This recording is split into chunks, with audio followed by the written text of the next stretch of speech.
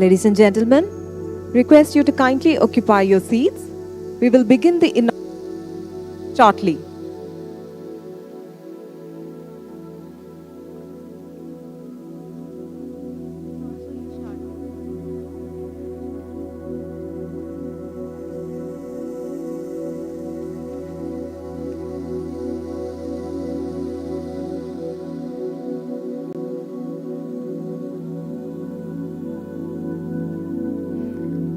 Our chief guest and guest of honor have already arrived at the venue.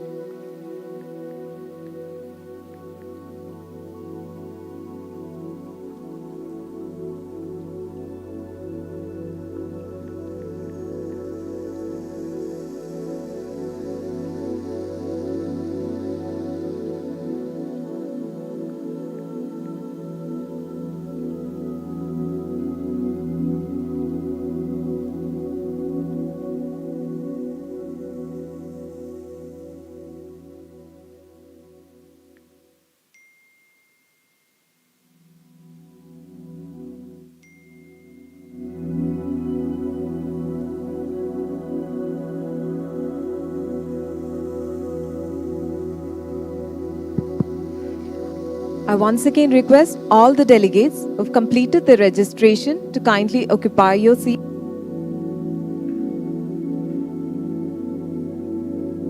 We will begin the inaugural ceremony momentarily.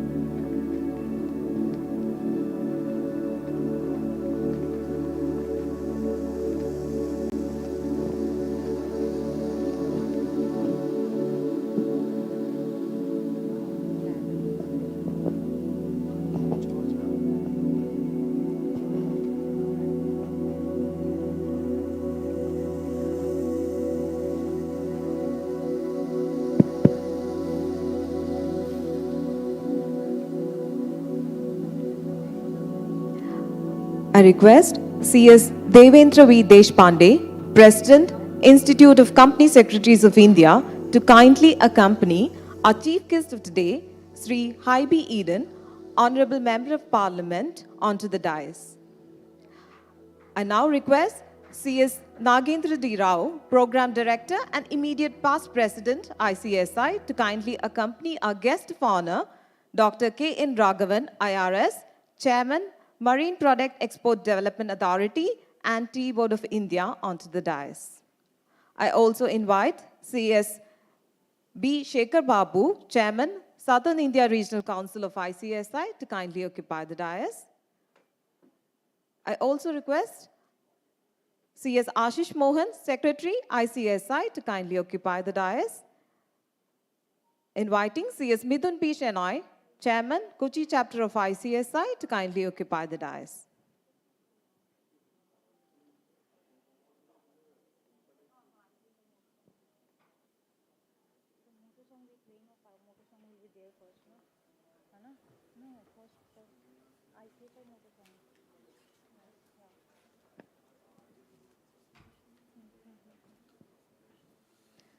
Namaskaram and good morning to one and all.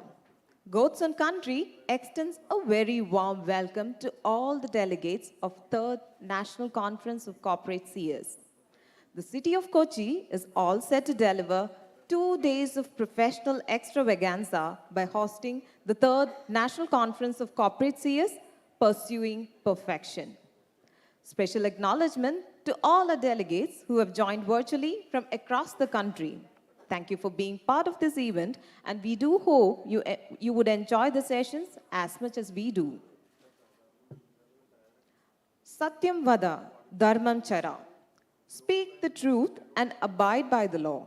The motto that ICSI and all its members follow in true sense of letter and spirit. The ICSI motto song aptly depicts our emotions and commitment to our motto song. Request all of you to kindly rise for the ICSI motto song.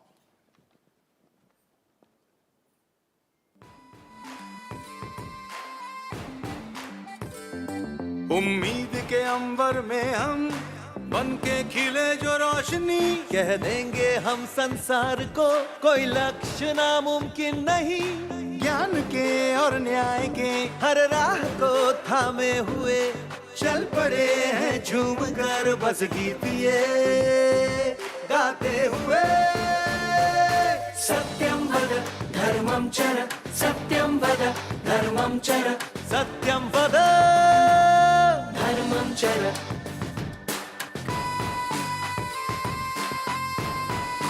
Company सचिव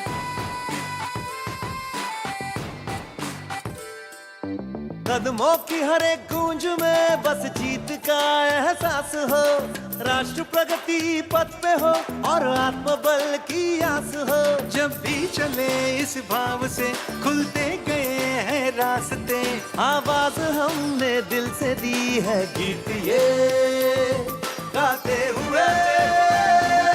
सत्यम वद धर्मम चर, सत्यम वद धर्मम चर, सत्यम वद धर्मम चर।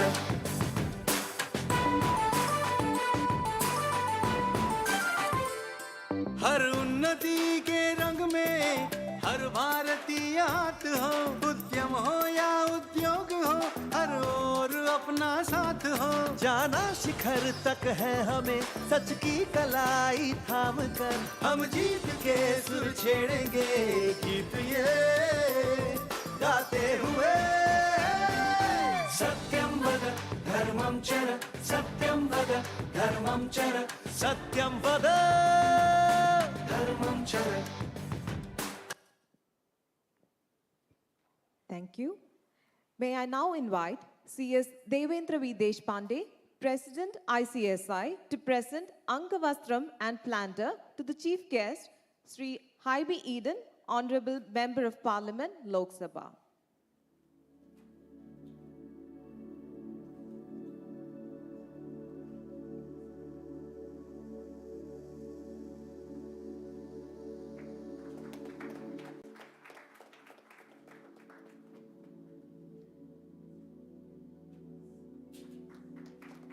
I now request our beloved President to present Angavastram and Planter to our guest of honor, Dr. K.N. Raghavan, IRS, Chairman, Marine Product Export Development Authority and Tea Board of India.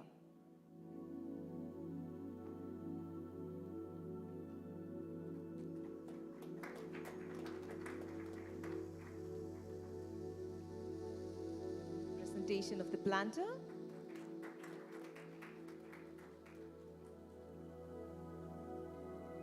Perfection consists not in doing extraordinary things, but in doing ordinary things extraordinarily well. ICSI, in its pursuit of professional excellence, is committed to attain pinnacles of perfection. May I now call upon CS Nagendra D. Rao, Program Director and immediate past President of ICSI, to deliver the welcome address and to introduce the theme of 3rd National Conference of Corporate Seers, Pursuing Perfection. Good morning. Good morning. That's it. Thank you all. Very good morning to all the esteemed members on the dais as well as of the dais present today. Chief guest for today, Sri Hebi Eden, Honorable Member of Parliament, Lok Sabha. Our guest of honor, Dr. K.N. Raghavan, IRS, Chairman, Marine Products Export Development Authority and Tea Board of India. Our beloved President, C.S. Devendra V. Deshpande, C.S. Shekhar Babu Garu, Chairman of Southern India Regional Council, C.S. Mithun Shenoy, Chairman of the Kochi Chapter, C.S. Ashish Mohan, Secretary of ICSI. I recognize the presence of our beloved past President, ever smiling C.S.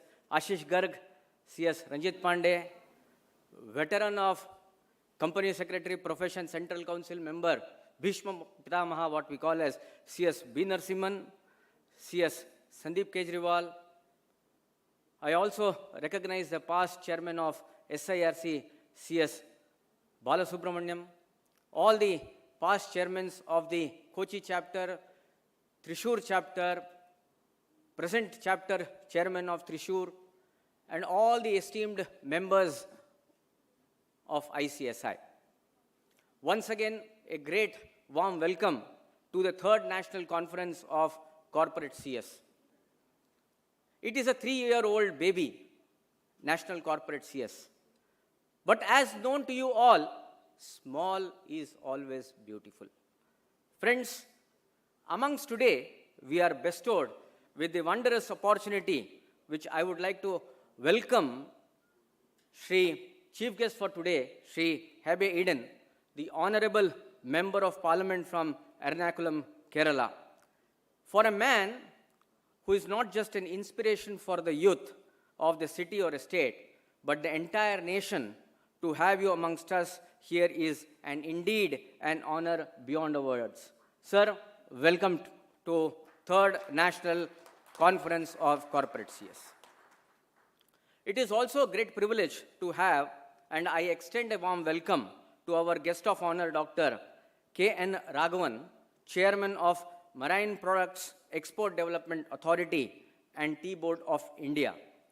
A man of sheer versatility, while his work area exudes the knowledge of taxation, his personal interests in umpiring would indeed give us a delightful discussions. It's also indeed a great moment for me because this is the second time in year 2015 we had the National PCS at Bokati Palace in Kochi, where I was then chairman of SIRC, and ever smiling Ashish Garg was co-program director at that program director and facilitator at that particular point of time. And today, standing amidst you as the program director. It's indeed a joyful moment, and I'm sure that this third National Conference of Corporate CS will be a delight moment in terms of not only the knowledge dissemination, but also an enjoyment for all of us for so far as the mind as well as the knowledge is concerned. It's also my bounden duty, which has been given to me, to introduce the theme of the third National Conference of Corporate CS, the Company Secretary Pursuing Perfection. Friends, our ICSI logo, if you see, you will find in pursuit of professional excellence. And when we talk about a corporate sector, the most important thing what any company secretary would like to do is not only with regards to the Companies Act, but also with regards to the various SEBI compliances.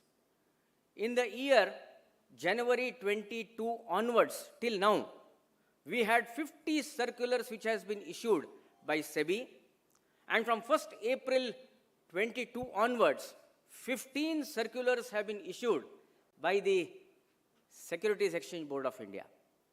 To know the various critical aspects, the nuances, there are various provisions which have come more so with regards to the related party transaction. We have a first technical session on critical aspects of SEBI compliances. I am sure the various nuances, the various issues, the problems which a corporate sector and as well as the company secretary for complying the various provisions, we have the esteemed panelists present to share their word of wisdom on the first technical session on critical aspect of SEBI compliances. Friends, when we talk about compliances, compliances also means responsibility. Doing business is one thing, doing business responsibility is another thing. A second technical session on business responsibility as well as sustaining the responsibility which has been showered upon by the lawmakers upon the company to comply various, not only the provisions on the letter of law, but also the spirit of law. Taking into confidence the stakeholders, what are the various values, what are the various intellect which is required to be maintained by the companies, company secretaries, will be dwelt upon in the second technical session on business responsibility and sustainability reporting. And what would happen in case there is a fallout or a miss out on a non-financial disclosure. How we as a company secretary would be responsible, how we as a key managerial personnel, what our role and responsibility is, will dealt in the second technical session on the business responsibility and sustainability reporting. COVID-19 has done a 360-degree turnaround from a physical participation through a virtual participation. I also extend my warm welcome to all the members who have joined virtually to this third National Corporate CS. Around 1,000 members have joined today for participating in this third National Conference of Corporate CS. And when we talk about digitalization, what would be its impact? How we has to pull up our socks and ensure the compliances. What would be the future of company secretaries in terms of compliance mechanism? We all know what is happening in version 3, version 2 to version 3. So mere filing of forms to the enhanced role of corporate CS or a company secretaries for the purpose of performing. So the technology will play a major and an important role for the purpose of the shaping the future of the company secretaries. The third technical session on the role and era, in the era of the digitalization. All this requires certain specific skill sets to manage, whether it is business responsibility, whether it is SEBI compliances, whether in terms of coping ourselves into the new era of digitalization. We require our skill sets to be improved, to be enhanced to a next level. A fourth technical session on leadership skill vis-a-vis the crisis management. How to handle the pandemic-19 crisis in terms of what crisis may come in future. How to be ready with our leadership skill. So fourth technical session on the leadership skill and crisis management. Any crisis brings a huge sea of opportunity, ocean of opportunity. A fifth technical session on opportunities beyond boundaries for the company secretaries, and more so with regards to the COVID-19 pandemic. When we talk about all these technical sessions, we all will also be very much tired. We will be having lot of things in our mind. And what best place to go around the cruise for the purpose of members, because we always say the calmness is in the sea, and when there is a calmness in the sea, there will always be a calmness in the mind. It will help us to go for the second day program, by virtue of which we can get ourselves more enlightened by the words of wisdom which would be shared in the second day of the various technical sessions. Friends, I would like to talk about all these seminars program are going to help the company secretaries for the purpose of achieving the main theme. Now, how this theme is going to be pursuing perfection? Now, pursuing perfection, we have around 72 chapters, and we have around 4 regional councils, 5 overseas centers. But one amongst them is our Kochi chapter. And what more than a new premises which is coming up for our Kochi premises? I would like to extend or like to thank few personalities, few persons. The able leadership of Bal Subramaniam, the past chairman of SIRC, the able leadership of past chairman of SIRC, Shiv Kumar, I could not see him here, who were always behind me to ensure, whether as a past president of the institute or whether as a central council member, to ensure the premises of the Kochi chapter be the reality. I am sure that sooner, maybe by this year end, the dream will come reality, and we will also see that while we are pursuing the perfection, our Kochi chapter will leave no stone unturned for the betterment of not only all the professionals, but also all our stakeholders at large. I take this opportunity in once again welcoming each and every member of our profession. I also would like to extend a warm welcome to all the secretariat of the ICSI, and also to all the delegate members, members of the press, members from the media, and I also would like to extend a warm welcome to the chairman of the Thrissur chapter of ICAI. Thank you very much. I am sure that this technical session and the cruise around will be a huge success and will benefit all our company secretaries in ensuring, in pursuit of professional excellence, we create a niche, we create a mark, an indelible mark in the profession and also as a nation as a whole. Thank you very much. Thank you, C.S. Nagendra Rao, for throwing light on the theme of the conference, Company Secretary Pursuing Perfection, and also for explaining the various core topics of the conference. We are indeed honored to have such eminent personalities with us today on the dais to grace this occasion. I invite C.S. B. Shekhar Babu, Chairman, Southern India Regional Council of ICSI, to introduce our chief guest for the event, Sri Haibi Eden, Honorable Member of Parliament, Lok Sabha. Good morning. Thank you.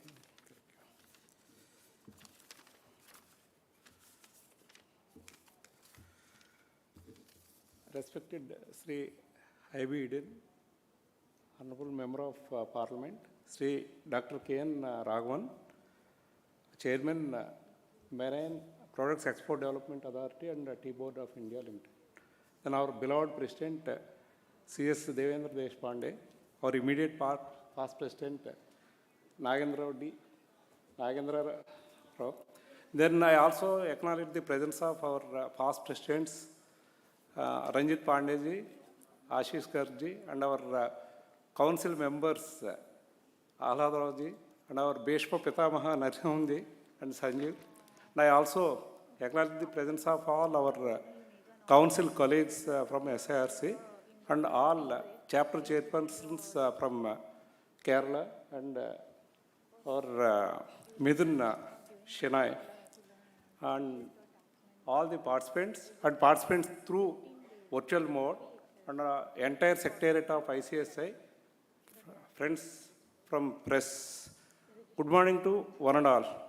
Greetings and a warm welcome to all of you to this third National Conference of Corporate CS. I have been entrusted with the pleasant task of introducing a young, dynamic parliamentarian, Sri Haibi Eden. Really, after going through his profile, I feel really honored to have an opportunity to introduce you, sir. Born to Sri George Eden, an erstwhile member of Legislative Assembly and a member of Parliament, Haibi Eden completed his schooling in CCPLM, Anglo-Indian High School, Peramanoor, and free graduation and graduation in Commerce from Sacred Heart College, Tevara. Fond of learning, he is now pursuing his LLB in Kerala Academy, Thiruvananthapuram. Sri Haibi Eden was only 27 when people of Ernakulam got elected him as their representative to the Kerala State Legislative Assembly. He was the youngest member of the current parliament. In 2016 assembly elections, he got elected for the second time as the member of Legislative Assembly of Kerala from Ernakulam constituency. In 2019 Lok Sabha elections, he contested from Ernakulam Lok Sabha constituency, which again he won by a huge margin. He began his political journey as a worker of the Kerala Students' Union KSU in 2003 during his pre-graduation course at Sacred Heart College. Elected the president of Sacred Heart College unit of KSU in 2003, Sri Haibi was nominated as the president of Ernakulam District Committee of KSU in 2004, from where he was promoted to the president of KSU State Committee in 2007. He was further elevated to handle the leadership of National Students Union NSUI in 2009. An NSUI president, he was vocal advocate of students' rights across the country. Haibi Eden is also actively involved in the trade union sector, raising his voice for the protection of labor rights. He has represented in India in the Commonwealth country seminar, in the Indo-Pak delegation to American Council of Young Political Leaders, and the European Union Visitors Program. His unique ways of connecting with the masses and has garnered much popularity and adulation. With these brief words, I am introducing Sri I.B. Eden to you all. Once again, a warm welcome to this third National Conference of Corporate CS. Thank you, Vananda. Thank you, C.S. Shekhar Babu. I now invite C.S. Mithun P. Shenoy, Chairman, Kochi Chapter of ICSI, to introduce the guest of honor, Dr. K.N. Raghavan, IRS, Chairman, Marine Product Export Development Authority and Tea Board of India.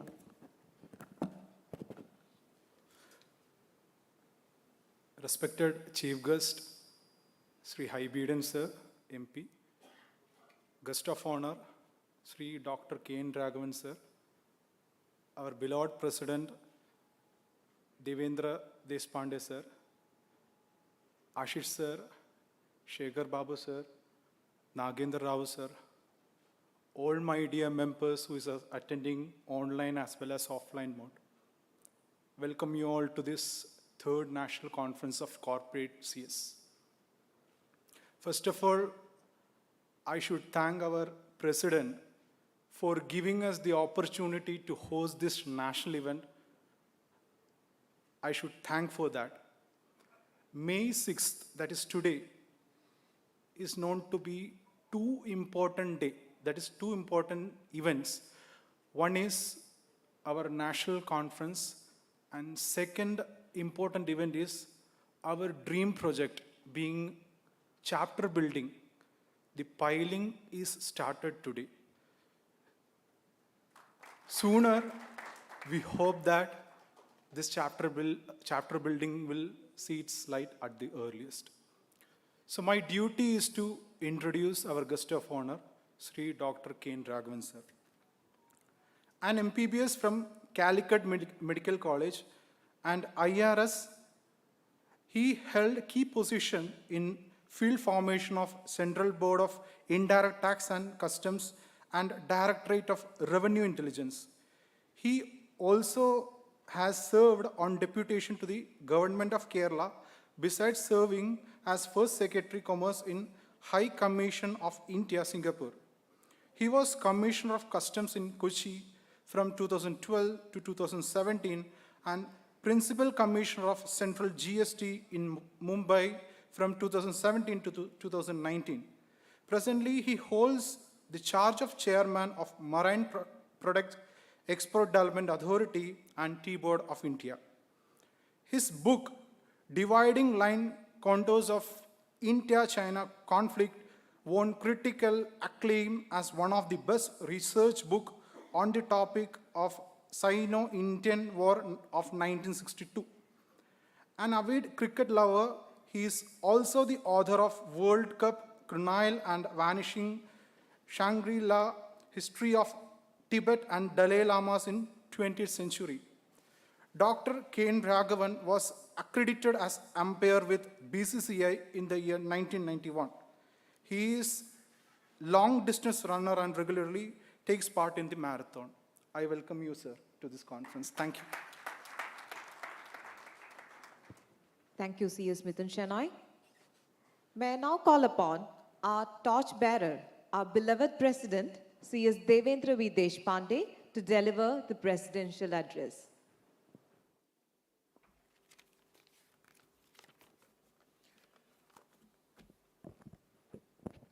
Good morning, all. On behalf of the Institute of Company Secretaries of India, first of all, I welcome all the people who have come here, gathered here in an offline mode, all 350 people sitting here and 1,000 people attending on a virtual mode to this third National Conference of Corporate Company Secretaries. So on behalf of Institute, I welcome all of you to this particular program. I welcome our chief guest, Shri Hibi Eden, Member of Parliament from Ernakulam, Kerala. Guest of honor, Shri K.N. Raghavan, Chairman MPDPA, MPEDA and T-Board of India. I welcome both of you on behalf of Institute, and I thank you for accepting our invitation and being present today at this particular program. Warm welcome to all the past presidents present here. CS Ranjit Pandey, CS Ashish Garg, my council colleagues present here, CS Narsimhan ji, Sandeep Kejriwal ji, Allada ji, Program Director Nagendra Rao, your Secretary of the Institute, Ashish Mohan, Shekhar Babu ji, Chairman SIRC, Mithun, Chairman of Kochi Chapter, each and everyone present here, all past chairman, past managing committee members, present managing committee members of all chapters and regions. I welcome you to this third National Conference of Corporate CS on behalf of the Institute. And before I go on to talk about the conference and the thought about the conference, I was always getting, in last 3-4 days, I was getting the messages from company secretaries, especially in corporates, in respect of whether the annual general meetings and extraordinary general meetings, which are supposed to be held in an online mode, whether we will get an extension. So I'm really happy to tell you that today in the morning we have got those 2 circulars, and the annual general meetings and extraordinary general meetings in the year 2022 can be held through an audio-visual conference. So we got a confirmation from MCA. We are waiting for confirmation from SEBI. So at least we got the recognition, the representation made by your institute has worked with the ministry, and we have got this recognition. And there is a possibility in coming years, because high-level committee on company law, they have also recommended for the amendment in the Companies Act, which will allow this annual general meetings and postal ballots to be done through a virtual mode itself.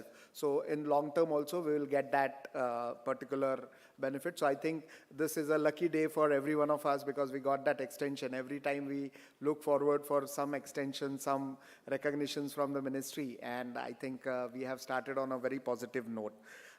Let me tell you that we were planning for this particular conference, and it was supposed to be held in South because of the rotation of the conferences which we do.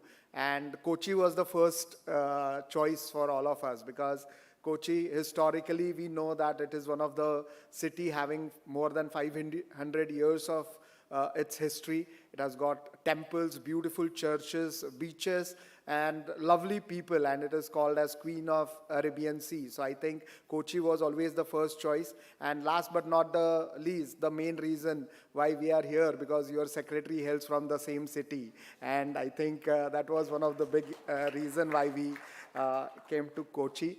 And I think the decision of coming to Kochi was well honored by all the members, because I can see a full house. And after COVID, this is very few events we have seen that many people have joined on an offline mode. I'm really happy to note that whenever we have planned for any of the programs, may it be a IIM program which we did recently or a first international conference, institute got support from all its members when it comes to the registration in the various programs. So I must thank all of you for joining this particular program once again. The theme for the program, we were thinking about what should be the theme of the program. We always see and we always believe at the institute that company secretaries are always pursuing this perfection. They are perfect, they are having professional excellence, but every day we learn new things, like as rightly pointed out by our program director Nagendra ji, that there are 50 changes since last 6 months, 50 new circulars. So we have to be updated with SEBI laws, with MCA, with so many other things. Let's not concentrate only on MCA and company law and SEBI, but we are doing so many other things. Like I always believe that company secretary in corporates are the strongest pillar of our institute.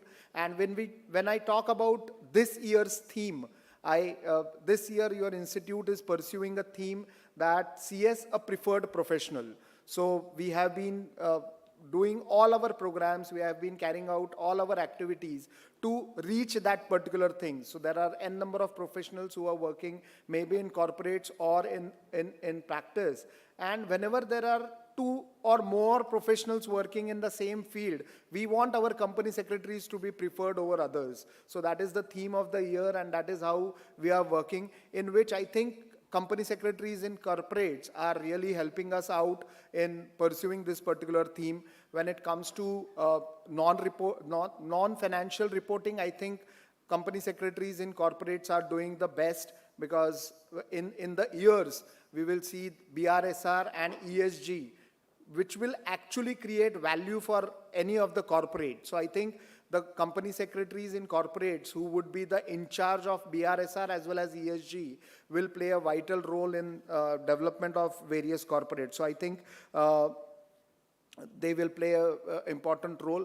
There are a lot of IPOs which are coming up. Yesterday itself, a big IPO has come up, and we all know that company secretaries do play a very, very vital role when it comes to IPO or fundraising is concerned, including restructuring. Now in IBC, we are doing excellent. All our company secretaries are doing excellent work in IBC. We are also looking forward for a great opportunity in arbitration and mediation, as well as alternate dispute resolution. So all our company secretaries these days are working towards pursuing the perfection. So I think the theme was designed with a view that we are already excellent in our profession and we are trying to pursue for the perfection. So this was the theme with which we started.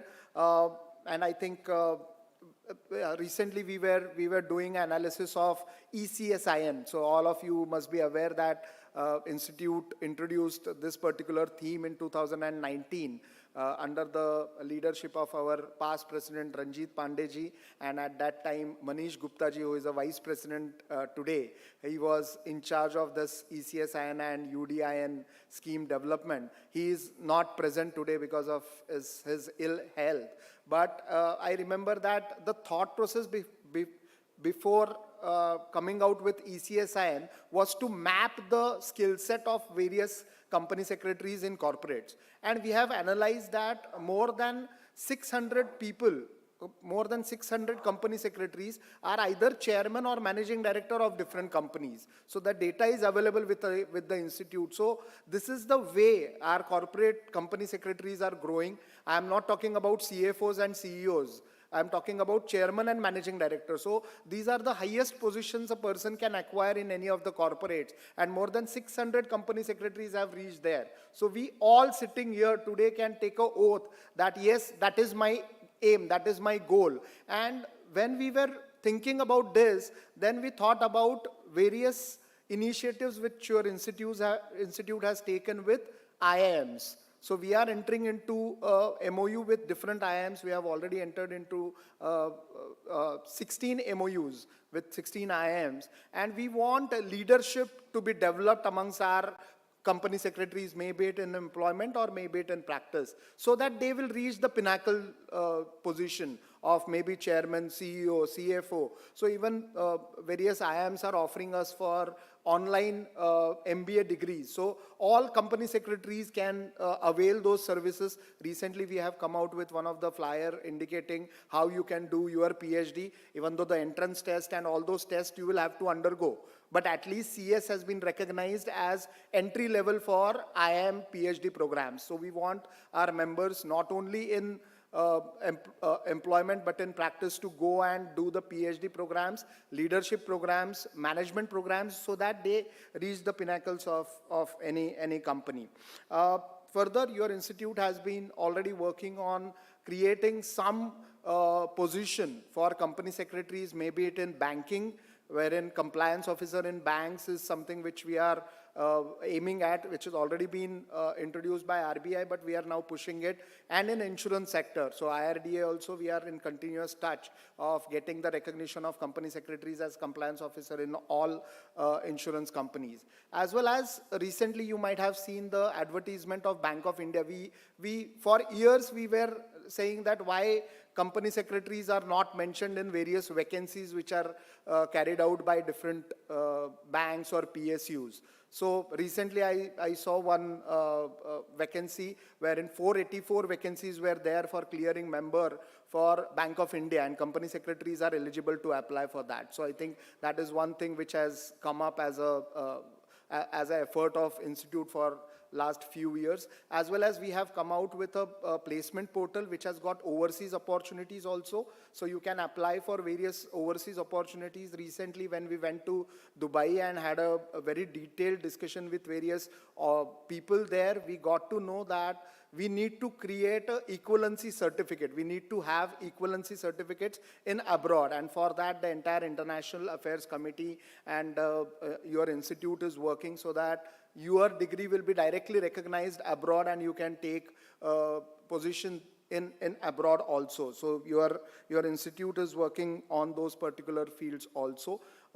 In addition to that, the future perspective is your institute is coming out with corporate governance standards. So we all are aware about secretarial standards, auditing standards. Now we are coming out with voluntary corporate governance standards. So those would be released soon. And once they get a legal recognition, we will be the only professionals who would be handling it, and we will be the torch bearers. So these are the few things your institute is doing for making all the company secretaries comfortable and trying to help them to reach the pinnacle stages in different companies.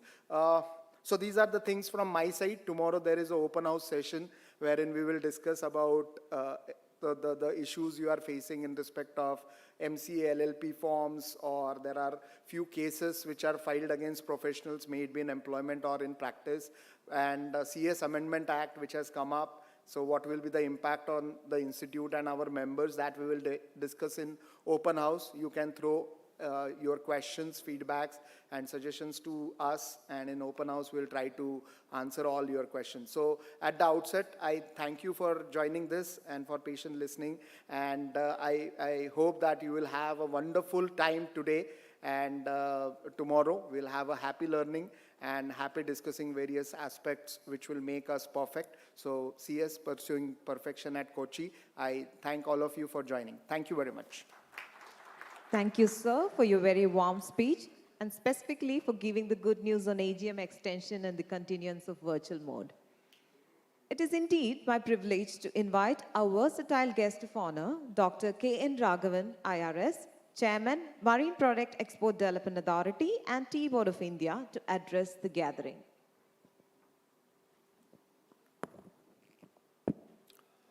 Respected Sri Hybe Eden, Honorable Member of Parliament representing Ernakulam constituency, President of ICSI, Mr. Devendra Deshpande, Sri Nagendra Rao, Mr. Ashish Mohan, Mr.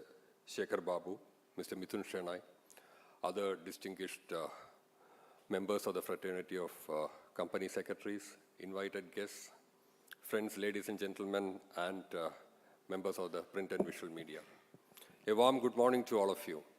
In fact, it's very heartening to see a huge crowd of few hundreds after the lockdown that was imposed 2 years ago. It is probably one of the first functions that I am attending where you're seeing such a huge gathering here.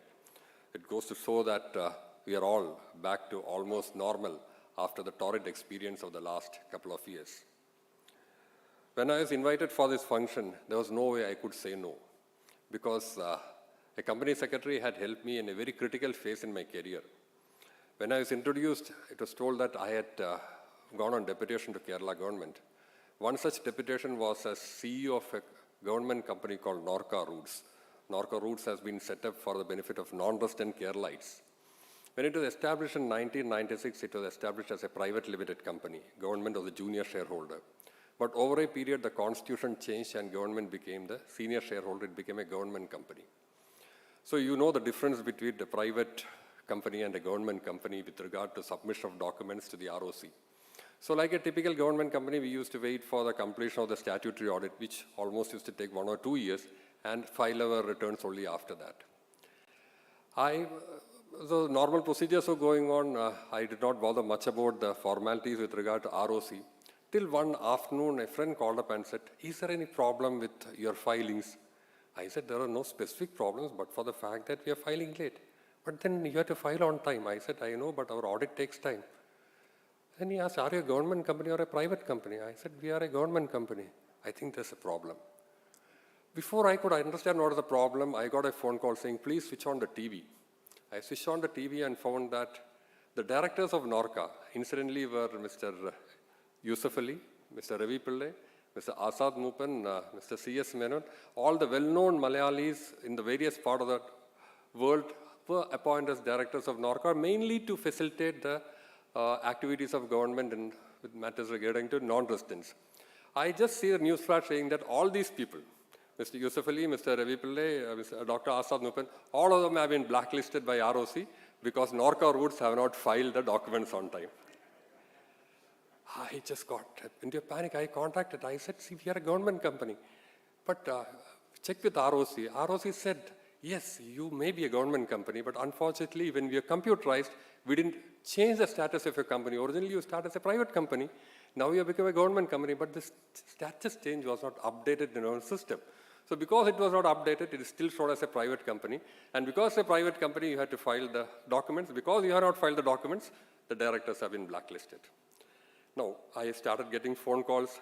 Dr. Asad had taught me in medical college, and he was about to go on an IPO, and his application was pending with SEBI.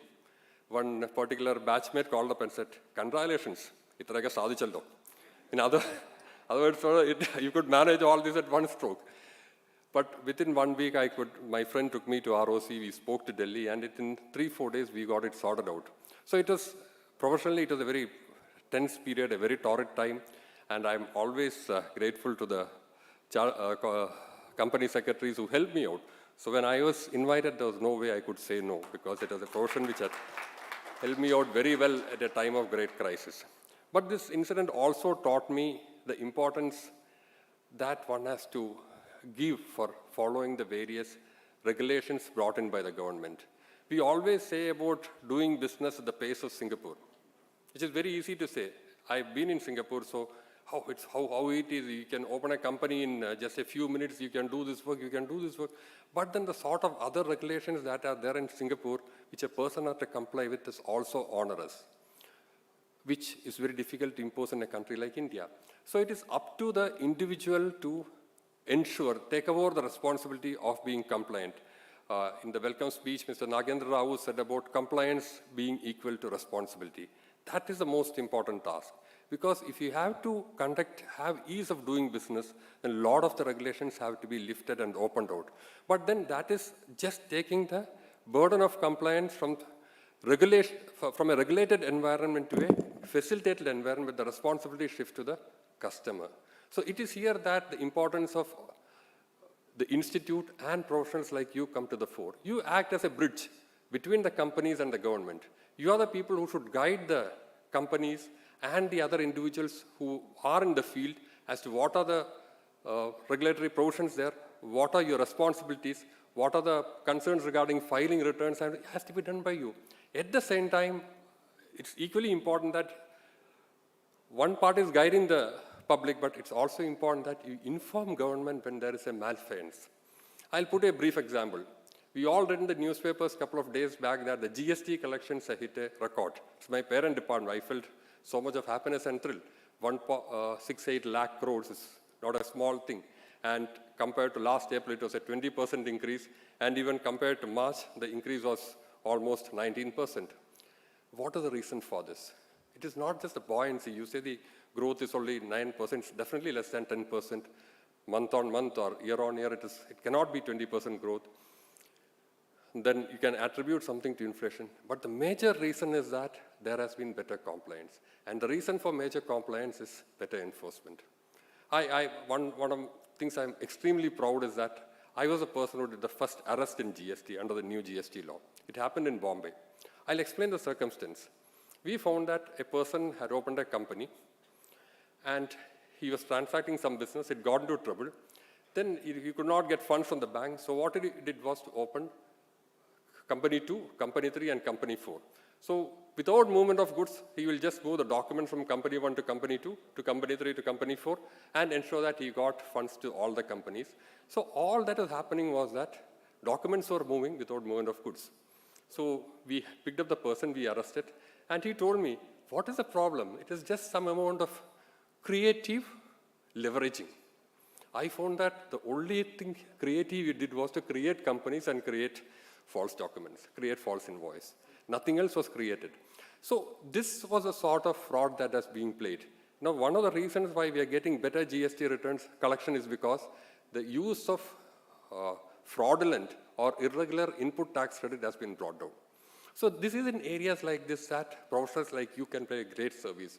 When you find that there's a malfeasance, when you find that there's a deliberate evasion of law, your responsibilities may not be on the financial side, but certainly it will come on there's one topic here, what are the financial aspects of non-financial reporting? This is one such instance. When a person sets up a company solely for the purpose of routing documents, you come to know, you have to guide them, tell them not to do it. After all, you said that you have to speak the truth and uphold the law. So you need to, in case a person refuses to comply, you should inform the government. That is also part of your duty. Like advising the public correctly, you should also advise the government to ensure that malfeasance, evasion, and purposeful wrongdoing doesn't happen in society. I will not take more of your time. Just one small request. My regular charge is that of Executive Director of Rubber Board. Rubber Board, for people in Kerala would know, it's a state which has got a lot of rubber, and there are small societies called rubber producer societies, which are basically collectives of rubber. So we have been trying to convert these RPSs, rubber producer societies, into farmer producer organizations, a step up. So to become a farmer producer organization, the societies will have to acquire the status of a company. Some of those who became companies have the complaint that they find extremely difficult to comply with the requirements. So it is an area like this that probably the institute can offer some help. Form a arm in which you can help out the FPOs, at least handhold them during the first 2-3 years, work with organizations who are in the field of farming like rubber board, spices board, tea board, etc., so that this particular step, if you can help to upgrade the societies, which are essentially charitable societies, to farmer producer organizations in the company sector, one, they will get much more efficient funding through NABARD. Second, they will also upgrade themselves in life and do better, because any good economy, any prosperous economy needs a prosperous farming sector also. I'll conclude now. I congratulate the organizers for organizing these sessions. All the topics of the technical session are extremely relevant, and I'm sure that the 2 days that you spent here would not just be beneficial on the professional side, but will also help you to relax away from the pressures of work in this lovely city of Cochin. Have a good day, ladies and gentlemen, and thank you. Thank you, sir, for sharing your experiences and stories with us. We are glad that our fellow professionals could be of some help and guide you rightly when you needed it the most. May I now invite our chief guest of the day, the very vibrant and dynamic Sri Haibi Eden, Honorable Member of Parliament, to address the conference.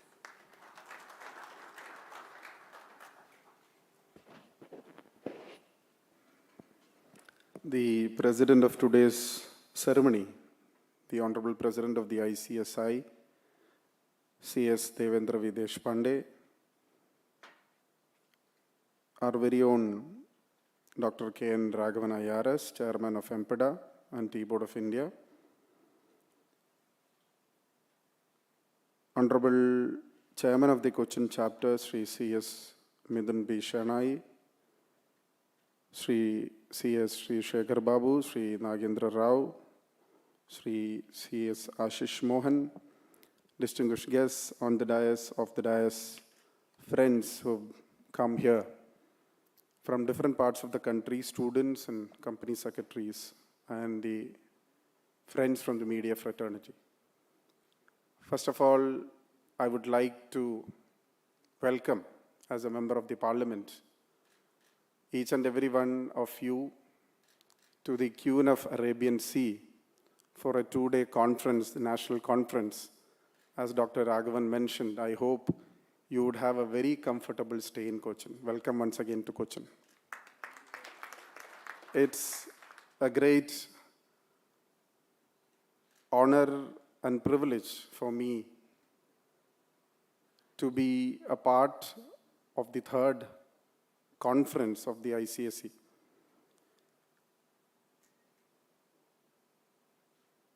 I've always been a part of this institution, this system, many a times in Cochin. And as a member of Parliament, it is always very fruitful for me whenever laws come up in the Parliament, whenever there are discussions on certain bills.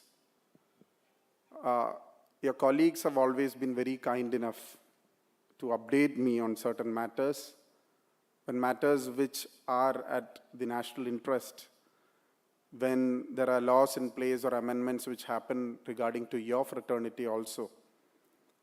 It is always for a member of Parliament, for a lawmaker to understand your perspective in certain matters. So it is always very helpful as a lawmaker to understand the ground reality, the practical differences, the practical suggestions which you have put across have always helped me. I don't think after Dr. Raghavan hitting a double century, I should be speaking. We are the most unfortunate lot, the political fraternity in India, where we would be speaking on GST, Indian nuclear deal, Indian Premier League, every day in the news channels. We are invited by or as guests to attend different media debates. Even though we don't understand most of them, we are taking part in all of them. Dr. Raghavan, on the other hand, is not just an IRS officer or have a credible track record in his career, but as very clearly mentioned, he's a writer, he's an author of many books, he's a critic, he's also, you must have seen him on screen many a times, a very handsome umpire calling you're out in the international cricket matches. He has been very helpful for a person like me whenever it's very comfortable to work with people like him. He has very clearly mentioned what is expected from your fraternity, what is happening in India, and a person who first had the GST in the country is very well aware of the practical barriers which is really on the field. I am very happy to be a part of this ceremony. This organization for the last 5 decades have been a very proactive organization, promoting the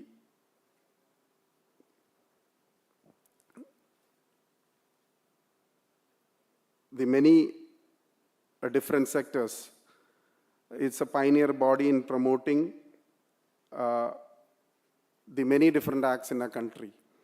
Our organization, I believe, that is very vital in keeping the essence of the business of many different companies in our country, including the public sector undertakings. I have, as a member of Parliament, I still don't believe that in a country like India, ease of doing business is something which even still is a dream come true. Even in a state like Kerala, especially in a state like Kerala, ease of doing business is something which regularly the governments the different governments and the political fraternity have told to you. But unfortunately, there haven't been a lot of encouragement in that matter. Many a times, we know forming a company, as company secretaries, you would very well know, forming a company and working on that, or the ease of doing business, many documents which have to be filed, many new laws which are in place, as Dr. Raghavan mentioned. There are different hassles for somebody to start a new company or an organization to run credible in the future is something which is still a dream. But I'm pretty sure that the organization which you represent, the portfolio which you represent have done a lot to make sure that this is a robust arena, and our country as a whole, after the many different scenarios, including the GST, have found it very difficult. Even many of the officers or many of the people included in the fraternity are not quite sure of the laws which are in place, including the GST. It differs, turns around every day. So this is a robust organization which is trying to maintain the not just the economy of the country, but the well-being of the many of the companies which have made our country proud. I have a background of commerce, so whenever during my graduation in Sacred Heart College, there are two words which I didn't like. One was CA and one was CS. Because most of the academically brilliant guys and girls used to be, with their graduation, they used to do their course in CS and CA. I'm very happy to understand and know that many of my colleagues and students who studied with me are professors in institutions like Edinburgh, professors in many of the world-renowned institutions, and many different fraternities and public sector undertakings. So I'm very happy that the organization, the Institute of Company Secretaries of India, has been very vital organization to make sure that for the last 5 decades, they've made a very credible name in this scenario. And across the globe, the country has been, the organization has been quite well, especially the upcoming chapter or a chapter which is being more relevant. The Kochi chapter is also extremely doing well, and we are happy that our new building is also coming up in the city of Cochin. I would like to congratulate all of you who are involved in this particular venture, and I'm very happy to be a part of the community, and as I said, as a member of parliament, it gives us more information, more light to many different activities which are happening in our country. Thank you once again, and I would like to say that this third annual conference of the ICSE is inaugurated. Thank you. Jai Hind. Thank you, sir, for your joyous and zestful speech. For us in Cochin, it's always a pleasure to hear you. Ladies and gentlemen, we are nearing to the conclusion of the inaugural session of the third National Conference of Corporate CS. I now call upon our very own CS Ashish Mohan, Secretary, Institute of Company Secretaries of India, to deliver the vote of thanks. Thank you, Manju. Good morning, all of you. Shri Hybie Eden, Honorable Member of Parliament, Lok Sabha, Dr. K.N. Raghavan, IRS Chairman, Marine Products Export Development Authority and Tea Board of India, President of the Institute, C.S. Devendra Deshpande, C.S. Nagendra D. Rao, Program Director and immediate past President, Shri Ranjit Pandey, Shri Ashish Garg, past Presidents, Council Members, Narsimhan Sir, Sandeep Kejriwal Ji, Ahlad Rao Ji, Hitendra Mehta Ji, all past Chairman, Shekhar Babu, Chairman of the Regional Council, Chairman of the Kochi Chapter, Mithun, past Chairman Balasubramanian Ji of the SARC, all senior members, distinguished guests, dear students who are attending online, some students are attending online also, I think, ICSA officials, ladies and gentlemen, greetings to all of you. It is certainly a privilege for me to stand before all of you in this city, the queen of our Regency, my own city, where ICSI is celebrating its third national conference of corporate CS. As rightly pointed out by the panelists already, the conference theme of the conference, Pursuing Perfection, has been very apt and something which is inevitable to the profession of company secretaries. We have seen, dear members, the multifaceted profiles that a company secretary has been playing, being a compliance officer, governance professional, advisor, strategist, legal expert, expert in corporate law, securities laws, capital market, corporate governance, etc., being a corporate planner, strategic manager. So we are there in our role and we are moving towards for being a preferred professionals in the days to come. And in fact, I'm thankful to the President, ICSI. He has taken this motto of making company secretary a preferred professional this year. The biggest charm of the profession still continues to be reaching to the top management right at the entry level, being the KMP, and ICSI definitely strengthens and molds its members to equip this particular profile. The faith invested by the government in the ICSI and the members is huge, dear members, and we have to adhere to it. I would like to add that the continuous learning programs like the one we have today is a crucial piece to this success. And when the whole world is changing and dominated by artificial intelligence, we have to keep ourselves adaptable to these changes. As an institution, I would assure all of you that we are doing our best to make sure that we are working on areas of mass opportunity, including areas of mass opportunity for practice. At this juncture, it's my utmost duty to thank and put on record our sincere gratitude to Shri Haibi Eden, Honorable Member of Parliament, Lok Sabha. Sir, your words of wisdom goes a long way for the efforts of ICSI in articulating better governance standards. And you have been, as you said, always been there for the Institute in all its endeavors. And we thank you for your valuable time and being with us today here. I request our President to kindly hand over a Shahid Ki Beti certificate to Shri Haibi Eden, Honorable Member of Parliament, as a token of our gratitude. Shahid Ki Beti is a unique initiative by ICSI for providing financial support to the girl child of the martyr for her higher studies or for any other purpose. Under this scheme, ICSI will be presenting certificates to the dignitaries of various programs in lieu of memento. Each year, ICSI determines the total number of such certificates issued, and the total amount accumulated in this fund will be donated to the daughter of martyr as a financial support from ICSI to the Shahid Ki Beti. Thank you, Manju, for explaining that. Shri Dr. N. Raghavan, IRS Chairman, Marine Products Export Development Authority and Tea Board of India, actually needs no introduction in this entire gathering. Such a excellent personality, such a multifaceted personality. We have seen him right from the cricketing fields to having administered such huge positions. And even today, his words of encouragement and also advice is very, very encouraging. Sir, I take your suggestions, and I'm ensuring that we will definitely put your suggestions on the highest pedal, and we'll work towards that.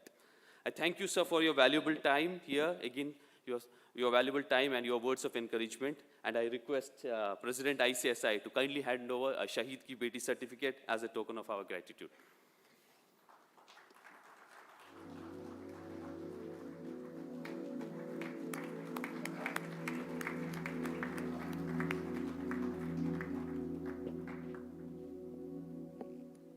Friends, an event of such big magnitude would not have been a memorable one other than without a steadfast leadership under the guidance of CS Devendra Deshpande, President ICSI, CS Nagendra D. Rao, Program Director and immediate past President.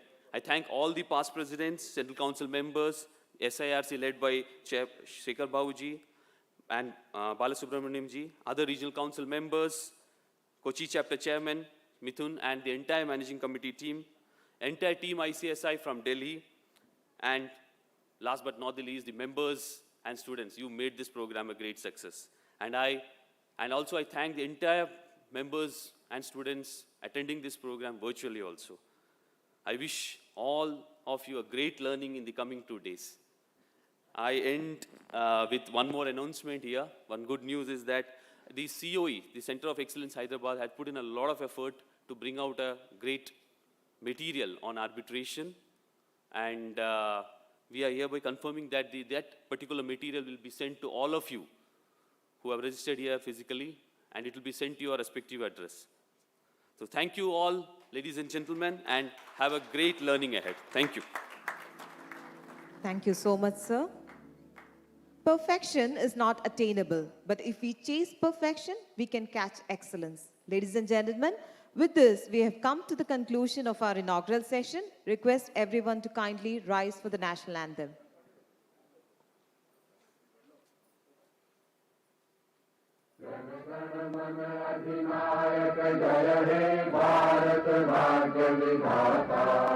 Punjab Sindhu Gujarat Maratha Dravida Utkal Ganga Vindhya Himachal Yamuna Ganga उच्छल जलधि तरंगा तब शुभ नामे जागे तब शुभ आशीष मांगे गाहे तब जय गाथा जन गण मंगलदायक जय हे भारत भाग्य विधाता जय हे जय हे जय हे जय जय जय जय हे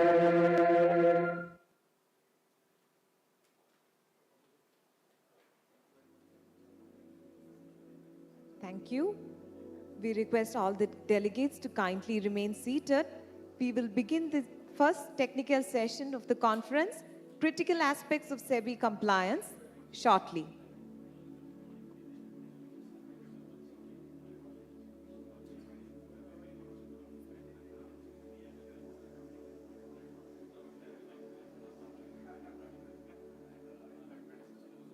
We also have some special announcement to you. ICSI, in association with Taxman, have set up a counter in the 12th floor near the registration area. We request all the delegates to kindly visit the store and make maximum utilization. Taxman offers a special offer to all the physical delegates here. 15-day free access to all the physical delegates to their corporate law website. They're also supplying free journal. Request all the members to kindly collect the journal from the counter.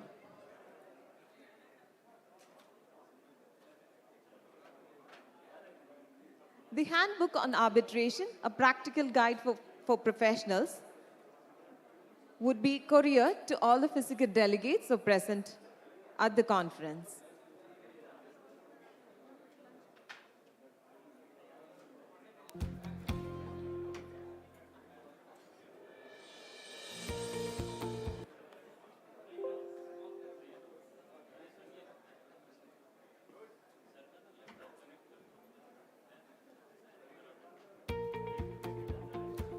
इधर रखने का और ये wire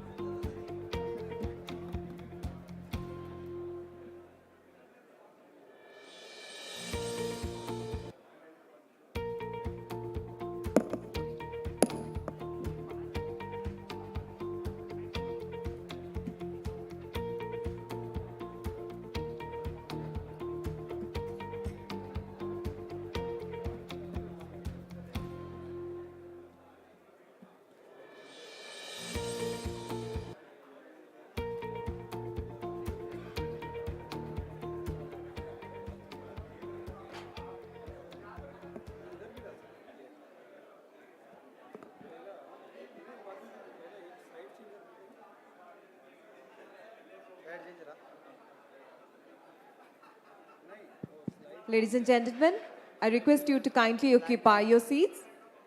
We are about to begin the first technical session for the conference.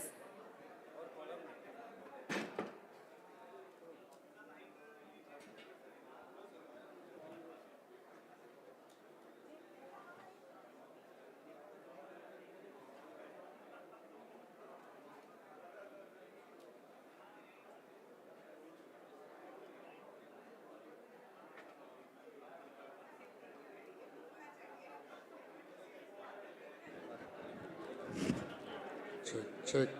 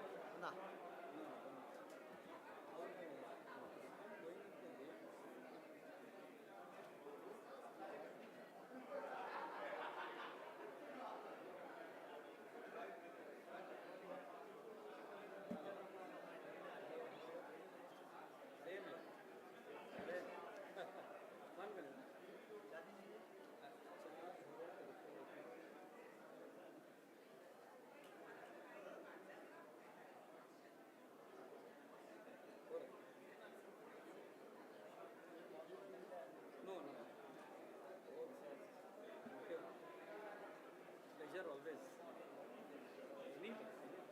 Whenever I come there, I'll definitely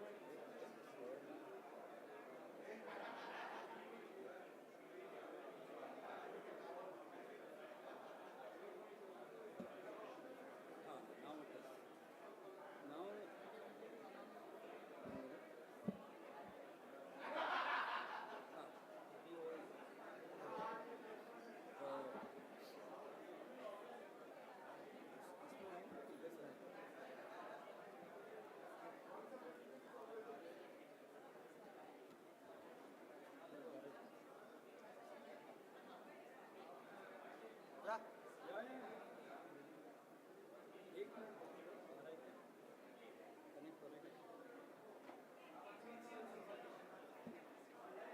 Now ഇതിലിട്ടെടുക്ക് എടാ അതിൽ കാണിക്ക്.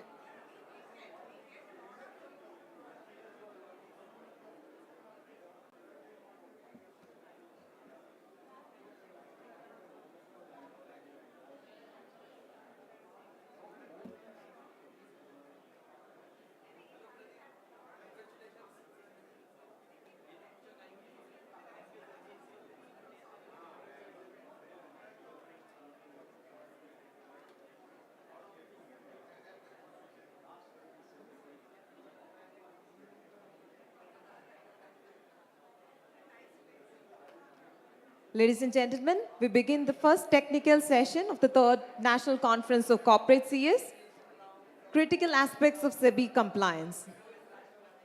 I request moderator of the session, CS B. Narasimham, Council Member of ICSI, to accompany our panelists for the session, CS Dr. K.S. Ravichandran, Managing Partner, KSR and Companies. Also, CS Narayan Shankar, Vice President and Company Secretary, Mahindra and Mahindra Limited, onto the dais. I also invite the Chairman of the session, CS Rajavalu Venkataramana, Secretary of SARC, to kindly occupy the dais. May I also call upon CS Sharath, Vice Chairman, Kochi Chapter, to kindly occupy the dais.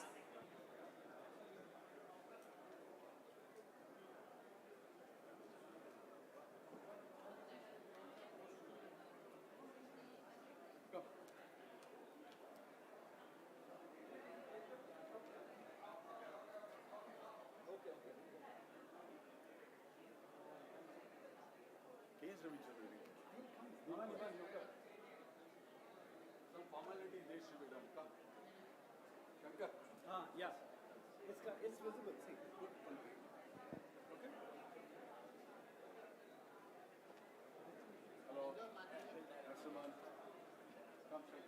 I also request the delegates who are seating in the back row to kindly occupy the seats in the front row.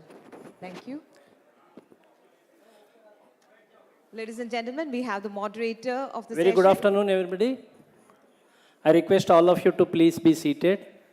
We are about to start the session.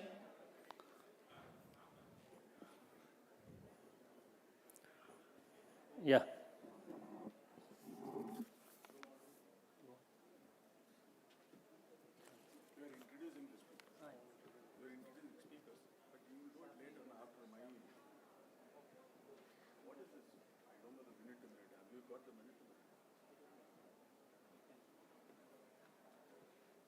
I invite moderator of the session, CSB Narasimham, Council Member SIRC, to kindly present Angavastram and Planter to our panelists.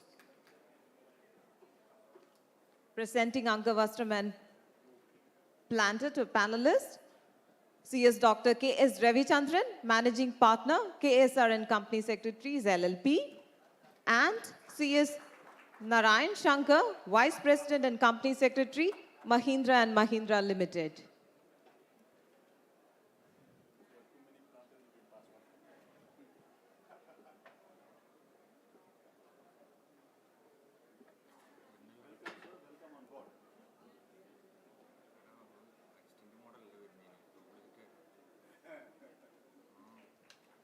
He is presenting the Angavastram to CS Dr. K.S. Ravichandran.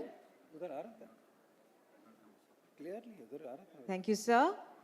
I now call upon CS Rajavalu Venkataramana, Secretary of ICSI, SIRC, to introduce the panelist.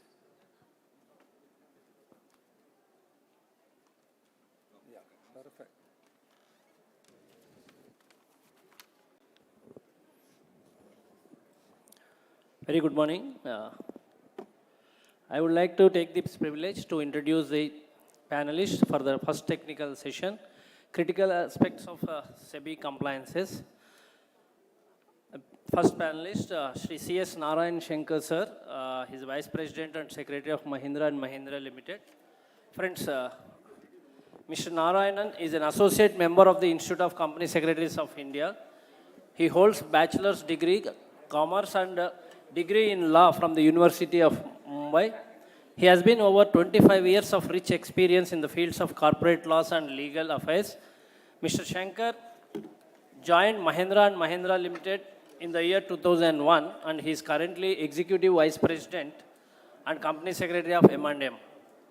He heads the secretarial compliance function for the entire Mahindra Group and he is also director on the boards of various Mahindra Group companies. Friends, he was a member of the committee set by the Ministry of Corporate Affairs to review managerial remuneration and he was also member of subcommittee of CLC looking into the revision of Companies Act 2013. He was member of the ESOP committee set up by the SEBI which revamped the entire ESOP guidelines into regulations in the year 2014. Even currently he is a member of the managing committee of revamping the SEBI regulations. During his stint at M&M, the company has twice been honored with the Golden Peacock Awards for the best corporate governance, once at a national level and recently internationally. M&M also has received the Best Governed Company Award twice from the ICSI. Mr. Narayan Shankar has played very vital influential role in raising the corporate governance standards of M&M to its current level. Several of the best practices at M&M are disseminated and implemented by M&M Group companies and other corporates as well. With this brief introduction, I invite my Narayan Shankar sir. Thank you very much, sir. I will introduce the second one also. Just one more. Yeah. And I would like to introduce this second panelist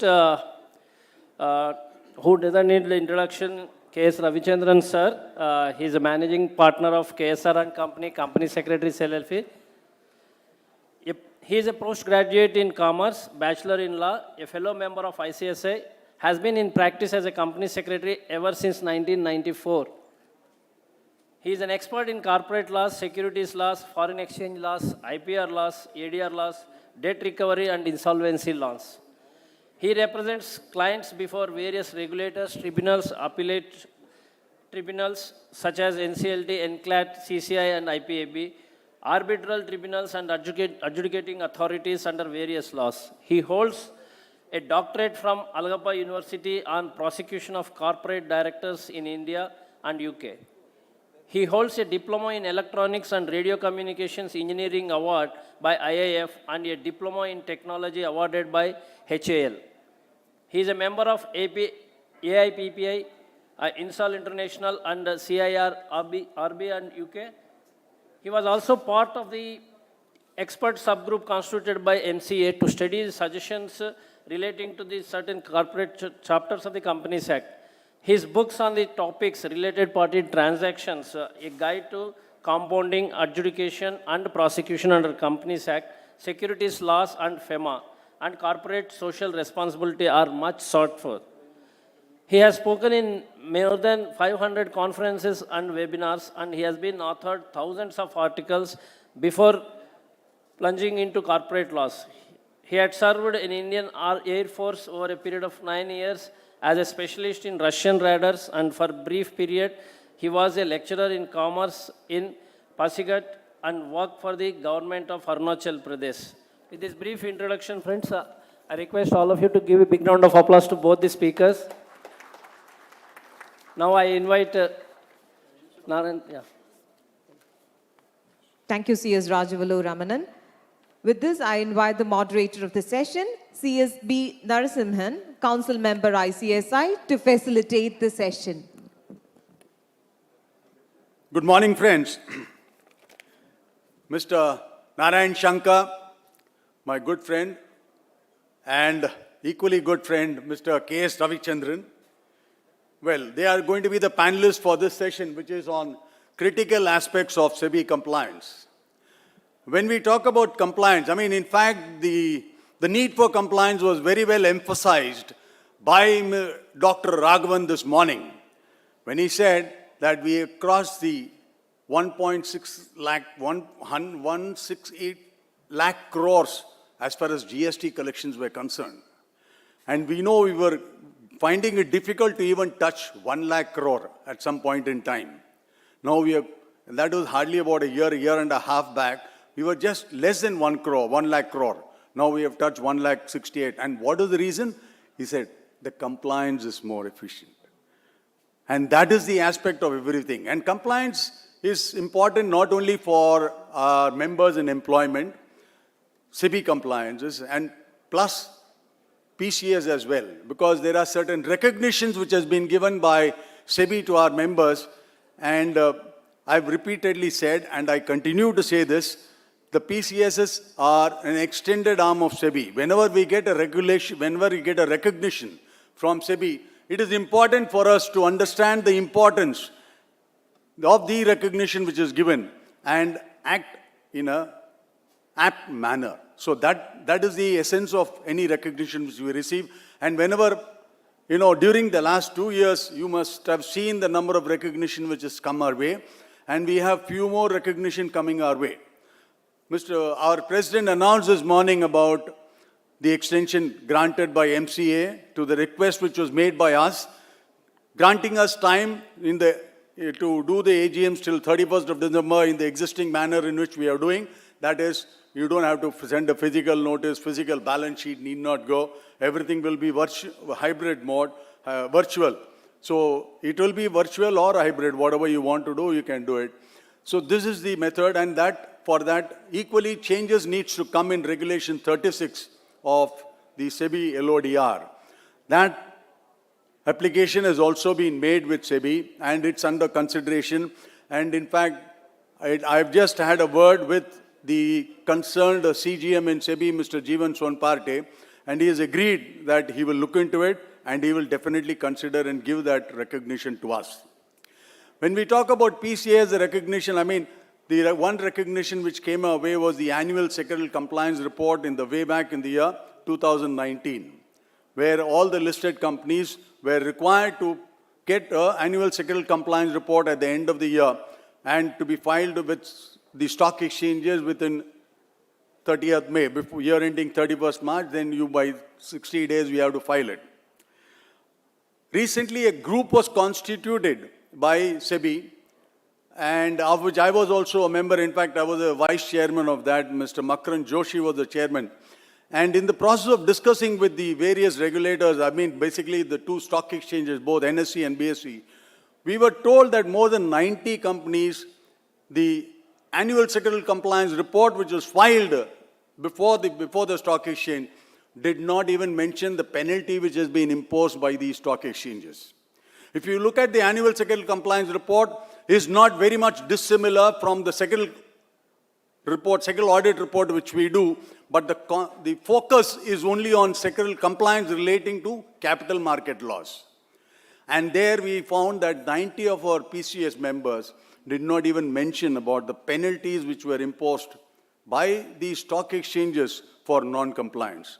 So compliance becomes very important not only for PCS, but not only for CS and employment, but also for PCS. And that is what the focus of the topic is going to be, which is we are going to discuss now. Having said this, we have two panelists from our side, from on the dais now with us, Mr. Narayan Shankar, who's been introduced to you, and Mr. Ravi Chandran. He's a doyen of the industry. He does appear before SEBI, NCLT, etc.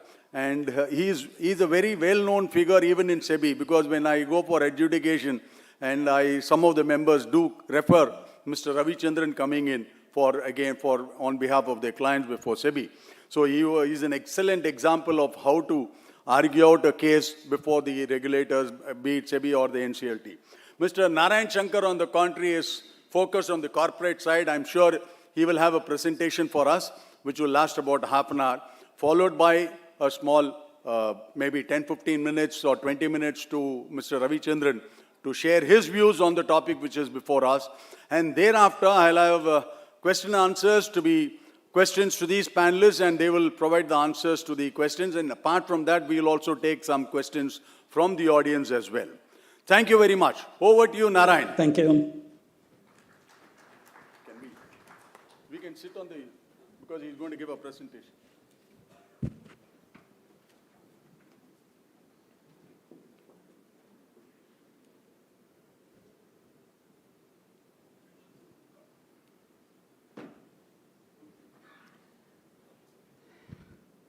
So it's good afternoon now, sorry. So a pleasure to be here amongst each one of you. I am today going to touch upon verticals of governance, specifically those which are external facing. You will have two types of verticals, one which is external facing and one which is internal. The internal will have various verticals, like whether you have got your board, audit committees, other committees, independent directors, the auditing fraternity itself, whether in terms of statutory auditors, secretarial auditors, etc. But today I'm going to talk more on the external facing verticals of governance. And if you really ask me which are the top two verticals of governance when it is coming off for external facing, and something which has changed the landscape of governance in the last, say, 5 years. And if I have to take a top pick, I will say the advent of e-voting and a vibrant proxy advisory has made the key change. If you do a flashback prior to 2013 as to how meetings were conducted, you will generally have no e-voting, you will have a minuscule number of people attending the meeting, and everything would be on show of hands. And by the time it is proposed, somebody proposes, somebody seconds, and by the time you're raising your hand, the matter is already cleared and gone. Now, if you come 2014 with the advent of Companies Act and e-voting coming, you see the change which has happened, where other than promoters, minuscule voting was in the range of 0 to 1%. On an average today, if you do research of Sensex companies, that percentage of voting today has gone to about 85% of the paid up capital. I'm not talking about 85% of the people who are present and voting. We are talking about 85% of the paid up capital. You've seen changes happening. And second, I think once the advent of e-voting happened, we could really realize, and one of the first companies which gave us a shock was that of Tata Motors, where they realized that their shareholder resolution for both managing director, executive director, and remuneration was defeated. And we all thought that if it can happen to them, it can happen to each one of us. And after that, it's business as usual. You will find every year dozens of resolutions being defeated, where investors, institutional investors, are asserting themselves like never before. But today, before we start, or I'm going to start with one area which is really important and which is rising shareholder activism, which is there, and how it is impacting or influencing company practices, how it is influencing the role of a compliance officer. And let me take the first case in hand. And just a disclaimer, the whole purpose of doing the case law studies is to get a clue and to learn better. My dad used to always say, you don't have to make all the mistakes in life, you can also learn from others' mistakes. The only thing we learn from case laws is what's happened to those compliance officers and how we could take a clue from them. The first case which we are going to talk about is Invesco versus Z. As you're aware, Invesco and OFI Global China Funds together were owning about 18%. They had asked to remove 3 directors, including the MD, and they also asked to appoint 6 new directors, and this was all citing corporate governance issues. Okay? Z both stood behind both the MD and the other directors. Of course, 2 directors quit a day before the AGM, and the matter is in court. Invesco also wrote an open letter to G shareholders regarding the EGM requisition. While this was all going on, Z announced his merger with Sony, and the due diligence is on currently. While Invesco was raising governance concern on Z, Z put it back on Invesco, saying that Invesco was actually doing or was acting in concern with some other corporate for actually staging a takeover of the company. So what they said is, while you are raising concerns, they put the ball back and did a U-turn of saying that the investor itself is not coming up with clean hands. Okay? On the other hand, there was a statement made from Reliance that they are not in favor of any hostile takeover. Okay? I am going to skip all the responses which came from both sides, but the key important point which I want to tell or which I want to invite your attention is to the fact that as compliance officer, as company secretaries, today such shareholder activism is going to be the order of the day. You will have investors holding significant stake. They will attempt to convene general meetings of shareholders through which they will seek to replace certain directors on the board. And the key point for we as company secretaries will be, can the board of directors decline to convene such meeting? We saw about Invesco and Z. The same was the case with Yes Bank versus Dish TV, where again they had asked for removal of directors as well as appointment. So the key point will come now on removal of director, and the point for all of us as CS is, can a board refuse convening of an EGM when it is called for? Let us see the relevant provisions, friends. If you see section 100, subsection 2, the board shall, at the requisition made by such number of members who hold on the date 1/10 of the capital, call an EGM of the company within the time specified in subsection 4. Let's go to subsection 4. If the board does not within 21 days from the date of requisition of a valid requisition, the term used is valid requisition, in regard to any proceed to call a meeting on a day not later than 45 days, then such meeting can be called by the requisitioners themselves. So the key point here is, can the board sit on judgment as to whether it is a valid request under section 10? So the key point, if the board does not within 21 days from the date of receipt of a valid requisition, and what is the term valid requisition? Is there any interpretation to be given to that? one view coming out clearly, there are two schools of thoughts. One school of thought clearly, board does not have the power to examine matters that are proposed to be voted upon. They must proceed with convening a general meeting so long as the shareholders who have sent such requisition hold the threshold of 10% of the capital. And in the event the board fails, the members have the option of convening such meeting on their own. And to give you a flavor, let's peel the onion with two case laws which has come in this regard. One is Cricket Club of India versus Madhav Apte, and the second is Shivraman versus Egmore Benefit Society Limited. In Cricket Club of India versus Madhav Apte, one of the parties to the dispute had attempted to convene a general meeting to amend the Articles of Association of Cricket Club of India. In fact, in this case, the Bombay High Court had held the proposed amendments themselves may seem illegal, but that the board of directors were nevertheless still obliged to convene an EGM if the shareholder who had sought to convene the general meeting fulfilled the basic threshold of 10%. If requirements of the sections are satisfied, that is the 10% threshold, requisition must be regarded as a valid requisition on which directors must act. So this was CCI versus Madhav Apte. Now let's see the second case. In this case, Shivraman, certain persons were elected as directors at a company's AGM. Shortly after the AGM, persons who lost the election sought to requisition another general meeting for removal of the elected directors.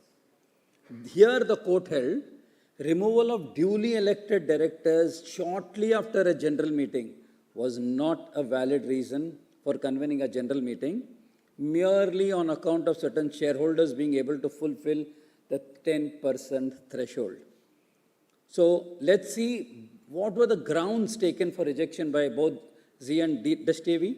The first one, they said that both Z and Dish TV both said, they argued that changes to the company's board required prior approval of Ministry of Information and Broadcasting. And without that, you can't go ahead. The other counter given by the other party was, it goes without saying it will be only the company which has to seek the approval. The investor asking for an EGM can't go and seek that approval. Second, this was a key question which was raised by replacing half of the board. Investors are seeking to acquire control. Shouldn't investors be asked to make an open offer? So if an investor today comes and says, remove your MD, CEO, ED, remove half of the board, and I'm going to present half of the board, but I'm going to say they are not my nominees, they are independent directors. On the other hand, the person is also, an investor is also probably speaking to some other corporates for doing a takeover. So the key point was, what is exactly what we call a SPAC, as person acting in concert? What is the definition of person acting in concert? If you know, commonality of objectives between the person and the other person vis-a-vis the target company. So the key question was, shouldn't they be doing the open offer because they are also acting in concert for change in control? However, even if investors were not making an offer, the point which came out from the other counsel was, it is for SEBI to investigate, and the board of directors of the target company does not have any say on that. SEBI has the authority, and it is not appropriate for the board to adjudicate such matters in SEBI's place. Almost all the directors who seek the investors to appoint are proposed to be appointed as independent directors and not as nominees. Can it be argued that there is no control over the respective boards if such appointments were to be made? That was the second. The third one was what we call delay tactics. They were trying their best to push it to 1st January. As you're aware, from 1st Jan 2022, any appointment or removal of an independent director will require a special resolution. And one of the tactics was, if it comes 1st January, even removal is going to be difficult for the other side. To get a special majority for removal is equally going to be difficult. So what was the sequence of events? September 21, Invesco had put a requisition for an EGM. Z board refuses to respond to the requisition. Invesco moves NCLT. NCLT directs Z to consider the requisition in accordance with law. And on the other hand, Z approaches High Court seeking declaration that the requisition made by Invesco to hold EGM was illegal and invalid. So now the drama shifts to the High Court and Justice Gautam Patel. And let's see some key decisions which is coming out from the High Court. One, Justice Gautam Patel said, denying a shareholder the right to call an EGM will set a ferocious precedent. Second, EGM can be called or must be called. Z's right to contest the validity can be reserved. You can even go and appoint a neutral chairperson to the satisfaction of both the parties. In fact, Icsi expressed discomfort in accepting Z's argument that the resolution to appoint independent directors violates SEBI LODR because Z's counsel was arguing that the NRC has to recommend any appointment. And the High Court said that if this argument is accepted, no requisition can ever be called for removal of directors because it will be the board which controls the NRC.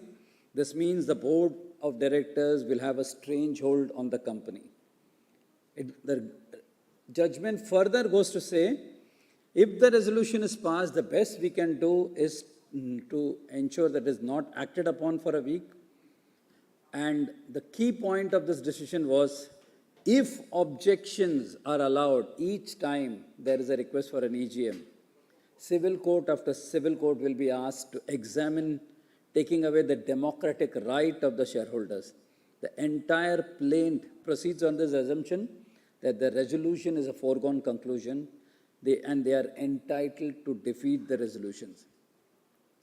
Of course, legal infirmities which was given by Z's counsel, as you're aware, in approval of MIB was a prerequisite, non-compliance of SEBI listing regulation, violation of company law that lays down stringent criteria for appointment of independent directors, non-compliance of takeover code, and that Z's articles caps the number of directors. On 26th October, the High Court, however, passed an interim order and granted an injunction. Immediately, Invesco files an appeal against the interim injunction on ground that the High Court had no jurisdiction to hear the matter and that it ought to have been heard and decided by NCLT. Now, the drama shifts to the division bench of the High Court, and here is a very nice judgment from both Justice Katavala and Justice Milind Yadav, where they clearly said that appeal is allowed. The single bench order is quashed. High Court has held that the requisition notice is neither illegal nor incapable of being set aside. Direction for status quo to be maintained. We also quash all observations made by the single bench in its order. So the key learnings, as I said, boardroom battles are going to be order of the day, friends. The friends, so when you are advising what is coming out, whether it is in Z or Dish TV, coming out clearly, the board of directors do not have the power to examine matters that are proposed to be voted upon. And once you receive such a notice, you will have to proceed. You will have to advise your board to convene a general meeting so long as shareholders who have sent such requisition hold the threshold of 10%.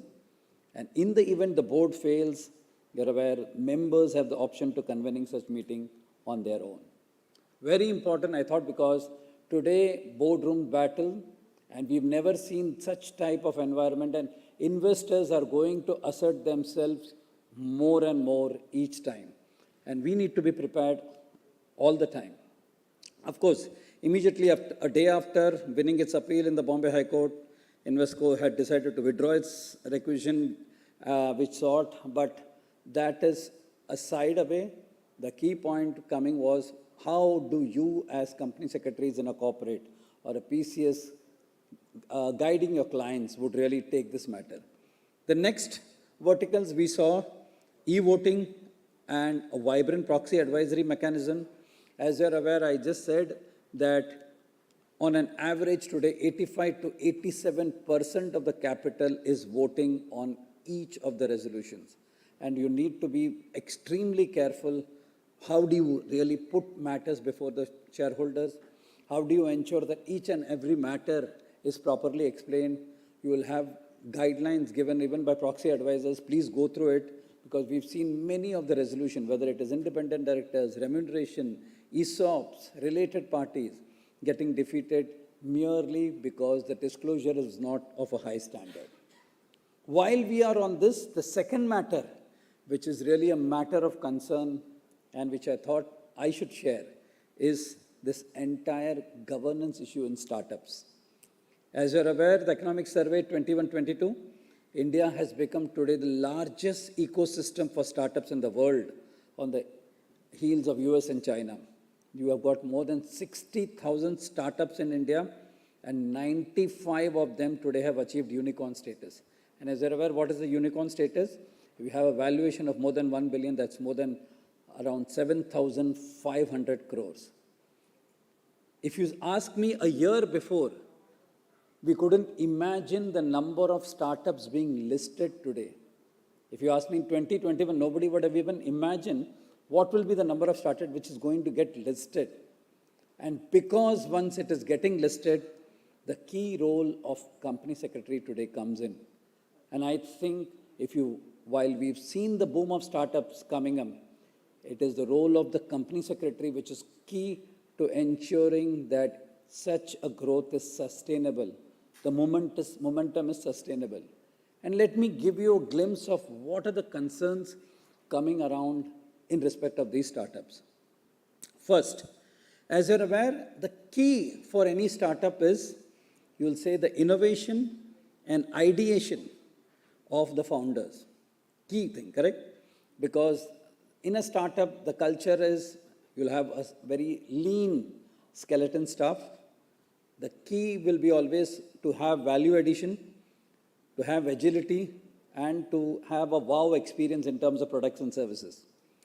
However, as you're aware, in a startup, in the beginning, you will have constraints on HR and capital resources. Here, it is important for secretaries to handhold, and that can be done by competent company secretaries.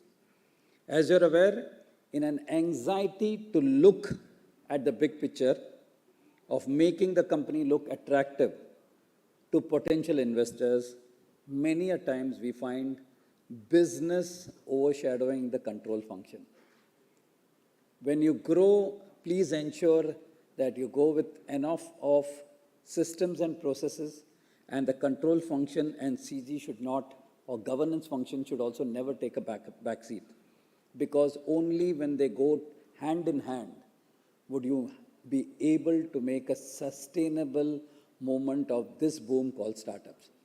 And I thought professionals, whether it is chartered accountants, company secretaries, the legal firms, have got a huge role to play in terms of making this sustainable, in terms of actually speaking to the entrepreneur, speaking to the chairperson, making them see how control function will actually make them grow. It is not an impediment, but is actually a facilitator for growth. Third vertical I would like to touch, we spoke about verticals of governance, we spoke about proxy advisory, we spoke about e-voting, we spoke about activism of investors happening. We will now talk about governance of subsidiary companies. Specifically, when you are in a listed entity, governance of subsidiary company, very important. As you're aware, under the definition, a subsidiary whose income or net worth exceeds 10% of the consolidated income or net worth is a material subsidiary. What are the two things which you need to care? A listed entity cannot dispose of shares in its material subsidiary, resulting in reduction of its shareholding to below 50% or cease exercise of control without shareholders' approval. So once you have a material subsidiary, you cannot seize control without shareholders' approval. Second, the material subsidiary cannot sell or dispose of assets amounting to more than 20% of assets of the material subsidiary without shareholders' approval of the parent listed entity.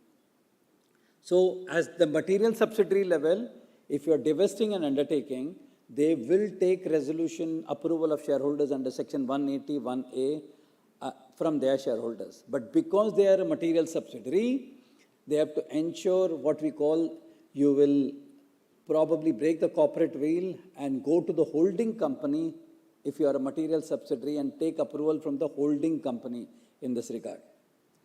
The fourth vertical, which I said, which is internal vertical, is that of the independent director.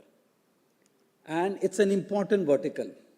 As you are aware, appointment and removal of IDs, disclosures will have to be made on their skills, capabilities required for appointment of ID, how the proposed individual meets the requirement of the role, what are the channels you have used for searching, is the channel the promoter himself, and so on and so forth. What is the entire appointment process for independent directors? We'll have the NRC, board, shareholders, ordinary resolution, special resolution, and of course from 1st Jan, special resolution. But I will just give you a broad background of what was the committee recommendation and what went through.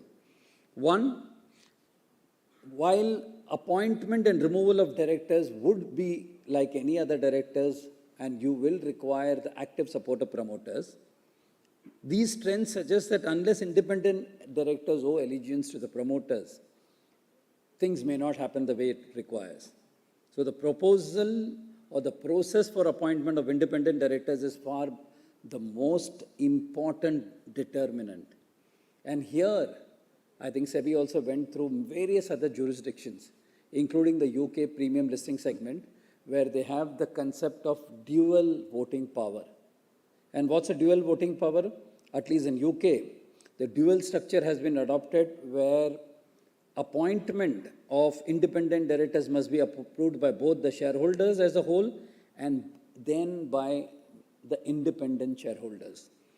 Similar request or proposal had come from SEBI as part of its consultative process, which says that any appointment or removal of independent directors will go through the dual approach for appointment, reappointment, and removal. That means ID's appointment will require approval of both shareholders and majority of minority shareholders. The shareholders' vote would be via an ordinary vote, and the majority of minority would be by way of a simple majority. But of course, there were very opposing views against this dual voting structure for independent directors. One of them was that it is against the basic principle of majority rule that is intrinsic in a corporate democracy.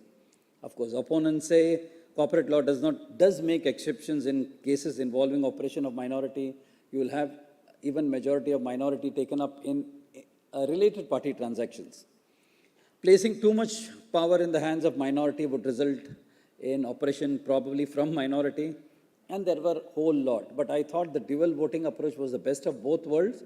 However, considering the representations made by the industry, the SEBI finally said that let's have a special resolution with effect from 1st January.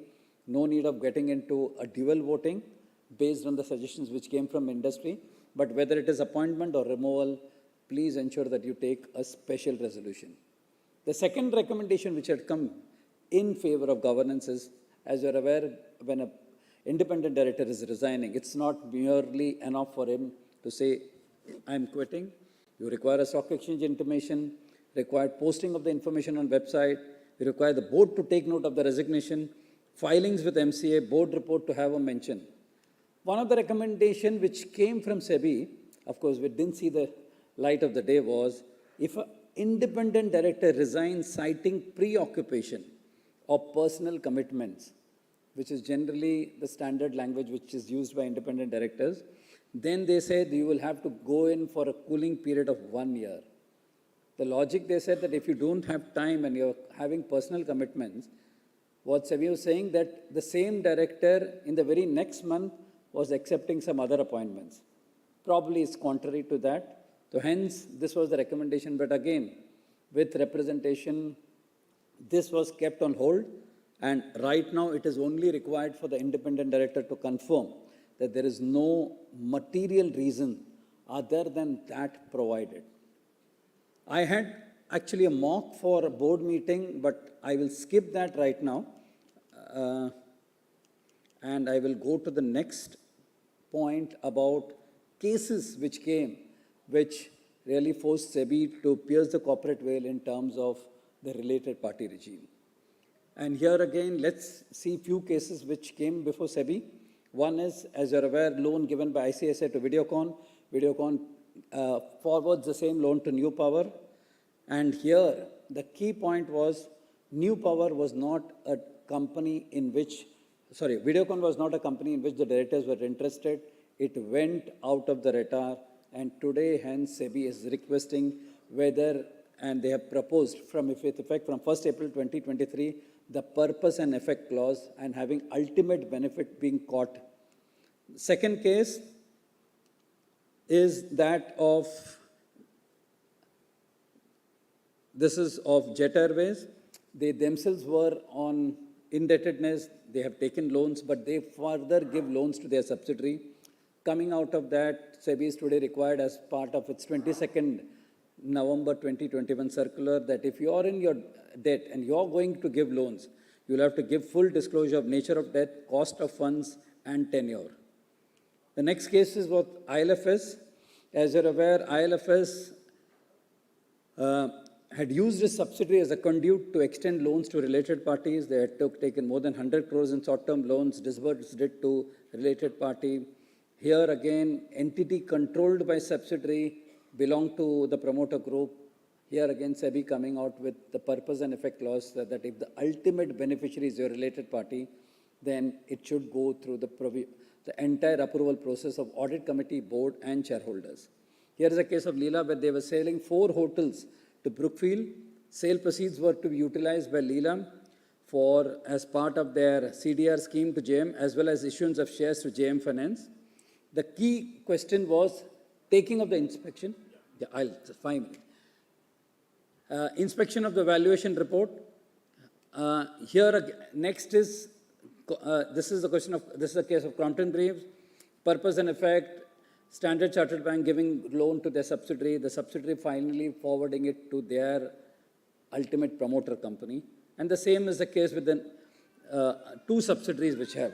All this has forced SEBI to pierce the corporate veil and say that even if a company is not a party to the related party transaction, even then approval will be required.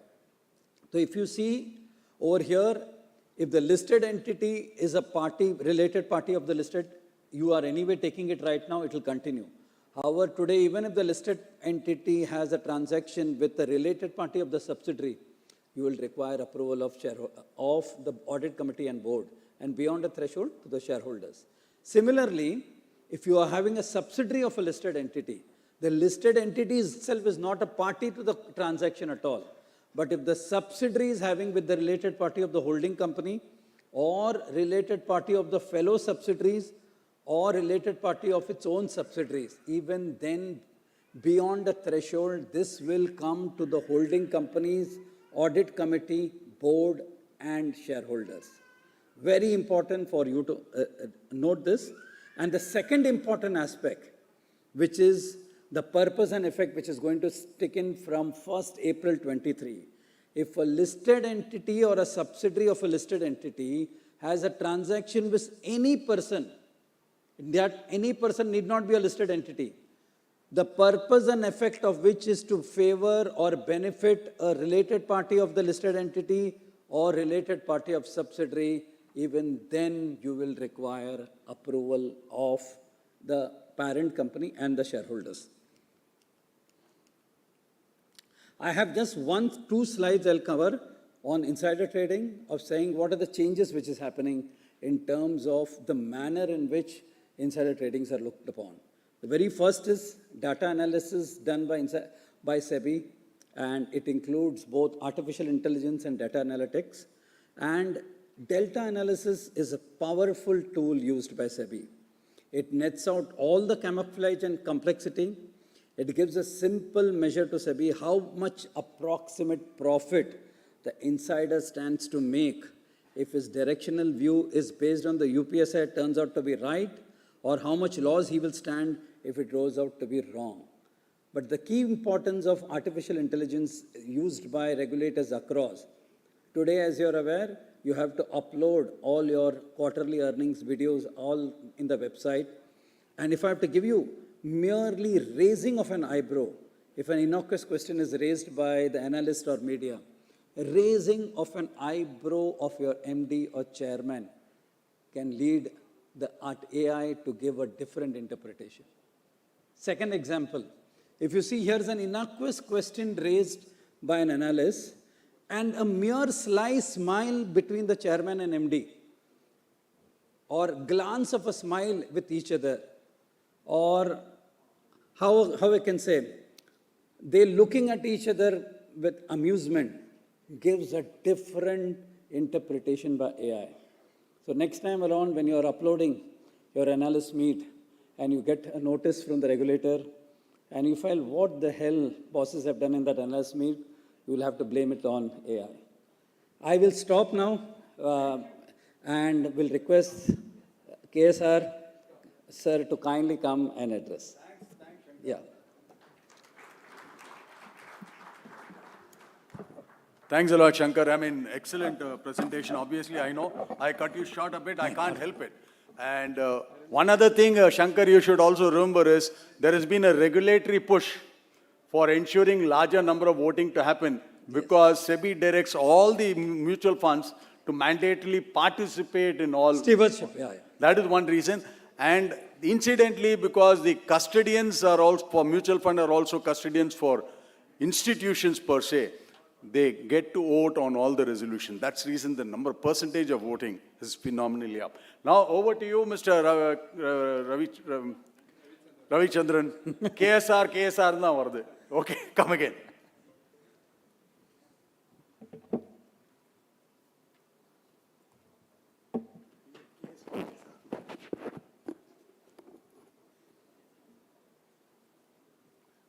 Good afternoon, everyone.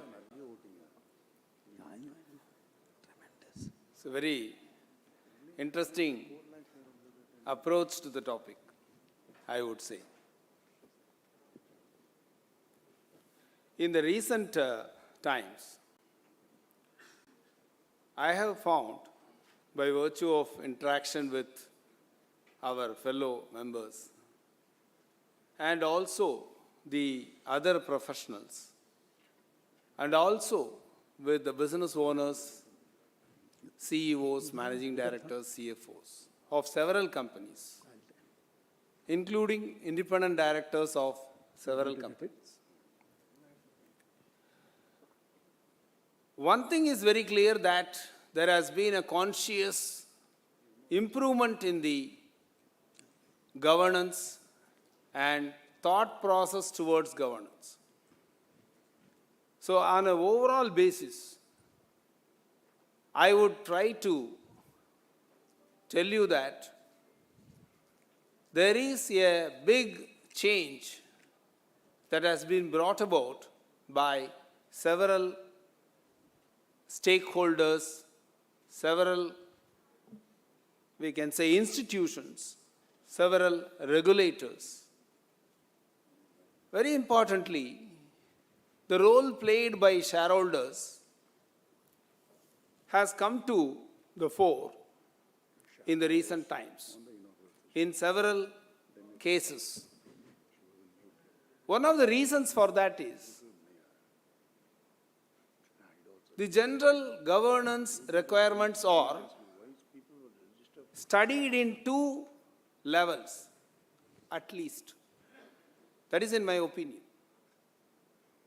The first level we are talking about is the level 1, which recently I have reduced it as level 0, that is compliance. So we are talking about level 0 now in this program. Because I have always been saying that compliance is about complying with the law, applicable law. You may have general law, you may have sectoral laws. Compliance is about memorandum and articles of association. Compliance is about the policies you set. No, You can give it to them only. Therefore, level 0 is compliance, and an entity which is not able to ensure level 0 is not an entity to be fit to be continuing, is what is the general thought in the governance. Let us understand, my dear friends. A person must consciously make efforts, and therefore director's responsibility statement says there should be a conscious effort on the part of the board of directors, a collective responsibility of the directors to ensure that the systems are functioning properly, adequately, effectively. That is level 0. Previously, I used to call it as level 1. Everything else is level above that. Up to 14th level, we can sit in this room. Therefore, that kind of approach, mindset change is what we are now being able to see, and in my opinion, that is nothing but an impact of globalization. Because cross-country regulation, amalgamation and synchronization is taking place. We look at what happens in India and we look at what happens outside the country in several other jurisdictions, and if a small jurisdiction, for example, a country in Europe may be a very small country compared to what is India. Because we have been able to show GDP growth rate, economic growth rate, which is surpassing the growth rate in several other developed countries.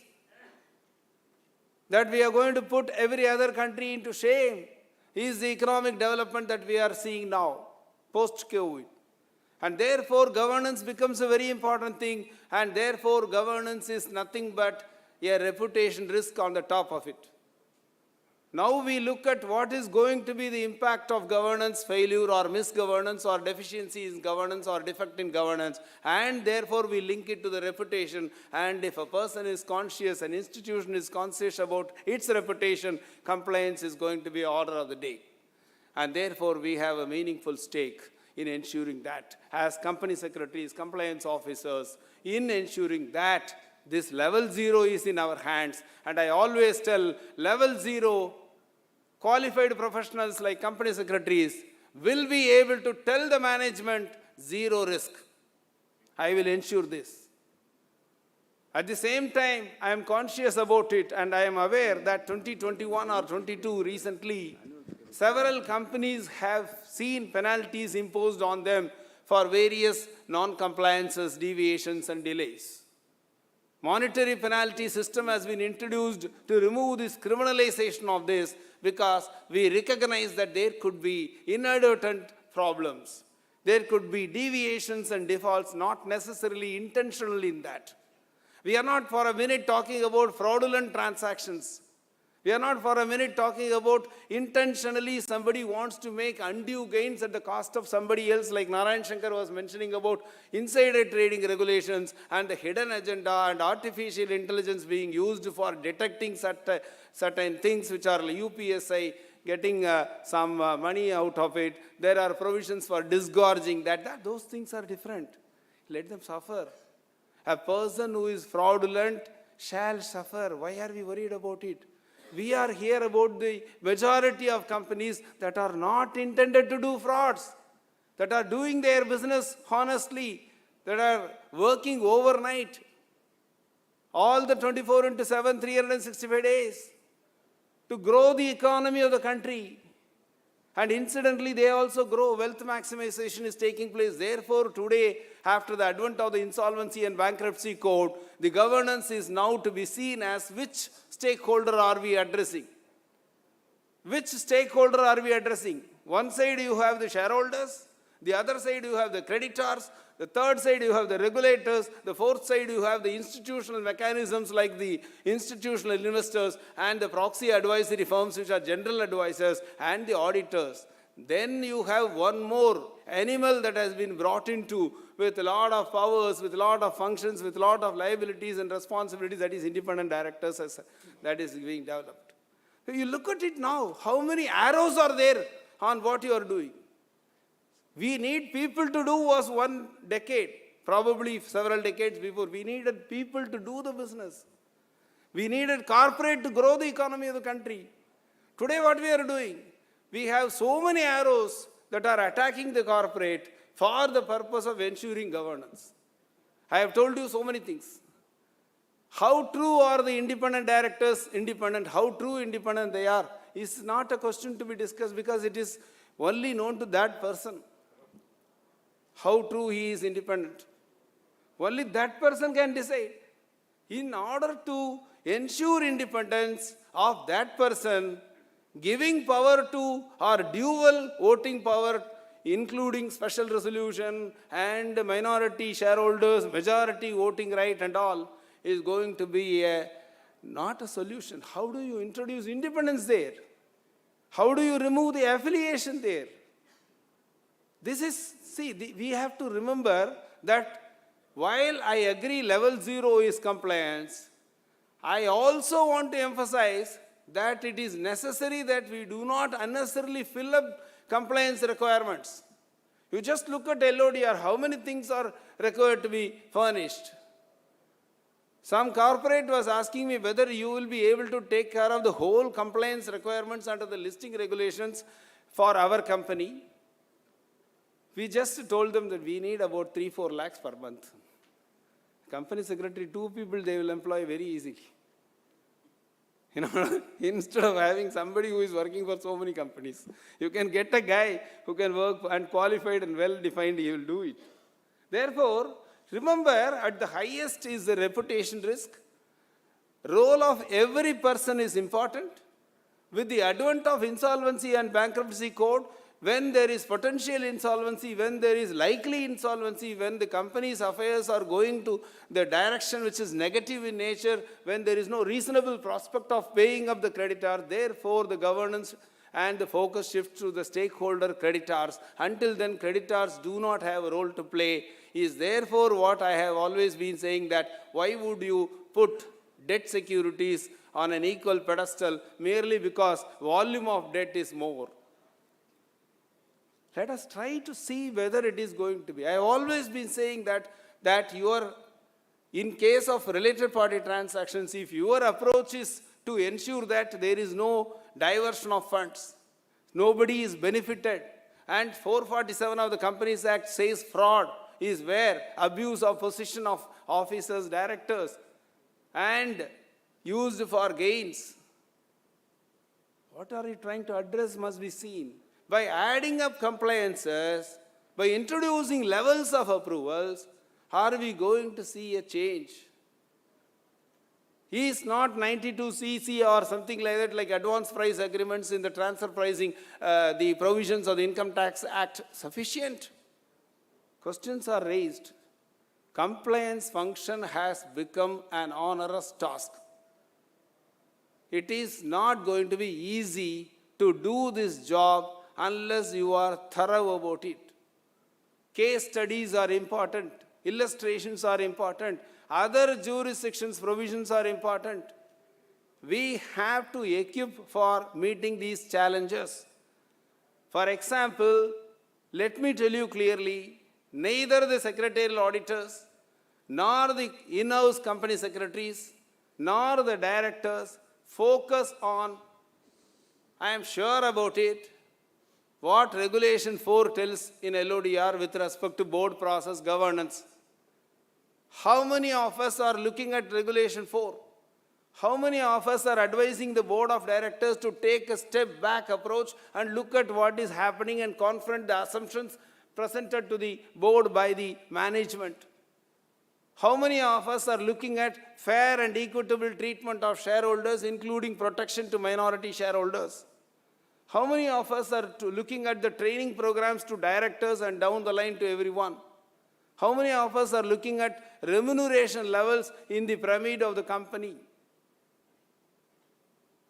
Recently, I found a SEBI order in Reliance Home case. They found one company had some 0.67% holding, and there was a non-disclosure that this company is a promoter entity and not a related party. It was not disclosed. Recently, I found a SEBI order wherein I found the charge against the independent director was that he was present in the meeting at which the discussion took place, and therefore he is liable for what fraud the board has committed, the company has committed.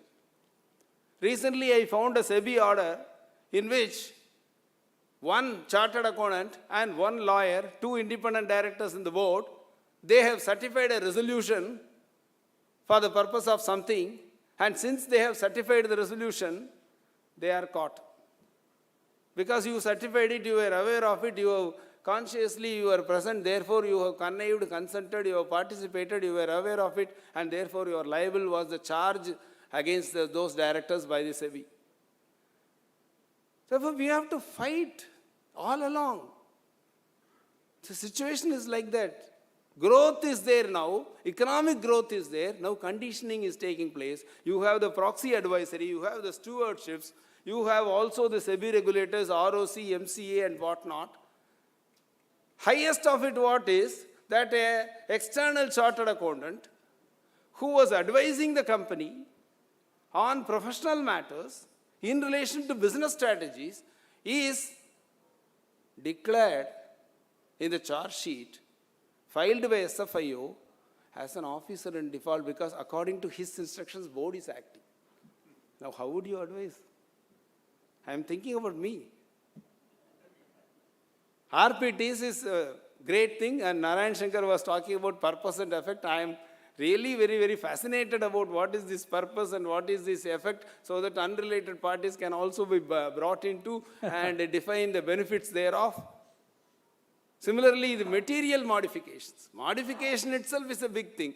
And materiality of the modification resulting in ordinary transactions, making it into a material modification is another material subject. I think ICSI will come out with a lot of materials with the cooperation and support of everyone. We have to see. Non-executive directors, age, recently I found. A resolution was passed, person was appointed. Unfortunately, the resolution did not say he is crossing 70 in another 1.5 years. He is going to touch by the end of his tenure more than 75. Therefore, penalty is levied. Resolution is there. Only thing is technicality. Another case. Additional director was appointed as MD and CEO. Unfortunately, they didn't appoint him in 161 general meeting because he loses his office under 161 on the due date or on the date of AGM. Penalty is levied. Technicalities are going to be there. Therefore, compliance, in my opinion, is not mere compliance. It is a big subject. It is a very, very difficult subject. It is governance, risk and compliances, we may say, but that is going to be a subject where easily a person can see their company suffering a penalty. And if you are able to mix this requirement with the ideals of governance, we can do more to push the company from level 0. Understand, you have to reach level 0 first, to higher levels, where our contribution from compliance to governance would have made a great change, creating the necessary environment for the corporates to work peacefully and function. And last but not the least, I have personally studied the corporate social responsibility requirements, and I found 80% of the money spent on CSR can be achieved by just top 50 companies. This is why I am saying compliance is important. Compliance is very, very important. No doubt they should be punished. Cost of non-compliance should be very heavy, but reduce the compliance requirements. That's all. Thank you very much.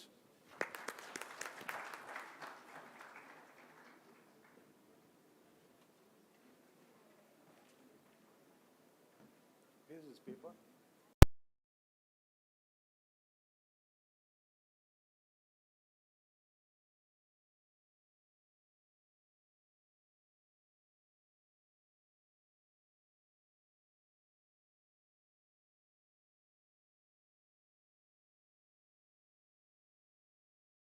Thanks, KSR. I mean, that was you touched upon reputation risk. I think the RMCs need to take that factor also into consideration. Well, we have a few questions which has been prepared by the Institute, which I'll be sharing with the two panelists here. Of course, Shankar has given a very detailed presentation. I mean, the practicality of, in terms of non-compliance of what should have been complied with, and of course, the other aspect which he has said, why so much of compliance? You have to do business as well.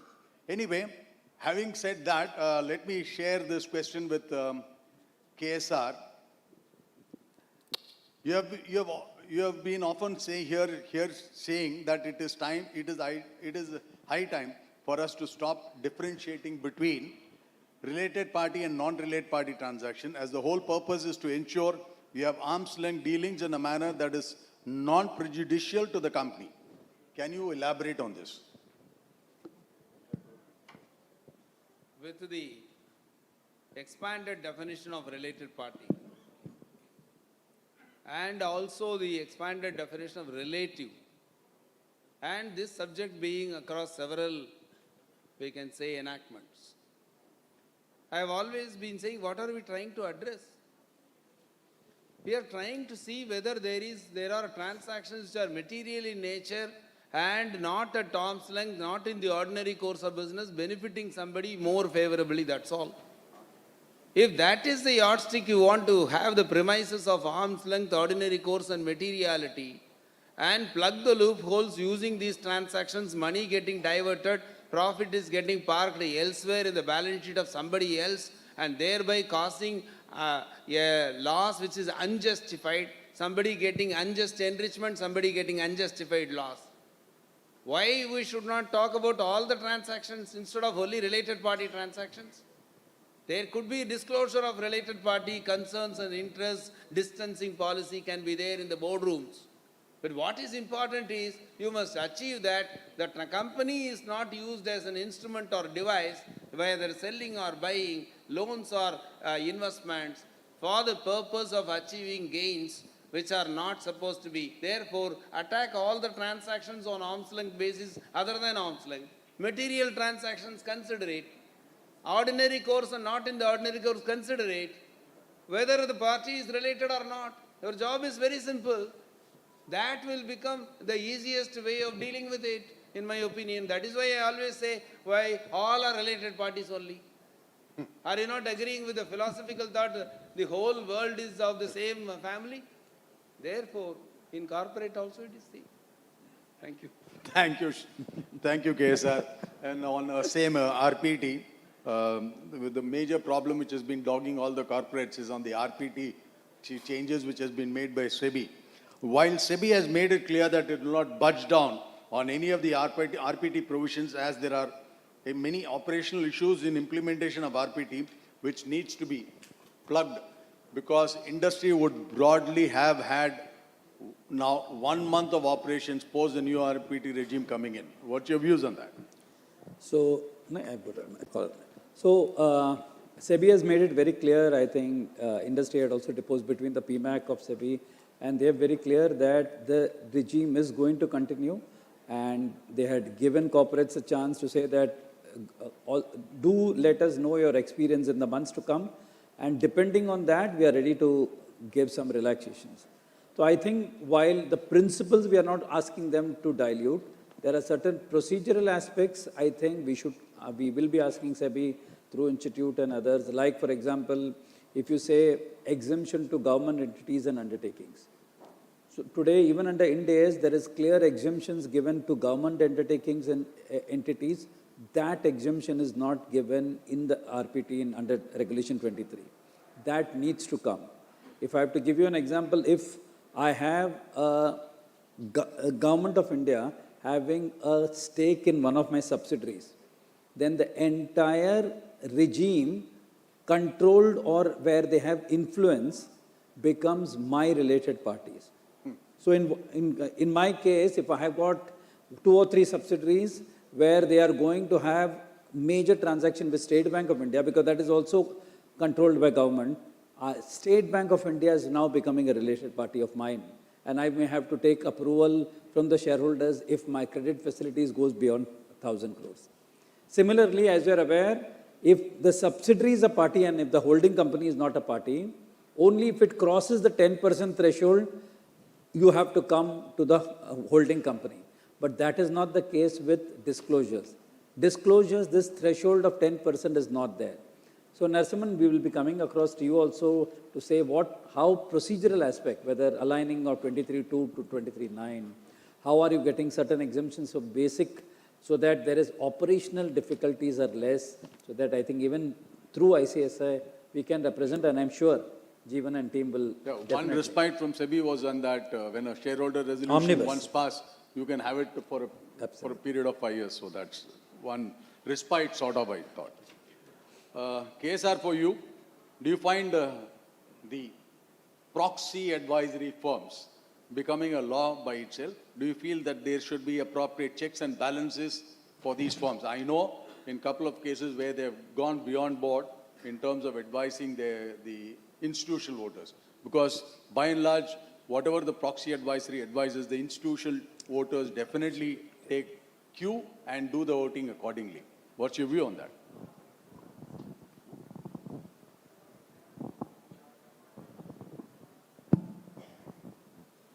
See, we used to consider this as a circular motion.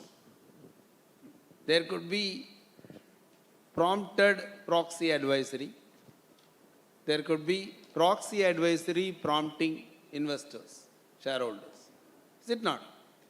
I think everything is an input. Currently, there is a larger role played by the investors. The stewardship code, if I have to tell in one line, is addressing the governance issues that are plaguing the company. So institutional investors may have to announce and think together to improve governance is what probably this stewardship code advises. Proxy advisory firms are, we can say, one more institution that have probably independent or sometimes non-independent views. In every profession, in every field, we may have certain advisory which are honest, sincere, and we may have certain advisories which are for collateral purposes. Everything must have its play in the governance market is what I would like to say. Thanks, KSR. In fact, I do recall a case where the proxy advisory firms advised against voting for a Tata company against the resolution proposed by the Tata company. And all the resolution, obviously, those days, it was in a general meeting. The institutions had voted and the resolution was defeated. But then they went through a postal ballot and the same proxy advisory subsequently gave direction or issued this thing that the institution should vote for the resolution, and the resolutions all got passed. So they acted twice. I mean, maybe that they didn't have the thinking process going into their mind when they first advised against voting. Shankar, for you, in the last 4 to 5 years, what would you say are the topmost terms in terms of churn we are seeing in the area of corporate governance? So I alluded that in my presentation also. Yeah. If you see in the last 5 years, what has changed is two things which professionals are saying. Changes which are happening is in the last 5 years, we've not seen such changes happening in the last 50 years also. That's the type of changes we are seeing. Second, we have seen the advent of e-voting has changed the landscape of governance completely. From minuscule, other than promoters, 0%, I said, today 85 to 90% of the paid-up capital is voting. So no longer it is just giving some copy-paste into some explanatory statement and giving it to the shareholders. That's definitely not going to work. You'll have to do much more research, and you'll have to have areas where you will find many of the companies where shareholders' resolutions are getting defeated. For example, ESOPs and other, and you'll have to just dwell upon that, have much more disclosures. Second, Narasimhan also mentioned, KSR also mentioned advent of proxy advisory. You will have majority of the institutional vote going basis the recommendation made by the proxy advisory. And in fact, one when we were doing a research, we found one thing. In fact, only those institutional shareholders who are coming to vote against actually come and vote. Those who are voting or those who are going to vote in your favor are sometimes on not coming forward.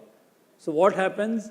Actually, those who are against only come, and hence it's all the more important, whether you like it or hate them, proxy advisories are here. And just yesterday I got a mail from one of the proxy advisories in terms of the coverage they have. They've said they've covered more than 50,000 resolutions in the last 1 year and have made recommendations. And this is equally impacting the third element, which I said, the startup culture. Many of the startups, if you see in 22, are today listed. Even there, you'll find a lot of churn. What's happened in BharatPay, you know what's happening around other. And I said there where company secretaries could really play a role. And the fourth element, I said, which is changing is, KSR alluded to it, that's the stewardship code. I think e-voting, proxy advisory, stewardship code, and shareholder activism, I think are all changing the landscape of governance today. Thanks, Shankar. Over to you, KSR, on this. You have been consistently practicing before SAT as well as before the adjudicating officer in SEBI. In this area, where you see the good scope for PCS?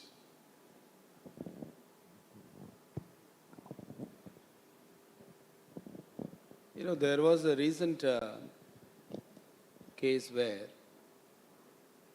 there was a representation to stock exchange as to how the company was unable to find a woman director to be appointed within 3 months. However, there was a delay. There was a delay of about 6 months. No. Of course, there were reasons also for that. Technically, there is a delay, and therefore the fine is levied. So we need to explain that explanation and representation should come in the beginning itself is what I want to say. You be prepared in the beginning itself. You are sure technically, like Shriram case Supreme Court said, the moment there is a technical deviation or violation or default, penalty is assured. You don't need any other proof to be brought. So if a women director has to be there within 3 months and you don't have a women director, you are going to be suffering at least a penalty. There is no doubt. But are you having the sufficient mitigation factors is something which you need to articulate in the beginning itself. Thereafter, when they made the payment of the penalty which we advised, we made a representation. And thereafter it was waived.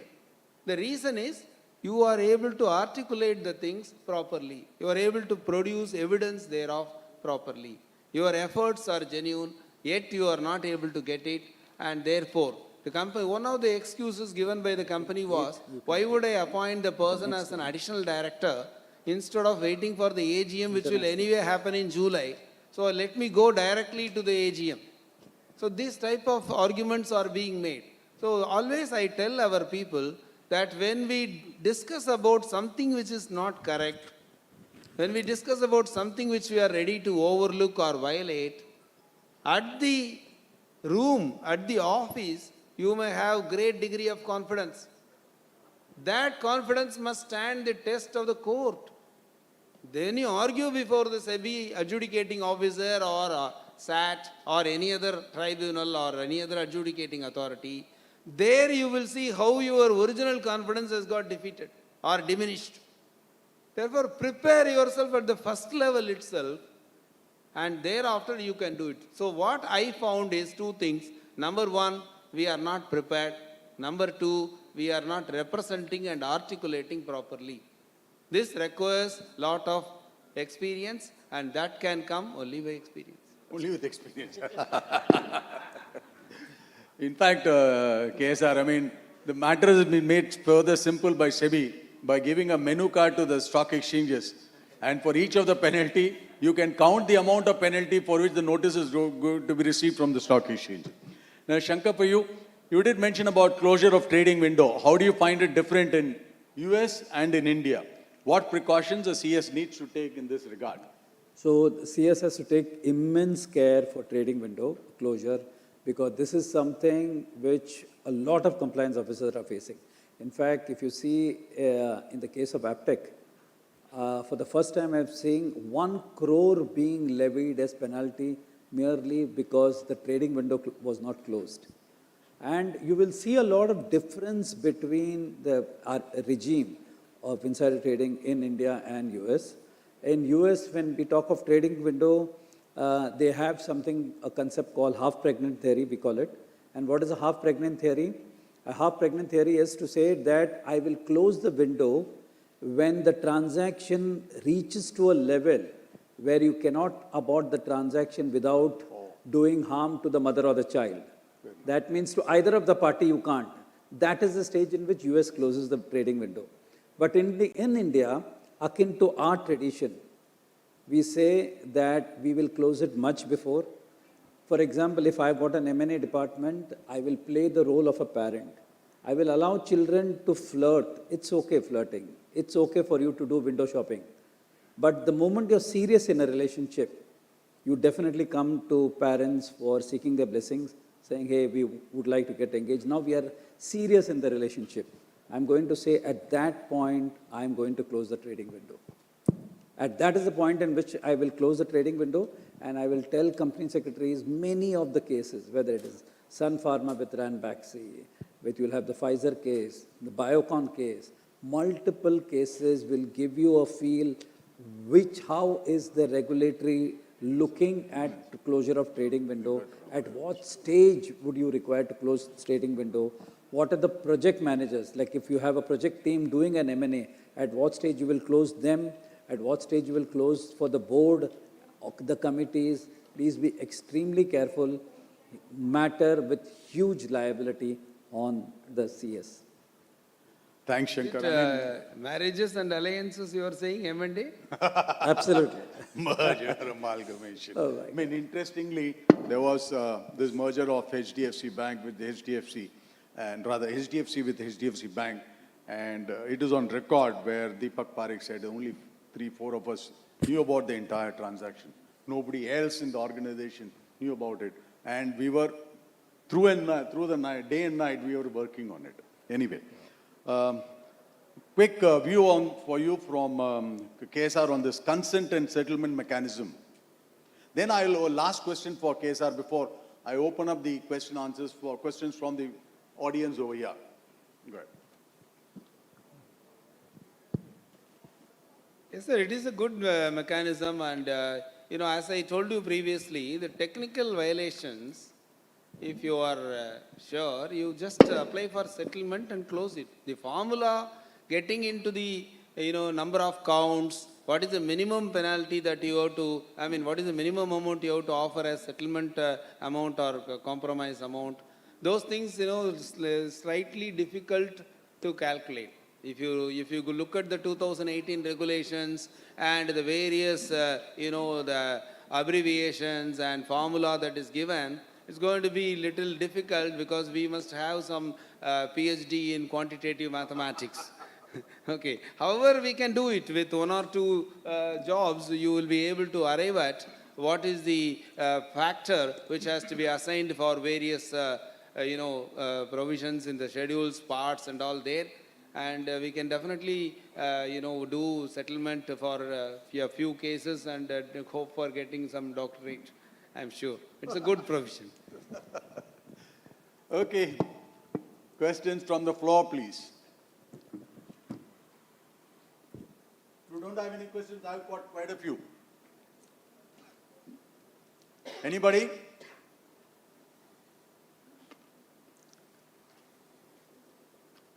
No questions at all? Great. Then I'll continue. I've been indicated by the program director that you're allowed another 8 minutes left, right? You gave me 10 minutes, 2 minutes or so. Yeah, questions over there? Yeah, yes, ma'am. You need to come in front or you need to carry this from here. Yeah, there's a mic. Am I audible? Sorry. Yeah. So I just have one question. Speak into the mic. Okay. This is with regard to the practical, procedure, how the listed companies are controlling for the employees with respect to the trading window closure when they leave the company. So one is just awareness is one thing. Second, having a proper mechanism and control over them. So if you could just give a small... So as you are aware, ma'am, once the person leave, they are no longer in your control. The question of controlling them, even while they are there, you can't control them. The question of leaving and controlling doesn't arise. So what is the regulator saying? So long as if a person is within the organization, he has access to UPSI, you will designate that person as a designated person. And there are many things with the designated person has to follow. The moment a person leaves the organization, if you see the definition of control, connected person, SEBI says at least for a period of 6 months, the person will be continuing as a connected person. Why? Because if a person leaves an organization, it is not that the very next day, all the information which he has, the UPSI, it doesn't goes into public domain. So broadly, the regulator is saying, at least for a period of 6 months, all that information which he has is still not gone in public domain. It is not that the next day he can start going and trading. Hence, he will shift from a designated person the day he leaves and get into the bucket of connected person.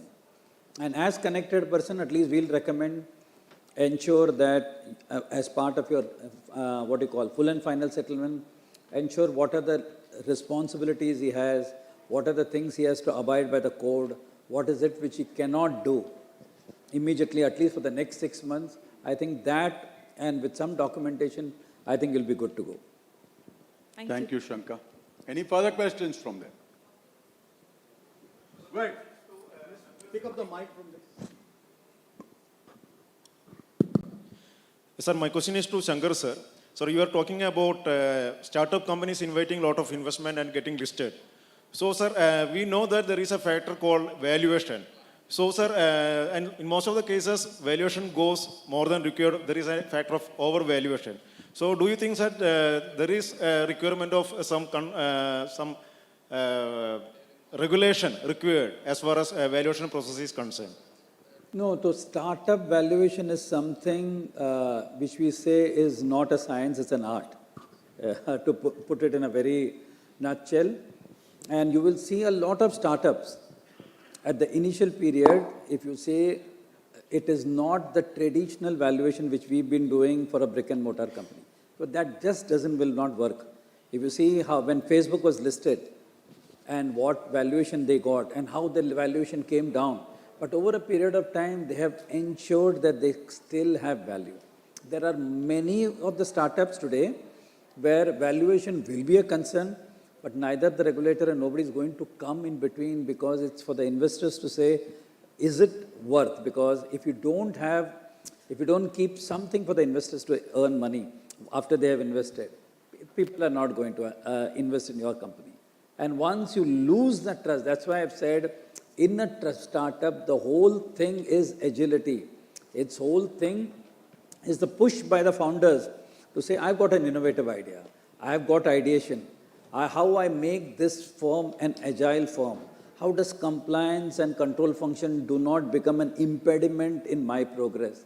So hence we say, and as KSR also was rightly saying, if you have the proficiency and you can take it by pull and not by push as company secretaries, I think you will be doing much more favor to the entrepreneur of getting the value of saying how business can go, but how control function should not take a backup seat or a back seat.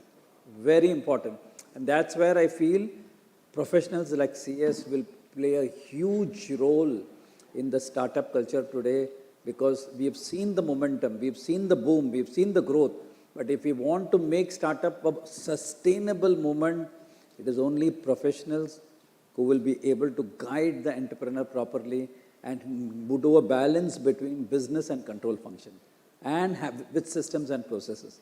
Otherwise, accident is just around the corner. Now, one other important thing on the same aspect. I mean, some of the companies had a valuation based on what they feel was the valuation. I don't want to take examples. Of course, Paytm is a classic example. but then you have a investment banker sitting over it in terms of valuing the company and deciding on the price. But then that does not really come out well with them in the market. So how do you explain this? No, as I said, it's not the traditional valuation which we do or we call in terms of multiple, in terms of cash flows. This is there in the mind of the person who's doing the startup.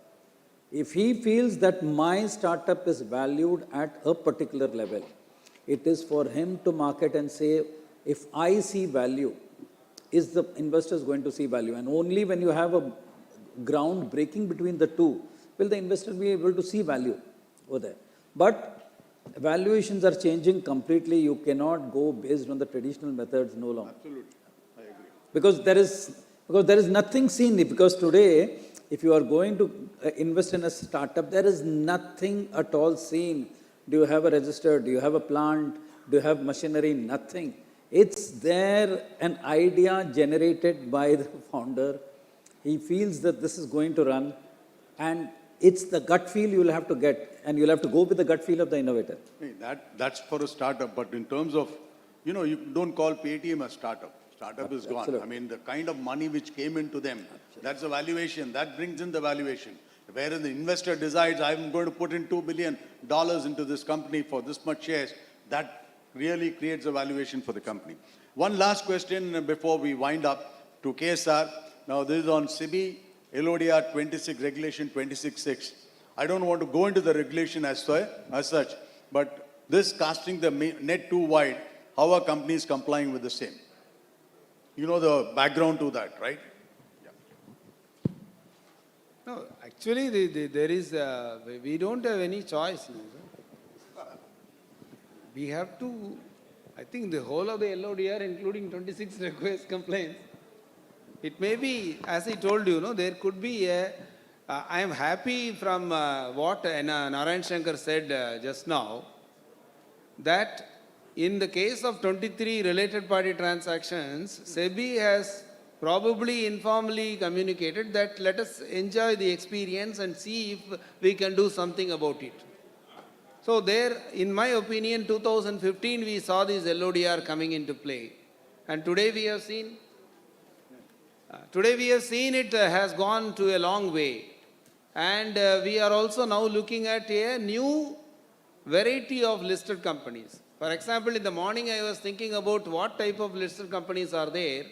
We found listed entities actually. Companies Act with the amendment, certain listed companies which are debt securities, private placement, public companies, private companies, these are all outside the picture of listed companies under the Companies Act. Whereas in the LODR, if you come, you find the small listed companies, the 10 crore, 25 crore category. You have the SME platform, and you have this high value debt listed securities separate. Then you have all other equity listed securities which are listed companies. So we have even within the listed companies, several categorization has taken place.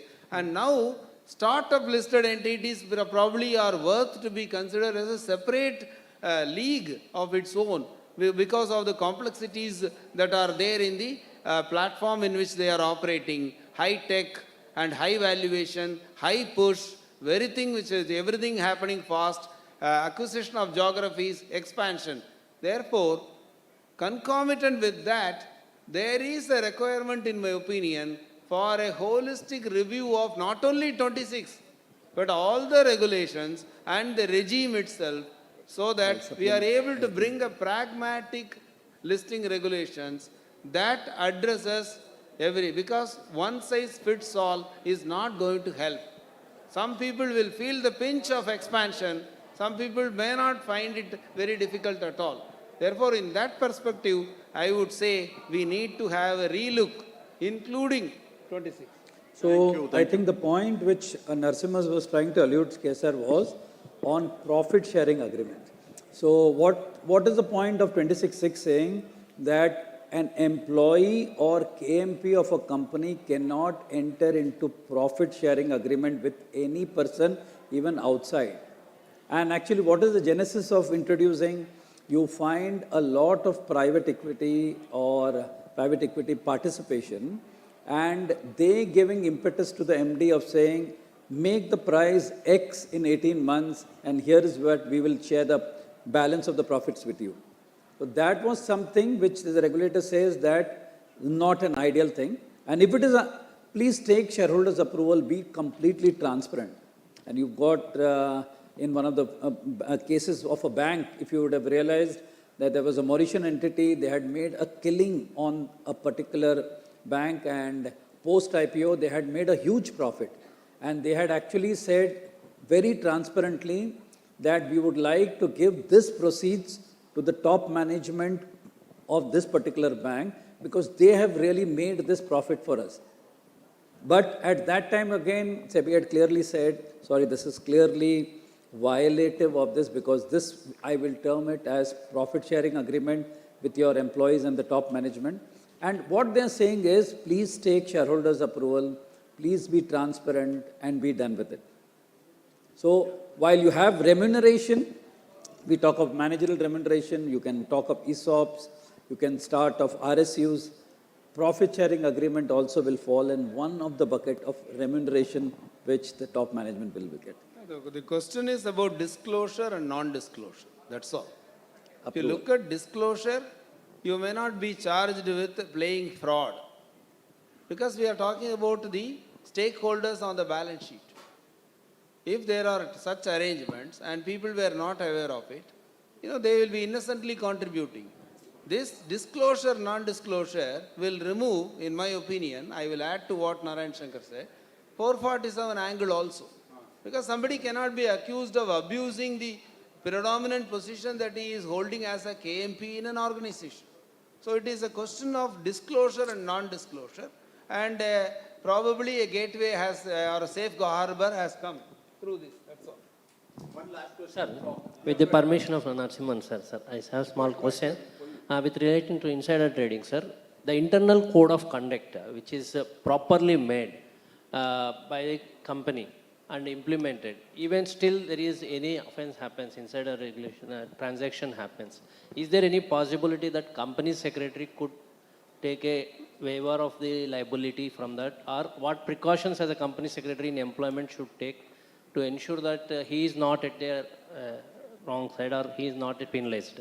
So as company secretary, and if you're a compliance officer under the insider trading code, so long as you have taken all precautions in terms of documentation. If I have to give you an example, have you defined what is UPSI in the company? Have you defined materiality beyond which you will say quantitative threshold for that to be considered as UPSI? Third, how is UPSI cordoned off? Is everybody told communication and procurement of UPSI can't be done? Are you having a process for closing the trading window, for example? If you have all this, employees doing insider trading or trading when they are in position of UPSI is violative. The company secretary of that company is not going to be blamed because whatever, you can have checks, you can have mitigating factors, you cannot stop trading. You are going to still definitely say that somebody has breached, either they have communicated UPSI, they have procured UPSI, or they have traded. All three angles will come in. Only when the investigation comes, you as a compliance officer will have to say, what are the checks and balances, what are the documentation I had.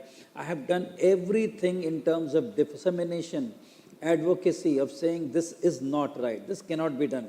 You have done enough emails to say the window is closed, do not trade. In spite of that, if an employee trades, I don't think company secretary can then be good. Shankar, one quick question to you. Yeah. I mean, as far as insider trading is concerned, you monitor basically the BenPos to identify whether there's been a transaction during the week preceding the event that's happened. But what about people taking position under futures and options? How do you monitor it? It will be difficult. Very it's just difficult. not possible. It's just impossible. I mean, future and futures option is a huge amount of money coming in. Absolutely. I don't know, as on date, I don't know whether the regulator has thought about it to find how do you ensure that, Because, no, but Narasimhan, at the end of the day, every person who is in possession of UPSI has to pass the self-test. Has he traded while in position? And classic case coming out with two important case laws which are coming. Today, SEBI, if you see Regulation 4.1, an explanation to that, they say it doesn't make a difference. Even if there is a positive news, you could have sold the... Correct. Even then, it doesn't make a difference.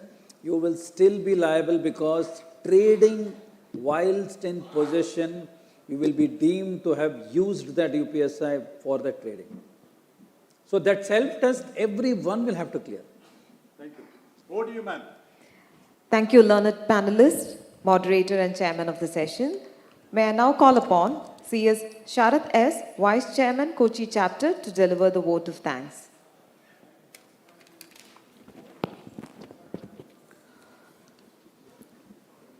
Good afternoon to one and all. Respected CS Devendra Deshpande sir, President ICSI, past presidents of ICSI, CS Nagendra Rao sir, CS Ashish Garg sir, CS Ranjit Pandey sir, our own secretary Ashish Mohan sir, okay. Other Central Council members, CS Shekhar Babu sir, Chairman SIRC, past Chairman Balu sir, all the other SIRC Council members, our speakers or the panelists for the day, CS Narayan Shankar sir, Vice President and Company Secretary Mahindra and Mahindra Limited, and CS Dr. K.S. Ravichandran, Partner KSR and Company, Company Secretaries, and moderator, Narasimhan sir and Venkatramana sir. It was indeed a great start to our 2 days National Corporate CS session, as the insights that we have received from these panelists would definitely help us in our pursuit to perfection.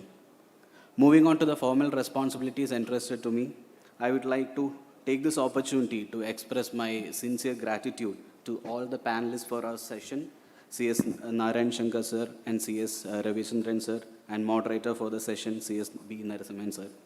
As a token of our appreciation and on behalf of the members, I request CS Satishan sir and CS Ashik sir to kindly hand over the Shahid Ki Beti certificates to CS Narayan Shankar sir and CS KS Ravichandran sir.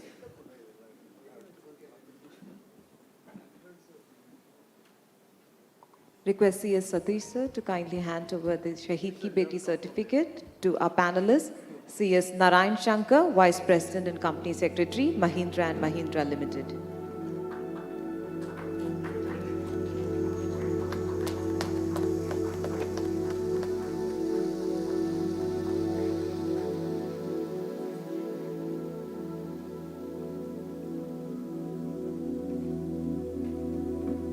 Now request CS Ashik to kindly hand over the Shahid Ki Beti certificate to panelist CS Dr. K.S. Ravichandran.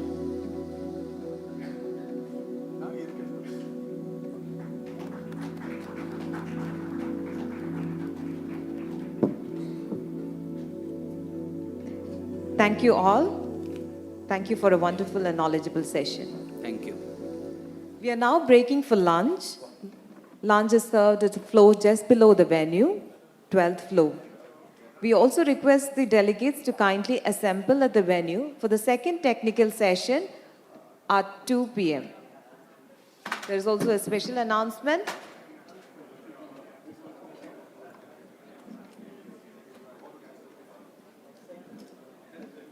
Taxman has set up a counter at the 12th floor. There is a special offer for all the delegates present at the venue, a 15-day free access to their corporate website. They're also issuing free journal to all the participants. Request the delegates to kindly visit the counter and utilize this opportunity. They also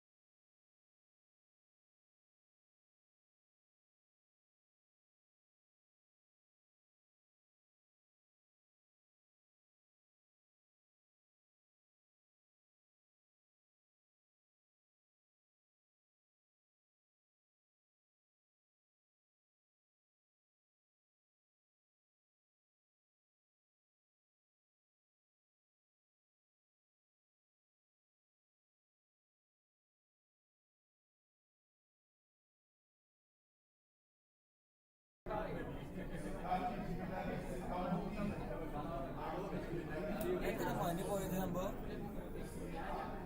മഞ്ഞ പോയി ഞാൻ വിളിച്ചിട്ടേ മഞ്ഞ leave ആയതല്ലേ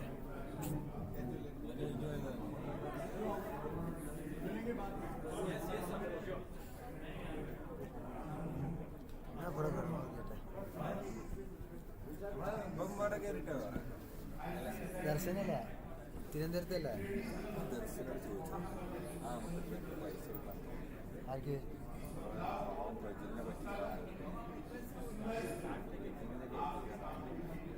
വൈദ്യുതിനെ പറ്റിച്ചേക്ക് എത്ര കൊടുക്കാന് എത്ര കൊടുക്കാന് അതിന്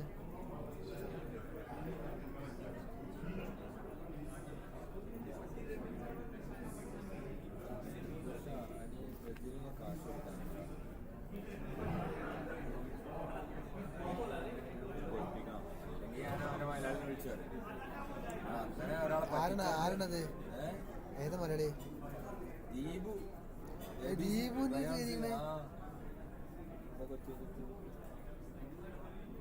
We're all aware temporary secretaries hold a district into place in India's economic scene. They play a major role in ensuring India's compliance with the rules and regulations.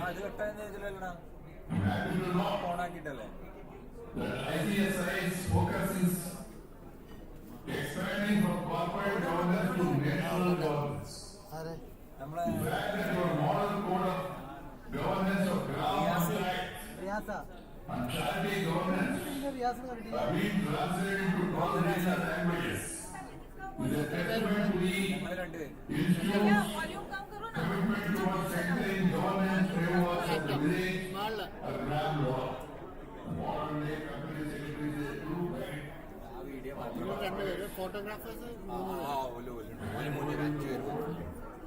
Protecting the interest of all stakeholders and more importantly, adherence to the laws of the land in regular spirit. As India moves ahead in its journey of becoming Atmanirbhar in various sectors, it is professionals like you who will be playing a key role in reviving the economy and strengthening the foundations of the corporate governance. You are an important link between the board and the rest of the stakeholders. You must always remain committed to upholding high moral values and ethics. You should swear from the path of virtuousness. This is very important. Please keep this in mind. Company secretaries are the conscious keeper for the corporates. It is imperative that they should be upright and must not succumb to any pressure. Professional bodies like yours, but ensure that corporate entities are not only professionally competent, but law-abiding too. Institutions like yours will be playing a key role in putting the economy back on the rails with a focus on good corporate governance. Good corporate governance. I'm happy to know that our organization vision is to become a global leader in promoting good corporate governance. Undoubtedly, the wonderful objective that every effort must be made by professionals like the company secretaries to make India a role model for other countries in good corporate governance. I'm happy to know that the Institute has expanded its footprints in other countries through its overseas centers in Dubai, USA, UK, and most recently Singapore. I must also commend the Institute for the initiative taken on the academic front by signing MOUs with IIMs and universities across India. It is also very important to must all work together, including Jammu and Kashmir. Jammu and Kashmir is an integral part of India. And the Northeast, beautiful, the Northeast, who are is a fine example of how institutions should pursue an all-inclusive approach towards the development of the youth of the country. I am also pleased to know that the Institute has put technology to maximum use in the wake of the COVID-19 pandemic and continued with online teaching by displaying unwavering commitment and true professionalism. Let me once again underscore the importance of the role of the company secretaries. We have to play good corporate governance with the government of India focus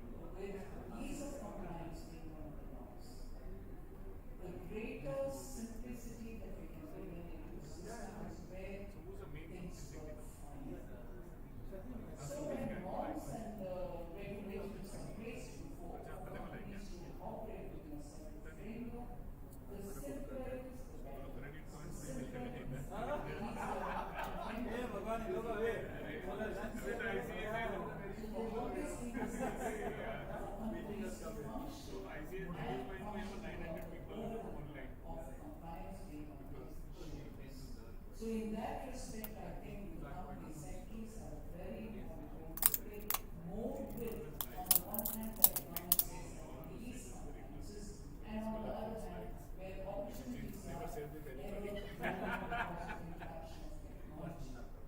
Greater, well-managed companies with more transparent I have two more opens extra. You please adjust the cameraman other people. Like in one plate, two people may do it. How many you have? I have two more. Two more. There are two cameramen, one photographer, one cameraman. Yeah, please manager, ask them to How? they manage. Or will buy outside? No, outside. Then I'll provide one more. I'll provide one. No problem. No. Please, you take this. Take this. Boom. No outside. Okay, now I've given you 4. Total, actually there are 10 people. No, 10 people we have, I can manage. What I could manage is the maximum things which we have. What we do in Delhi, in one coupon, in one plate like you propose, I did, then I handed over a plate to different person. Then I same plate, I handed over to this person. This way we do it. In Delhi. This I will give to important rest. Yeah. Okay. No.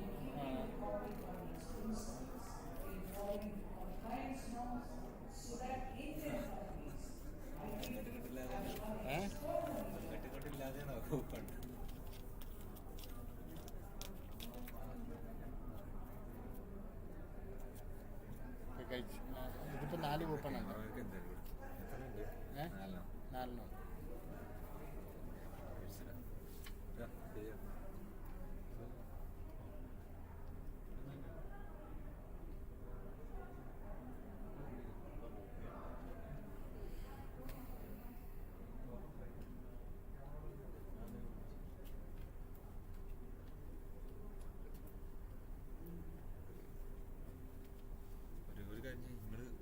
4 കഴിച്ചു അല്ല അത് ഇപ്പോൾ പെട്ടെന്ന് പോയിട്ട് കഴിച്ചിട്ട് പോരും. ഒരാൾ താഴെ പോയിട്ട് നമുക്ക് പ്ലേറ്റ് കിട്ടുമെന്ന് നോക്കാം. തൊട്ട് താഴത്തെ ഫ്ലോർ.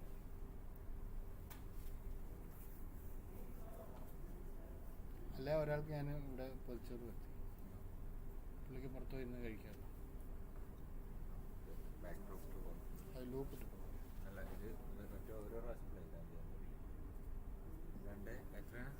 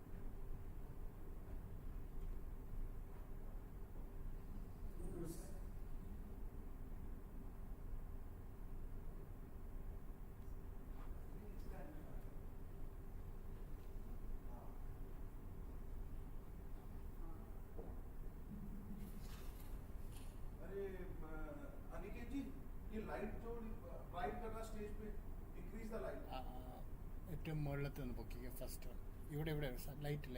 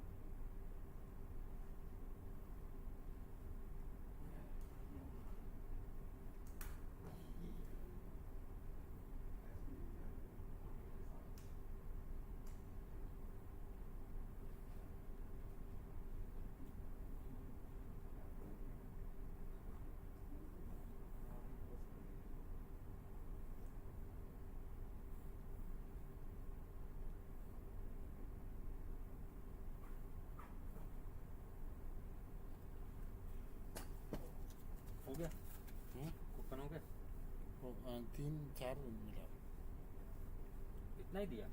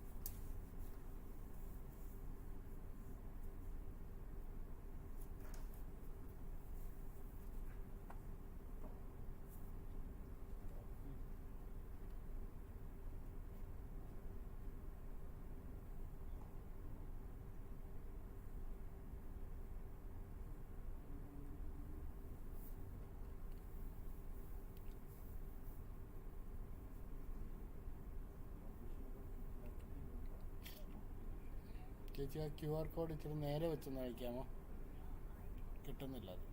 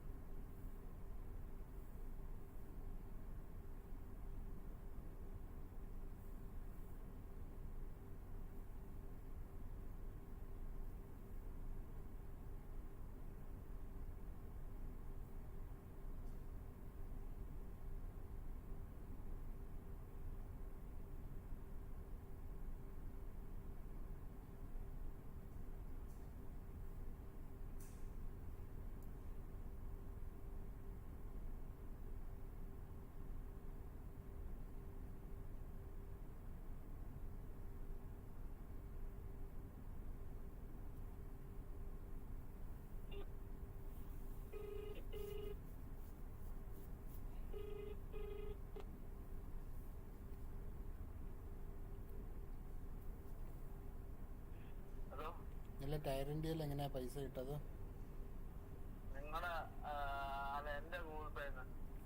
അപ്പോൾ അത് അതിനകത്ത് കിടപ്പുണ്ടോ? ഒരു 1750 രൂപ ഇങ്ങോട്ട് ഇടാനുണ്ട്. അവർക്കൊരു 1750 രൂപയുടെ ഇടണം. അത് മറ്റേ എന്തോ കുറച്ചുകൂടി പോകാനുണ്ട് ടാക്സിൻ്റെ. അതെ കുറച്ചുകൂടി വരുമെന്ന് പറഞ്ഞു. ഉണ്ടോ ഇത് പൈസ ഉണ്ടോ ഇപ്പം കയ്യിൽ?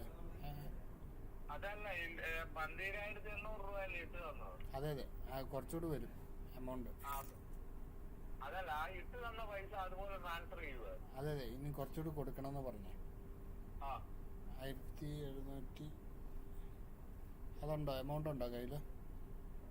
എന്റെ കയ്യിൽ പൈസ ഒന്നുമില്ല.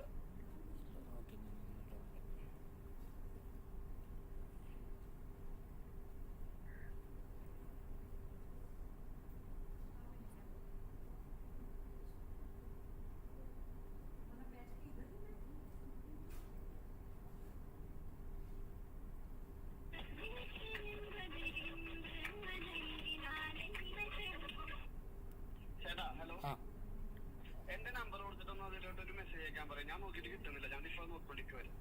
ആണോ? ഈ നമ്പറിലോട്ടോ?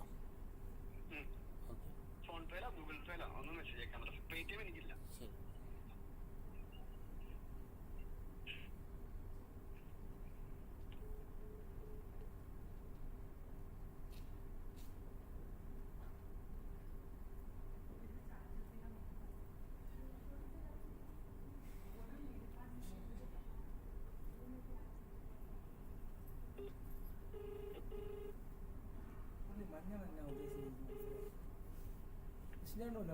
ഞാനിപ്പം ഒരു നിഖിൽ എന്ന് പറഞ്ഞ നമ്പർ ഇട്ടിട്ടുണ്ട് ഗൂഗിൾ പേയിൽ.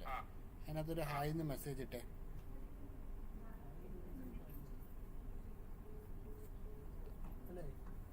ഒരു മഞ്ഞളിന്റെ ഫോട്ടോ ഗ്രൂപ്പിൽ ഇട്ടിട്ടുണ്ട്. അതെല്ലാം മനസ്സിലായി. അതിന് മുമ്പേ ഡിലീറ്റ് ചെയ്തു. അതെല്ലാം അത് മഞ്ഞളാണ്.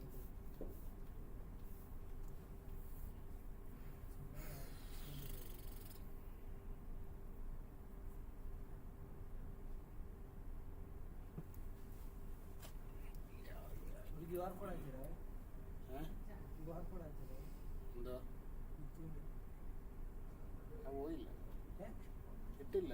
ഇല്ല, എൻ്റെ പൈസ എൻ്റെ ഇതുകൊണ്ടായിരുന്നു ഞാൻ ഇന്നലെ ഇട്ട് കൊടുത്തത്. എന്നോട് ചോദിച്ചത് ഞാൻ വേറെ വഴിയൊക്കെ ട്രൈ ചെയ്തു.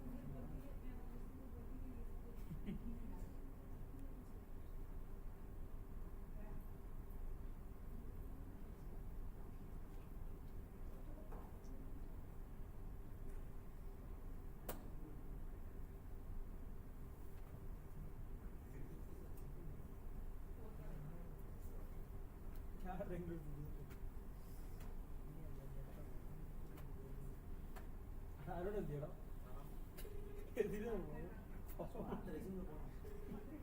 അരുണിന്റെ അത് കട്ട് ചെയ്തിട്ട് മറ്റേ പാർട്ടിയുടെ ചിഹ്നം വരും. വട്ടം കേട്ടോ. ഒരു നിഖിൽ എന്ന് പറഞ്ഞ നമ്പർ ഇട്ടിട്ടുണ്ട്. ഇവിടെ ഗൂഗിൾ പേ കയറിയിട്ട് ഒരു ആയി ഇടാം. ഈ കാശിന്റെ തന്നെ 1750 രൂപ ടൈലിൻ്റെ കൊടുക്കാം. ടൊമാറ്റോന്റെ ഫോണ് ഗൂഗിൾ പേ ഓണാണ്. 2 ദിവസം എടുക്കും. ബിരിയാണി കഴിച്ചിട്ട് 1 മണിക്കൂർ നിന്നാ കടയുടെ വാതിക്ക്. ഇന്ന ബിരിയാണി ജയിച്ചും പോയി.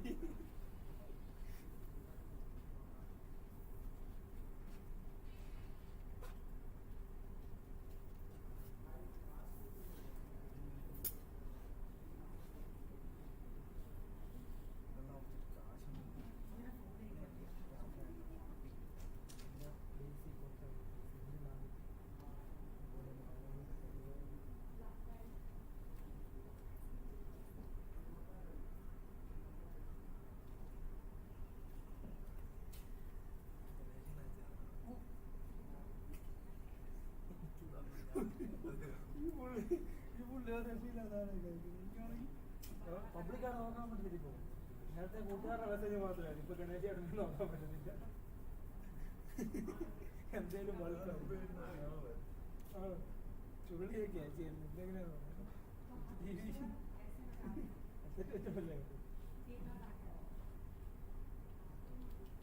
ഒരാവശ്യം ഗോഡോണിൽ നിന്ന് ലാസ്റ്റ് വെച്ചിട്ട് സ്പീക്കറായിട്ട് കേട്ടോണ്ടിരിക്കുവോ എന്നൊക്കെ അറിയാമോ?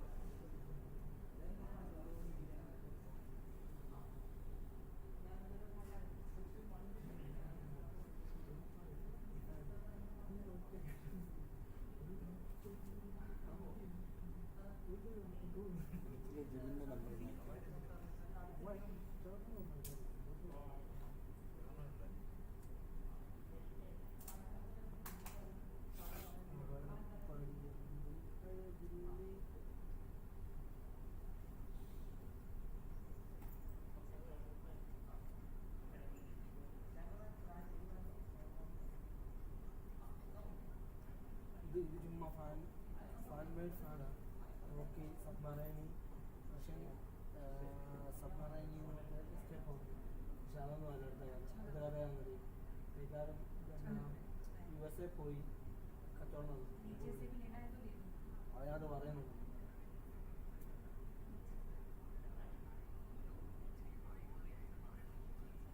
ഇവിടെ അറിയാം ഷസാം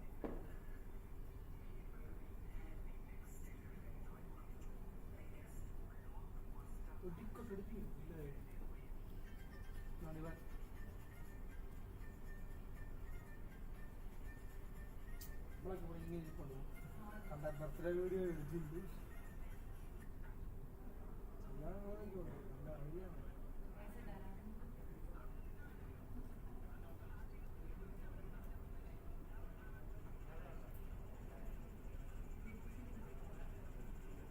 കല്യാണം കൊണ്ടേ പറ്റുള്ളൂ.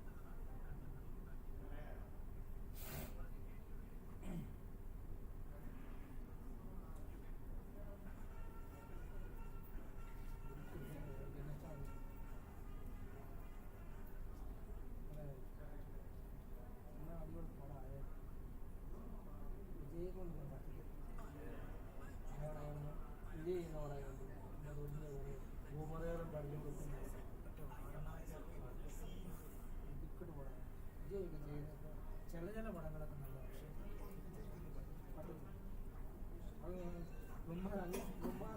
അംഗീകരിച്ചിരിക്കും.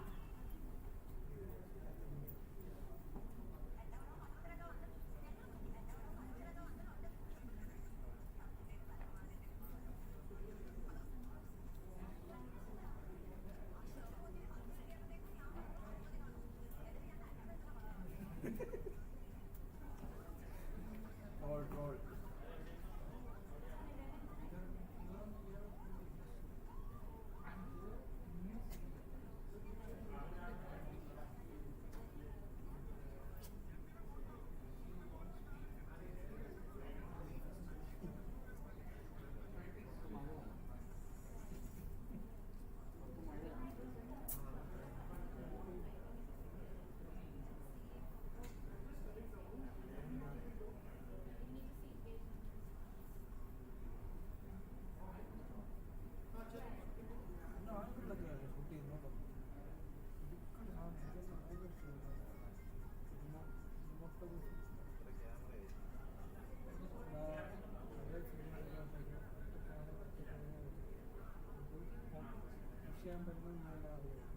ഒരു ഷോട്ട് ചെയ്യുന്നത് 10 പ്രാവശ്യം ക്യാമറ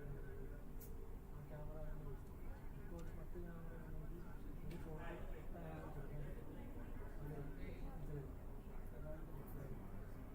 നമ്മുടെ ജയസുരയുടെ പടം സംതിങ് ക്യാമറ വീഡിയോ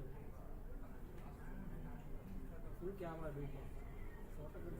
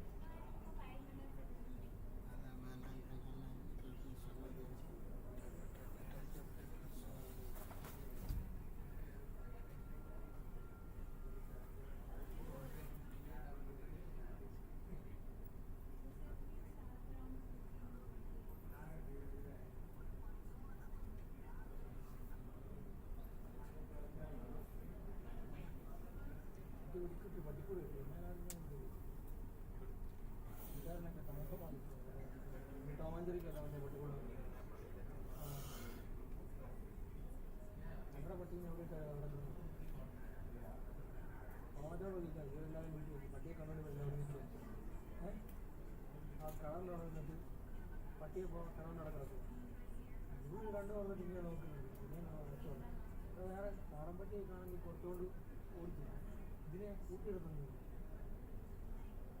പക്ഷേ ഇടുക്കിട്ട് കുറവുണ്ട് നല്ല പട്ടിയാണ് അത് വലിച്ചു കൂട്ടുന്നു അവർക്ക് പിന്നെ ഇടുക്കി ലാഭമുണ്ട് ലാഭം അത് ഇട്ടായിരുന്നോ നമ്മളോട് പറഞ്ഞിട്ട് അതിനെ കൊണ്ടുപോയി പട്ടിയെ കണ്ടാൽ മാത്രമേ ഇഷ്ടമുള്ളൂ മനുഷ്യനെ കണ്ടാൽ വിഷയമില്ല അതുകൊണ്ട്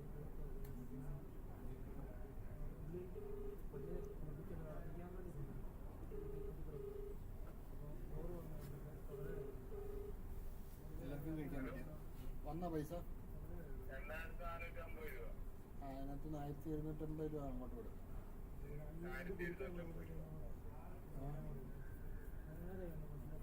അപ്പം അതിന് സ്ലിപ്പ് അയച്ച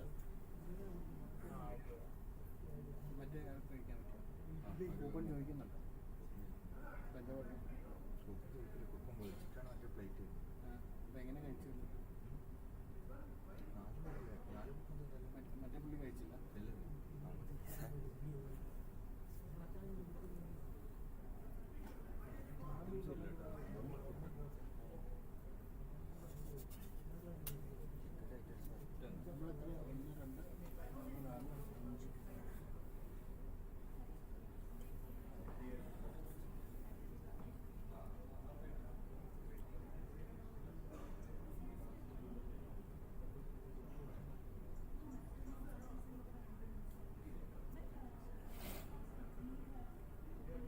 എന്നെ വിളിച്ചോ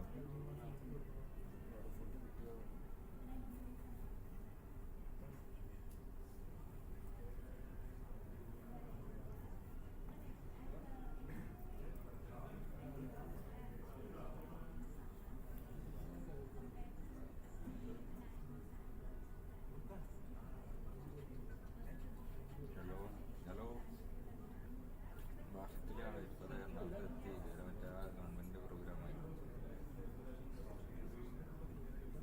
കോഴിക്കോടുണ്ടായിരുന്നു കണ്ണൂർ മുതൽ സ്റ്റാർട്ട് ചെയ്തതാണ് പാലക്കാട് വരെ ഇപ്പം എറണാകുളത്ത് ഒന്ന് തിരുവനന്തപുരം തന്നെ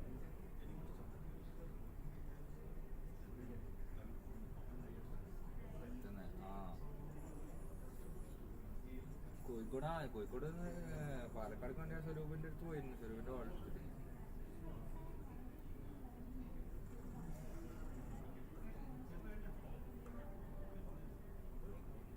വർക്ക് കിട്ടിയോ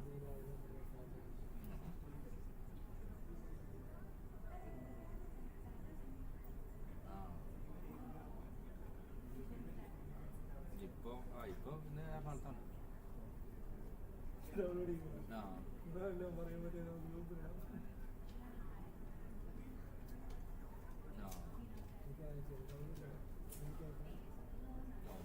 ഇപ്പോൾ ഞങ്ങൾക്ക് കൂടുതൽ തന്നെ ലിഡിയ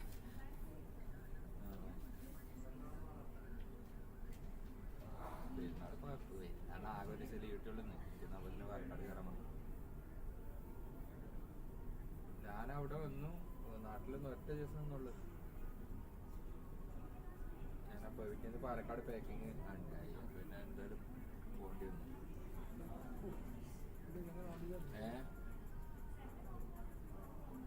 ഇല്ല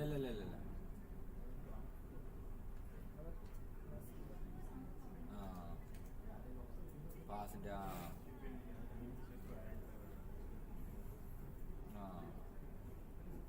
അവിടുത്തെ ഇപ്പം ഈ ഇന്നലെ വരുന്നവരെ കൊച്ചിയിലത്തെ ഒരു വർത്താനം എനിക്കറിയില്ലായിരുന്നു ഞാൻ 38 1.5 മാസത്തിൻ്റെ അടുത്ത് അവിടെ ആയിരുന്നു കണ്ണൂരിൽ നിന്ന് 14 ദിവസം ഉണ്ടായിരുന്നു അത് കഴിഞ്ഞ് കോഴിക്കോട് 13 ദിവസം 2 ദിവസത്തെ പാലക്കാട് 8-9 ദിവസത്തെ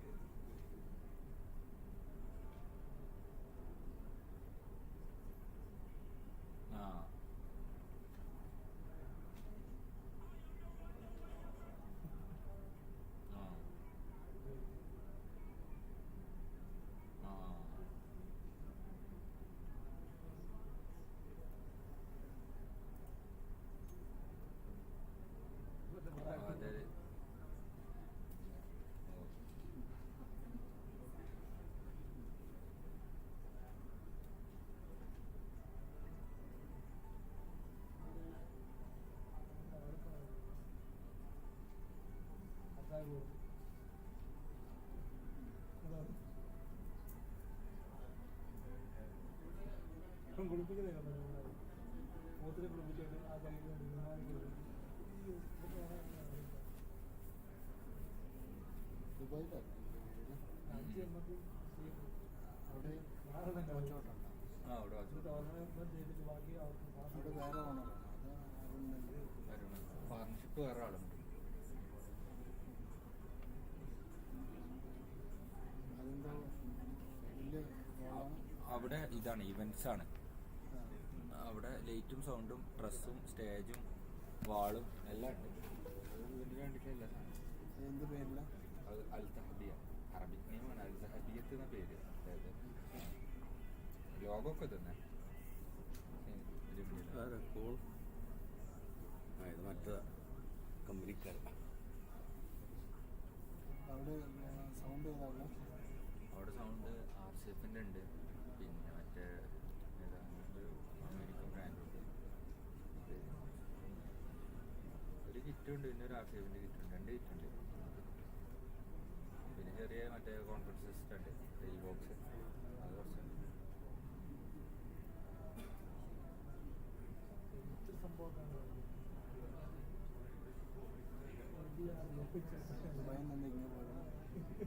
ഞാനോ? ഞാൻ കല്യാണം കഴിഞ്ഞതിന് ശേഷം പിന്നെ രണ്ടാമത് ഈ ഇതിൽ പോയതുണ്ട്. ഇനി അപ്പോഴാണ് ഇവിടുന്ന് ഒരുപാട് ആൾക്കാർ വേറെ കമ്പനി പോയപ്പോൾ ഞാൻ ഒന്നാ പറ്റും. അങ്ങനെ ഇവിടേക്ക് താമസം മാറിയത്. എനിക്ക് നല്ല സാധനം. എത്ര വരുന്ന 68? നവാസാറിന് തന്നെയാണ്. ശരി. അല്ലല്ലോ, നവാസാറിന് വേറുണ്ട്, J6 പറഞ്ഞിട്ട്. J6 ഇതുമായിട്ട് എന്താ വ്യത്യാസം? J6 നാട്ടിൽ ക്വാളിറ്റി ഉണ്ട് ഇതിന്.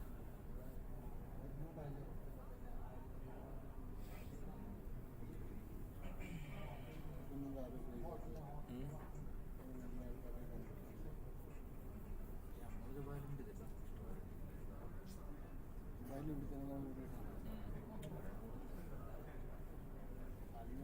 ആഴ്ചയിൽ വല്ലതും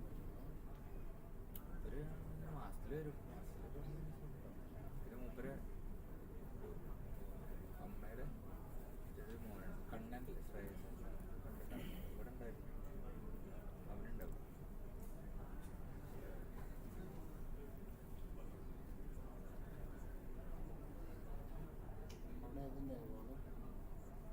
അവിടെ ബീറ്റുണ്ട്, B3 ഉണ്ട്.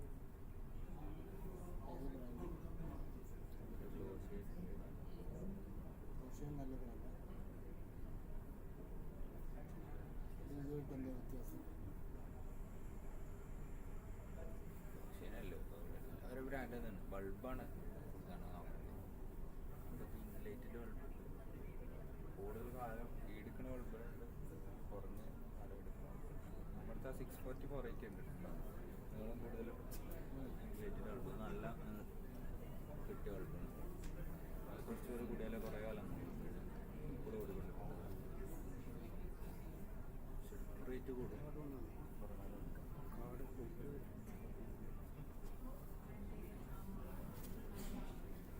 കഴിഞ്ഞ പുള്ളിയുടെ കോപ്പി കഴിഞ്ഞു. രണ്ടാമത് ഒരു ഫയൽ മിസ് അത് ജോലിയുണ്ട് എനിക്കോ? ഇല്ല. നിങ്ങളുടെ സ്റ്റുഡിയോയൊക്കെ സ്റ്റുഡിയോ ആകുമ്പോൾ വേറെ വരുമാനമൊക്കെ ഉണ്ടാവും. ഫ്രീലാൻസർ ഓഡിയോ വരുന്നതാണ്. ഓഡിയോ ലൈറ്റും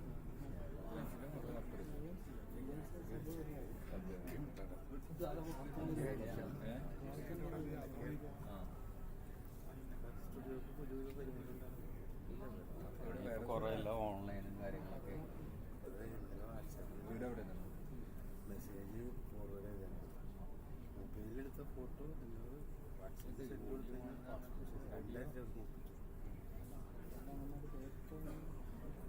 സെറ്റ് ചെയ്ത് പാസ്പോർട്ടാക്കി ക്ലിയർ ചെയ്ത് നല്ല ക്വാളിറ്റിയിൽ പാസ്പോർട്ടാക്കി തിരിച്ച് നിങ്ങൾക്ക് അയച്ചാൽ എങ്ങനെ ചെറുപ്പത്തിലൊക്കെ ഫാമിലി അച്ഛനുണ്ടായിരുന്നു.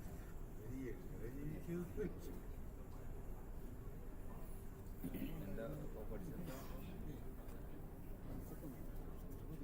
സൗണ്ടിൽ ഡിജിറ്റലായി കൂടെ നമ്മുടെ പരിപാടി കൂടെ മുതലേ വന്ന് ക്യാമറമാനാണ്.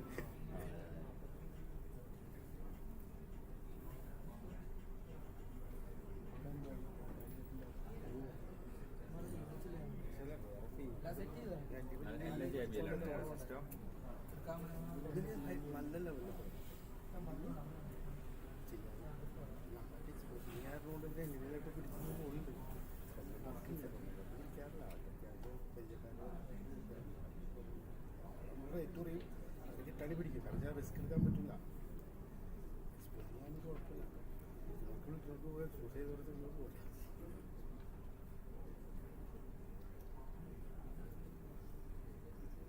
സൗണ്ടിലേക്ക് റിട്ടേൺ ഒരുപാട് ടൈം എടുക്കും. ഈ കൊറോണ വന്നതുകൊണ്ട് അങ്ങനെ ഇൻവെസ്റ്റ്മെൻ്റ് അല്ല. കൊറോണ മാറിയപ്പോൾ എല്ലാവരും M4 മുതലാണോ എടുത്ത് ഇട്ടിട്ടുണ്ടായിരുന്നു. മുതലാക്കണ്ടേ എങ്ങനെ മുതലാക്കാൻ ഫോറൊക്കെ എടുത്തിട്ട് വെച്ചിട്ടില്ല ഓടി മാർക്കോർ കൊടുക്കാൻ ഞാൻ എടുക്കുന്ന 1.85 ഇങ്ങോട്ട് കിട്ടില്ല. ഞാൻ അത് കൊടുത്തിട്ടുണ്ട് 2.25 ഇപ്പോൾ M4 ഓടി. ഇല്ല കഴിഞ്ഞ 2.55. ഞാൻ ഇതുപോലെ ഇവിടെ കേസ് കഴിഞ്ഞപ്പോൾ 2.25 വരാൻ തുടങ്ങി. അറിയില്ല കഴിഞ്ഞ ദിവസം എടുത്ത് 3-4 മാസം എടുത്ത് ആനയില്ലല്ലോ. ഇപ്പൊ ആലപ്പുഴ എടുത്ത തൃശ്ശൂരുണ്ടാവും പുള്ളിയുടെ അടുത്ത് 2.20 ഉണ്ടായിരുന്നു. പുള്ളിയുടെ അടുത്ത് സാധനം എല്ലാ സാധനവും കഴിയും. നമ്മൾ എവിടെ ചോദിച്ചാലും ഇല്ലാത്ത സാധനങ്ങളൊക്കെ പുള്ളിയുടെ പുള്ളിയുടെ തൃശ്ശൂർ ബെന്നിയാണ് വിൽസൻ്റെ ഫോട്ടോ ലിങ്കില്ലേ ഫോട്ടോ ലിങ്ക് എല്ലാ സാധനവും ഒരു സ്റ്റോക്കാണ് കൂടുതൽ വാങ്ങിച്ചു. എവിടെ വിളിച്ചു നോക്കിയാൽ സാധനം പുള്ളിയുടെ പെട്ടെന്ന്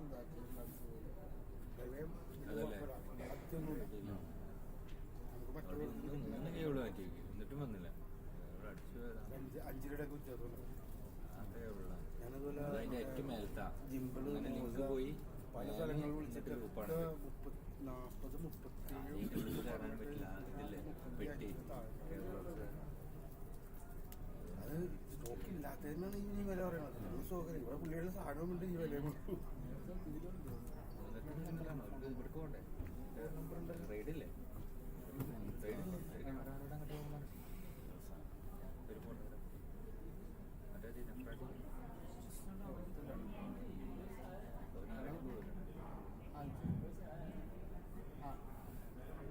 Good afternoon, ladies and gentlemen.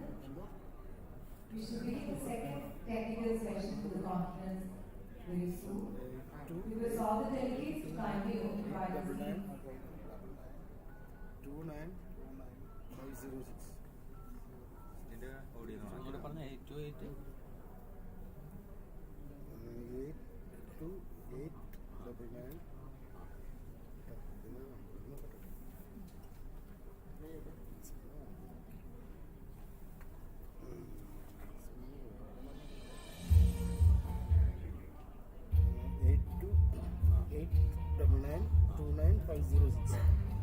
ഞാനൊന്ന് വിളിച്ചു നോക്കട്ടായിരുന്നു. എന്നിട്ട് കാറില്ല.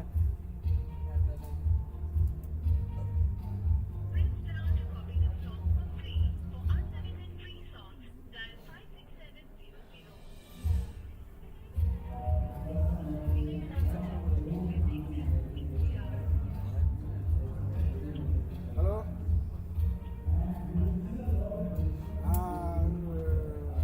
പപ്പനാണോ? ഞാൻ നമ്പർ മാറി വിളിച്ചിട്ടുണ്ടോ?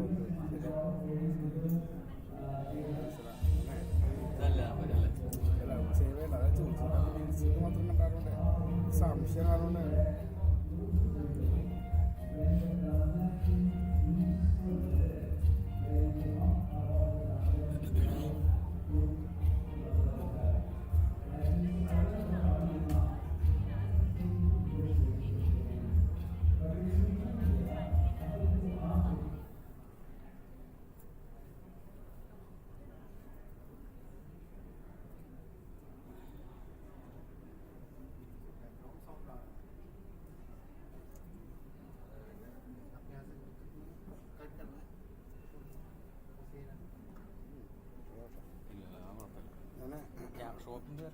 Photo link അടിച്ചോളൂ. ഫോട്ടോ ലിങ്ക് ഗൂഗിളിൽ അടിച്ച് കഴിഞ്ഞാൽ നമ്പർ കിട്ടും. ആ നമ്പറിൽ വിളിച്ചത് ഞാനങ്ങനെ വിളിക്കുന്നത്. കാരണം ട്രൂ കോളറിൽ കിടക്കുന്ന നമ്പറാണ് അത് കാണുന്നത്.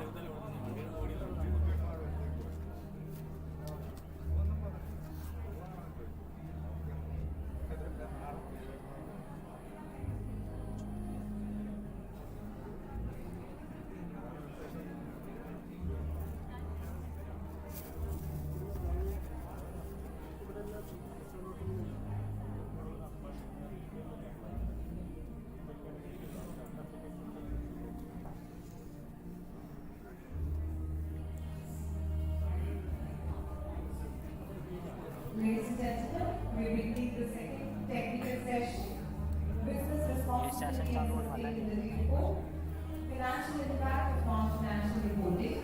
Request all the members to kindly occupy their seats. Delegates who are outside the venue, please come inside the venue and occupy your seats.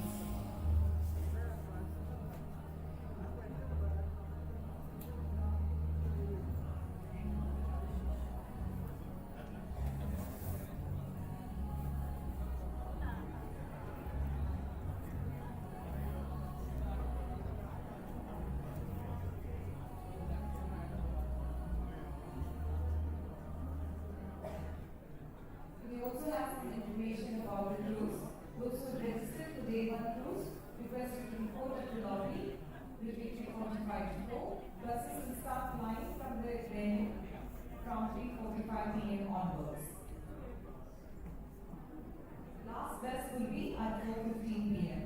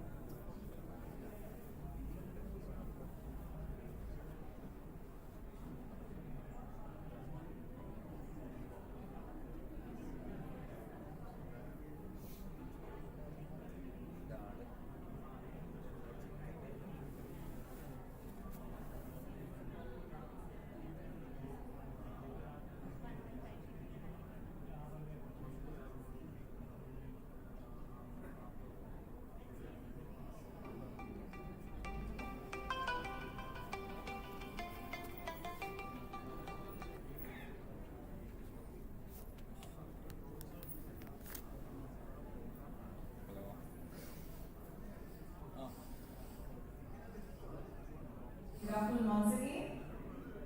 We're beginning the second technical session, Business Responsibility and Sustainability Report, BRSR, Financial Impact of Non-Financial Reporting. I request the moderator of the session, C.S. Sandeep Kumar Kejriwal, Council Member ICSI, and Chairman of the session, C.S. N. Balasubramanian, past Chairman of SARC of ICSI, to kindly accompany the panelists for the session, C.S. Sujit bin Ali, Global General Counsel and Chief Compliance Officer, RX Sustainability Limited, Sri Santosh Jairam, Global Head Sustainability, HCL Technologies Limited, and Ms. Ishita Sharma, Assistant General Manager, Operations Finance Department, Securities and Exchange Board of India. Onto the dais, please. I also request C.S. Nikhil George Pinto, Secretary, Kochi Chapter of ICSI, to occupy the dais.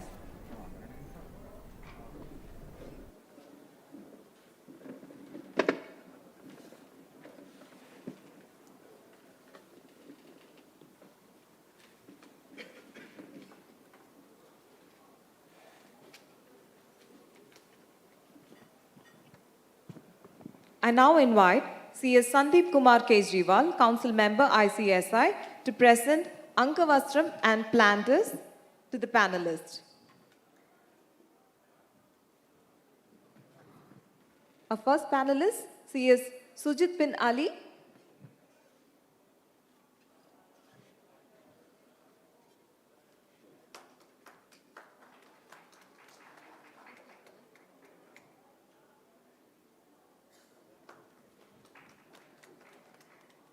Request you to hand over the Angavastram and planter to our next panelist, Sri Santosh Jairam.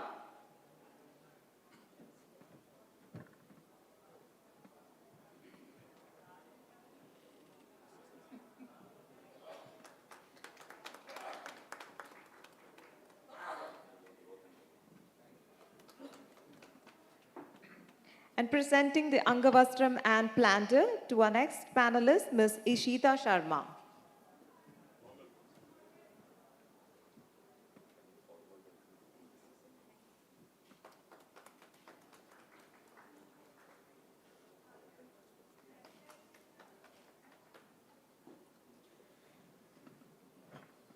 I now call upon CS N. Balasubramaniam, past chairman, SIRC of ICSI, to introduce the panelists for the session.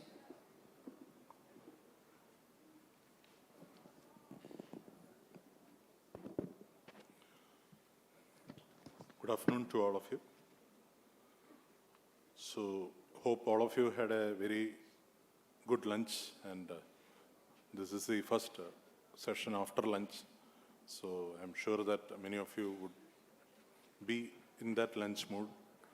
So, however, we'll have to take forward our program. And this session is of specific interest to all of you since it pertains to BRSR,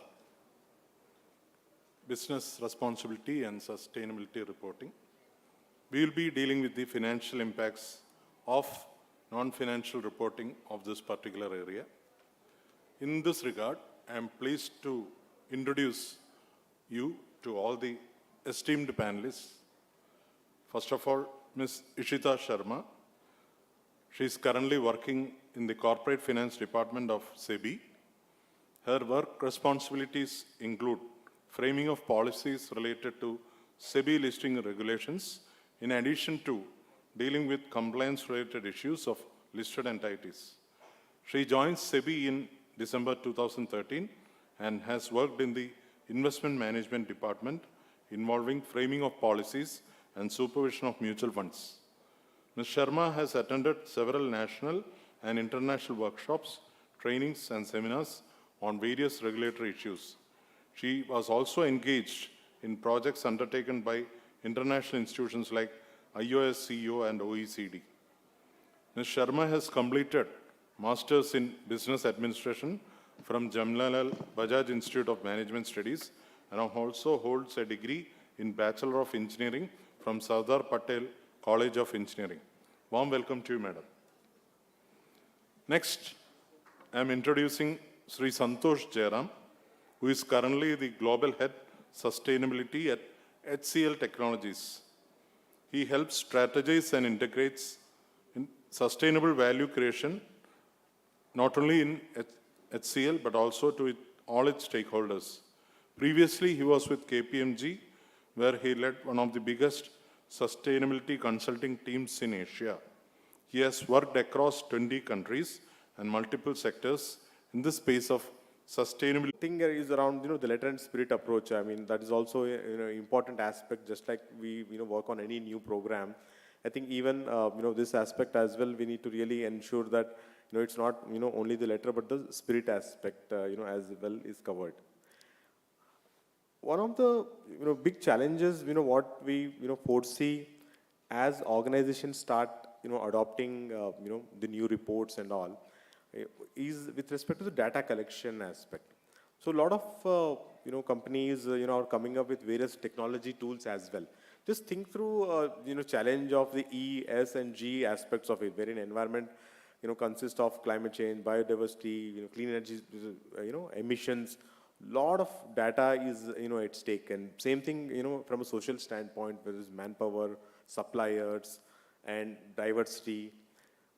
In terms of collecting the data, I think it's very important to leverage some technology as well, because ultimately over a period of a time, unless and until we collect the data, analyze it in a proper manner, there can't be a right way of enhancing the programs. So technology will play a pretty important role with respect to the reporting. I want to spend some time with respect to the role of a company secretary here and see how a company secretary as a governance professional can actually champion the ESG and sustainability program. That's a thought process which I have. Of course, every organization is different with respect to different functions. But the thought I just want to share here is that, why can't being a company secretary actually also champion this, particular ESG and sustainability program. And in my view, the company secretary is in a, right position to do so, for the simple reason of being of a great integrator role, which company secretary is already playing at this point of a time. Whether it is working with the manufacturing, finance, marketing, risk management, and compliance, and all of these areas. So I think that's a great opportunity for the company secretary to actually build this program. A lot of companies, what we have seen is that they're coming up with a ESG committees at a board level, although voluntarily. So we see a ESG board committee is being set up, company secretary being as a secretary, with coming up a clear-cut charter. But apart from that, there has to be an executive committee internally within the organization, which has a cross-functional, professionals from various departments.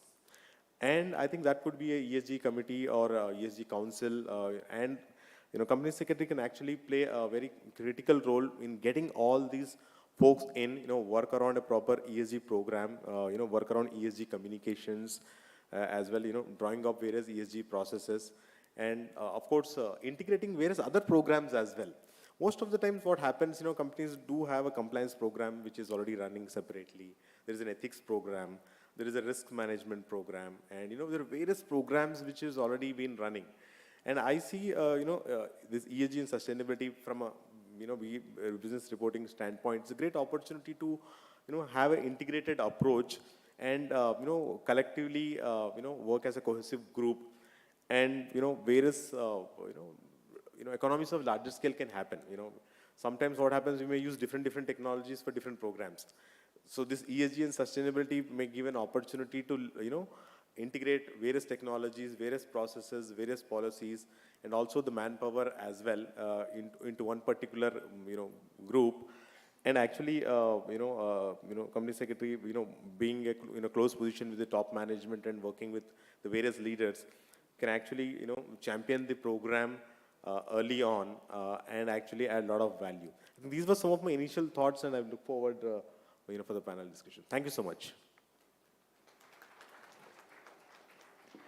Thanking all the esteemed panelists for enlightening us on this much important recent development in compliance field. May I now call upon CS Nigel George Pinto, Secretary, Kochi Chapter. Sorry, kindly excuse me. The floor is now open for Q&A session. I request the moderator, CS Sandeep Kumar Kejriwal, Council Member, ICSI, to kindly coordinate. I must thank to our panelists, Madam Smita Sharma, Sri Santosh Jairam, and CS Sujata for their wonderful address on this topic. Now, we have some questions from the audience. First question is to Madam Isita. Yeah, please. Oh, sorry. Please. I just have it. You may ask. Yeah. So it is a very nice introduction right from the regulator's angle, from an implementer's point, and also from secretarial point stand, which Sujat had pointed. Thank you so much. So I just wanted to see, in taking a more deeper dive into what Sujat said, is as a company secretary, how do we hone the skills of navigating through this integration of various functions? Like, for example, very rightly pointed out that you can enable all the interfunctional expertise within the company, but how as a company secretary we can hone those skills to implement it, because it's every learning. Like, for example, if you have to talk about energy or water sustainability, right, there are several metrics which we just be in like a router just to gather information and just try to percolate and lead it up, but you're just like a postman there. So I just wanted to take views from the panelists of how, as a company secretary, we can hone those skills, we can add value rather than just be an aggregator. So if we can just throw some light on it.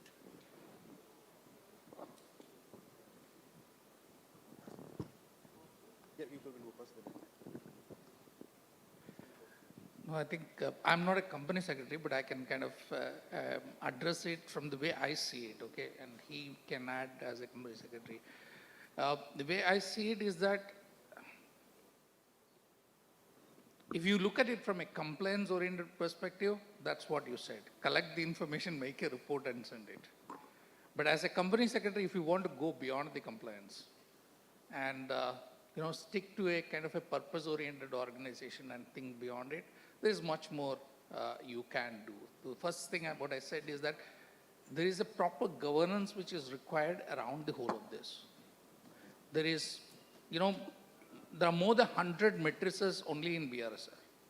And if I include all the other reporting requirements and all those kind of things, the number of requirements would be more than 300, 350 odd, matrices to be reported. Now, until unless there is a proper governance around the whole of the things are not in control. Okay?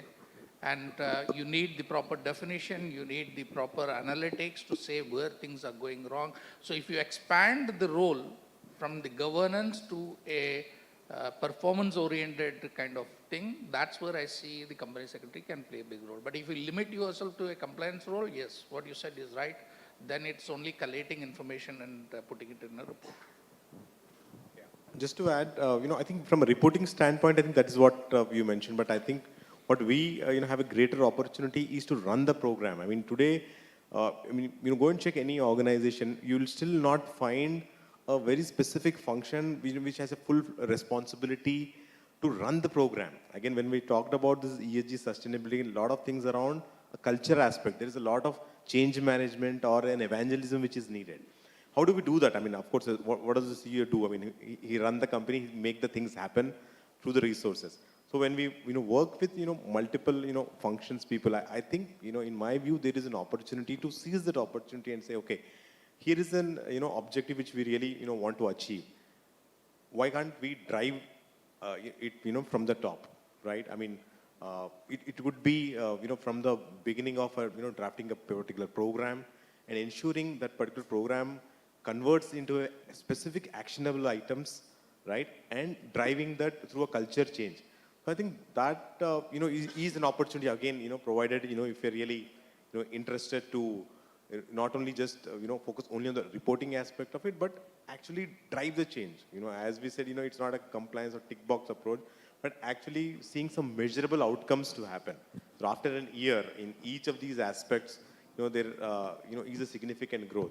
And at that point of a time, if the board, sees, company secretary as a, governance professional who is actually leading that change, who is championing the thing, who is making things happen, I think that is purely, our interest. And of course, how to, hone those skills, as you mentioned, just like how we want to be a leader. I mean, just next to the CEO. And I think, one of the great opportunities for all of us is that, when you work with different, functions, I think spending time and learning the domain aspects of it, would be really, be very useful. Yeah. Thank you. My one question to Santosh Jaram sir, just taking the question from your answer, that as you mentioned that around 400 reportings are there. And what we feel as a company secretary, maybe in employment, maybe in practice, there are several reporting that is, duplicacy is there. Maybe the same reporting to GST, same reporting to SEBI, same to MCA, same to here, same to there. And SEBI, Madam Icsi Sharma is also there. So can we, as a regulator or as a MCA or as a practicing professional, as a ICSI, can take such steps that reporting should be, common reporting should be in a single window, and from there it should be segregated to various regulators. Can we think, or can we are thinking about it? Madam, is the summer, please. Raise a very good point actually. See, today the challenge is that reporting to MCA is not public, right? Whereas the reporting that you have to do under the LODR to stock exchanges, it is visible to the whole public. So what you have said, it actually requires a lot of coordination in the sense that, with SEBI, with MCA, with any other regulator, that you actually have a single window where it's a good suggestion, but it has its own challenges. Thank you, madam. Any comments from your side? So in my earlier role as an consultant, we welcomed many reporting standards because that's more business to us. But now being on the other side, on the corporate side, I find it a little difficult. So let me put it that way. Yeah. So for an Indian company, there is only one regulatory requirement now, which is BRSR. So very simple, there is only one reporting requirement. But if you're operating internationally, like what we do, because our clients expect us to be aligned with some of the global standards and all those things, number of reporting things changes. And if I look at the aspects of reporting, they're almost about 90% same. But what happens is that the same metric, there are some small changes. What BRSR wants has got a small twist in terms of the way it needs to be reported, whereas a SASB or a GRA would require it in a different manner. So those are kind of the minute changes when you get into it. But now I think the ISSB, the International Standards, Sustainability Standards Board, which is set up by the IFRS Foundation, is trying to merge many things. And almost all the global players are kind of coming together to come out with. The first set of standards is out for public consultation. So the ISSB, I think internationally would be the go-to standard when it comes to, so it will align many of the things. And of course, on the regulatory front, we will know that there will be a revision 2 of BRSR which would come, and all those things would more and more align to the international requirement. I just want to add here that the BRSR, it allows for interoperability. So, if we are talking, of course, there are different standards and a lot of companies in India have adopted GRI. So, companies have the flexibility to actually cross-reference the disclosure sought under the BRSR to the disclosure that is they are making under the international framework. So this will give companies flexibility while, at the same time it will ensure that all the aspects of the BRSR are captured. Thank you, madam. Now, the next question is to madam, that it's a normal, common mindset of ours that non-financial reporting increases the compliance burden and attacks more cost to organization. Is it practical? Okay, so let me first, just begin by saying that, so we, it is widely understood, in fact, Santosh sir mentioned that BRSR is 10x over the BRR. So definitely there is no doubt that BRSR is a significant departure from the BRR. But, we have been very conscious of this, and we have tried to bring about this shift in a very gradual and a non-disruptive sort of a manner. So we did intensive public consultation, and we tried to balance out the concerns that were raised by companies with the investor need for disclosures. We also bifurcated the disclosures. So as you know, as I mentioned earlier, a number of the disclosures are under leadership indicators, so they are voluntary. And we have also given a lot of time. So, for, like I said, for this year it is, annual reports of this year it is voluntary, while for next year it is mandatory. So this time is intended so that companies can gear up and they can see what changes they need to make, what do they need to measure, what are they currently already measuring, and do they need to track it differently. So we've been very mindful of the fact that this is a big change and companies would need time and they would need to make those efforts to make this change. So coming to the question of whether this is a compliance burden, it is now widely accepted that companies need to conduct their business in a responsible and sustainable manner. So, you have governments on one side pushing, you have regulators pushing companies, and you also have investors who are pushing companies to be mindful of their environmental and social impact. So, like I said, investors need these disclosures because they realize that these issues have financial implications. So there's no doubt that companies will have to take more effort, but at the same time, I believe that this is an opportunity so that companies can demonstrate to their investors what are their sustainable objectives, what is their performance against that, and what are they really looking at, what is their strategy. So the higher standards of ESG disclosures and transparencies will actually help companies in attracting more capital and more investment. Thank you. Thank you, madam. My next question to CS Ali, that how can the established organizations successfully transform themselves into a sustainable business, sir?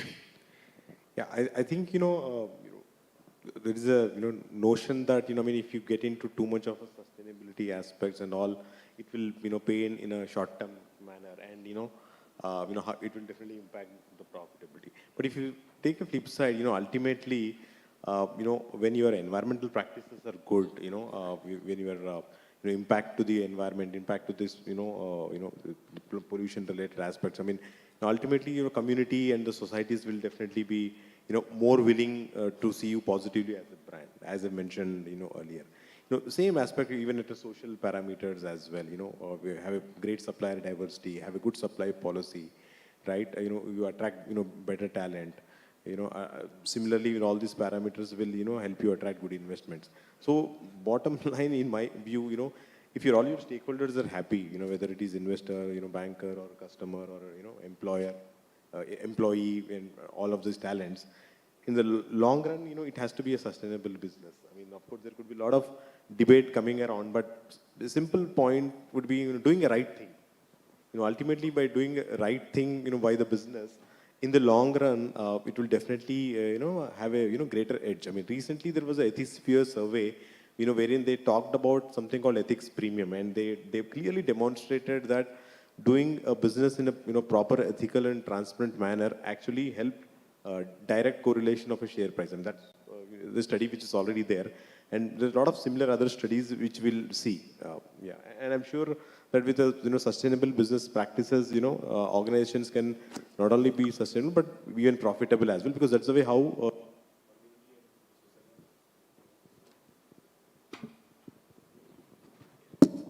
Yeah, because that's the way how everyone wants to see the businesses as.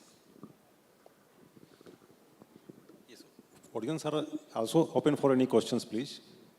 Yes, sir. Sir.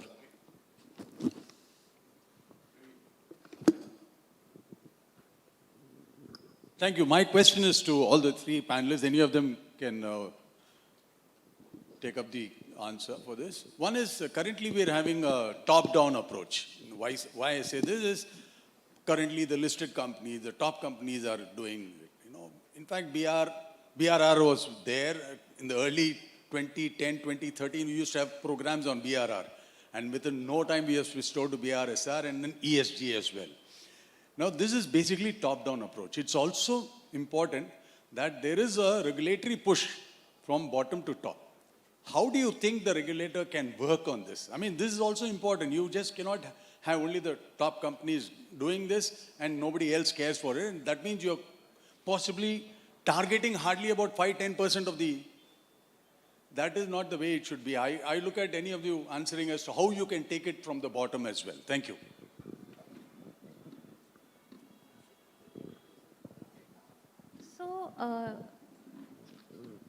So the way we had introduced BRR, we had started with, like you mentioned, we started with top 100 and then we progressively increased it to top 1,000.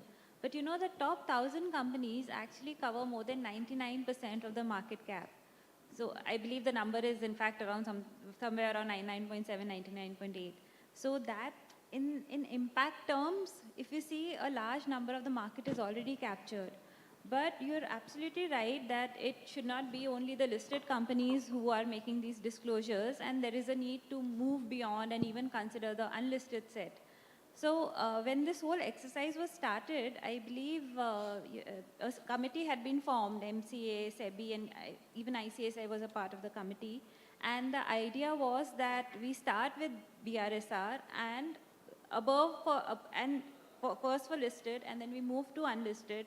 And for the smaller companies, below a certain threshold of net worth and turnover, there was a concept of BRR Lite that was introduced, so which had, to start off with lesser disclosure requirements. So I believe at some stage, what you are saying will actually be done, because, even if you see globally, the movement is towards economy-wide sustainability disclosures. So at some point, definitely we'll need to move beyond the listed space and even consider the unlisted space. Thank you.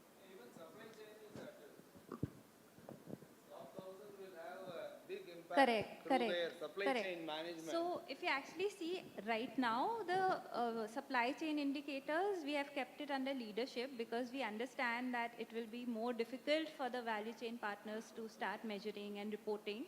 But over time, the leadership indicators are intended as a pathway to a more comprehensive disclosure regime. So at some stage, probably we will be shifting the leadership indicators into essential indicators, and that will of course cover the value chain partners also. I just want to add one question, sir. Mr. Ali, you want to say something? I just want to, subscribe to what sir mentioned. I think, while it is a graded approach, but the bottoms up approach, thought also is good because ultimately if you want to see a larger change, maybe not light, but some lighter, approach, applicable for all the companies, so that at least they start thinking about these parameters. Would definitely be helpful. So I agree with your thought, but I am sure it will take its own time because people will see it as a compliance burden again. No, currently, bottom side is left to the individual regulators in that locality, in that area to do it. But consciously it has to come from the bottom up. Then it will be a real success. That's the way you can really measure the success of this particular aspect. And it has to come. In fact, you're looking at maybe the vehicles which are running now with petrol, diesel. Diesel is literally getting stopped. Petrol, now that maybe 10 years down the line, 15 years down the line, a petrol vehicle will be in the museums, that's I suppose, right? I remember even much before we talked about voluntary guidelines MCA, vendors of unlisted company vendors, of course great exporters, have been offered higher price for their per piece for whatever they are exporting if they follow certain various, BRSR parameters, though they were not known as BRSR. So therefore, the supply chain way of bringing the qualitative aspects of social environmental governance was already in the vogue. That it has now become regulatory, and the regulator has also given a pathway towards the leadership indicators is something which we need to be happy about it. Having said that, I just want one question, Mr. Sandeep Kumar. I just ask one question on the financial impact of reporting as such. See, we are talking about non-financial reporting. Currently, non-financial reporting is nothing but looking at the resources, looking at the reach, and measuring the things and then reporting. Will non-financial reporting itself per se, will there be a financial impact is my question. Of course, naturally. Now, as I told you, I do not subscribe to this terminology of non-financial. The best I can go is extra-financial reporting. So definitely there is the link. So when you are talking about, for example, let me give you, my career started with cement industry. Okay, first 10 years, I was a process engineer, and if you give me the carbon emission of the top 4 cement companies in India, I can right now tell you who is more efficient. What is carbon emission? People think it as an environmental reporting. It is not. The carbon emission is nothing but the efficiency. You reduce your energy consumption, the emission goes down. You optimize your logistics, the emission goes down. So literally, carbon as a KPI or a metric is an all-inclusive metric of efficiency. So for example, if you're a logistic company, you will focus on your vehicle efficiency, how much kilometer it gives per liter. But you may not reach the efficiency until unless the routes are optimized. Okay, so if you are looking at your energy per machine, you are on a wrong metric. But let us assume the same logistic company monitors carbon.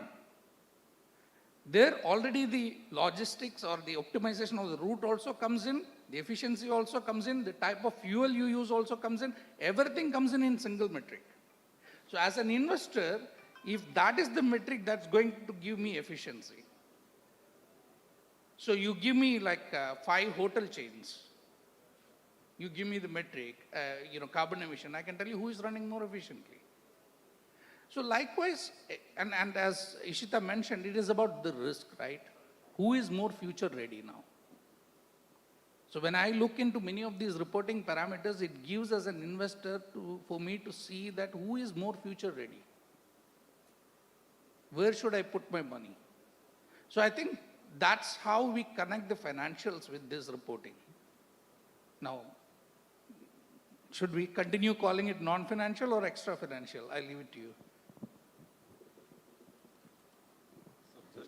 Getting to your answer that emission must be a parameter to measure the efficiency. And in our earlier address, our President Deshpande sir also said in Dubai that simply switching off the power switch is also a CSR. So we can measure our efficiency in so many ways. So any question from the audience? So our next question to Santosh sir, that what problems might a company encounter with going green? Green initiatives. So again, I'm sorry, I'm a little clear, this thing about some of these terminologies. Now, green is also a terminology because there are about 50 shades of green. Okay, so that's where all these greenwashings and, Shaukat Shujat just mentioned about that. So all those things happen. So you should be a little careful about which green are we talking about. But having said that, yeah, what are the challenges? Now, I would say is that the basic challenge, what I see is the knowledge or the competence to look into this subject. And that's one of the clear lag which I see. The moment you understand something, it's much more easier. To give you a perspective, renewable energy in India, right now we were calculating our ROA is about 1.3 years.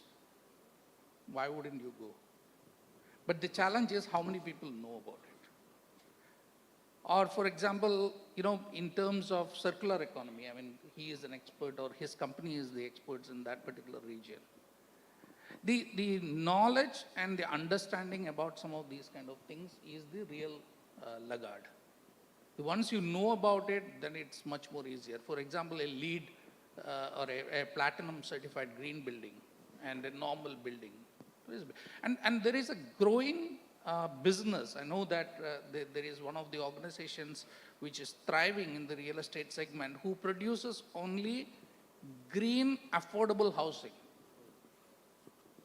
Now, how many people would have thought that affordable housing and green goes together? But there is a company which specializes in that, and they are a huge success. We all think green is only for the affluent and the rich, and they only buy the green homes. No, the green affordable housing is the biggest or the fast growing market right now in India. Yeah, I've also heard, examples on this, housing aspects. I think specifically eco houses and, using clay and the mud and, I've heard a lot of, concepts around that. But apart from that, I think the construction and demolition waste also which comes around, and there's a lot of recyclables can come from the same demolition, whether it's wood or metal or, even aggregates and all of that.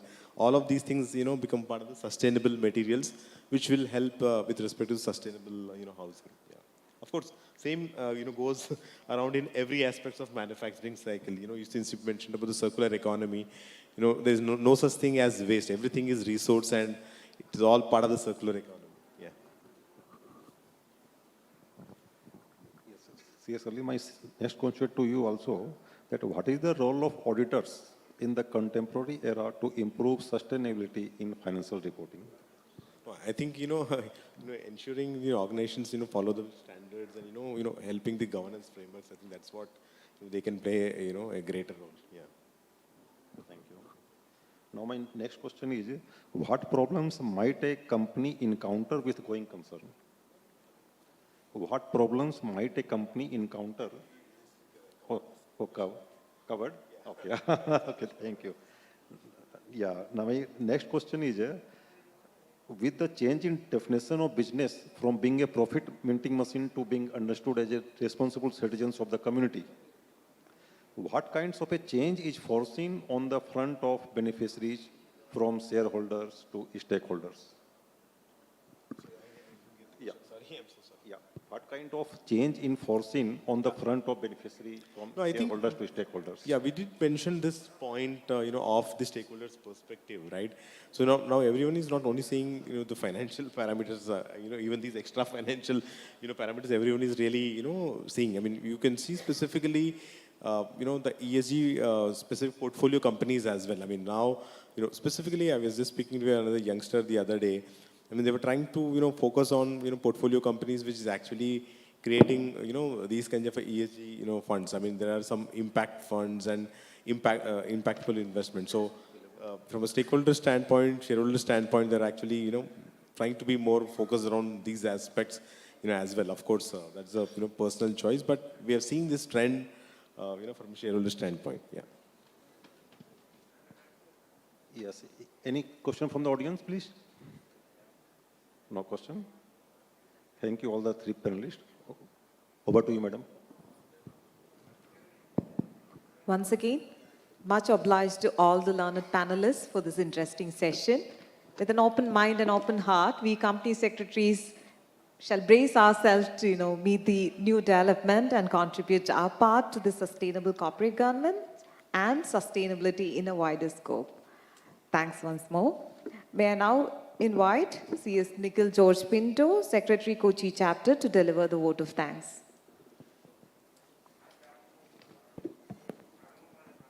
Good evening all. I'm sure that the impact on the financial aspects as well as non-financial aspects on both financial and non-financial reporting is a very important factor when to our topic, as in pursuing our professionalism and perfection.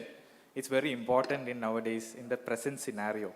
And we had a very enlightening session on the topic, and I extremely extend all the warm appreciations for making this session fruitful. And it's my privilege and it's my duty to deliver the vote of thanks. And on behalf of the entire members present here and those participating virtually, on behalf of entire MC, on behalf of everybody, I thank the panelists for the session, Ishita ma'am, Santosh sir, and Sujat sir for giving this wonderful session.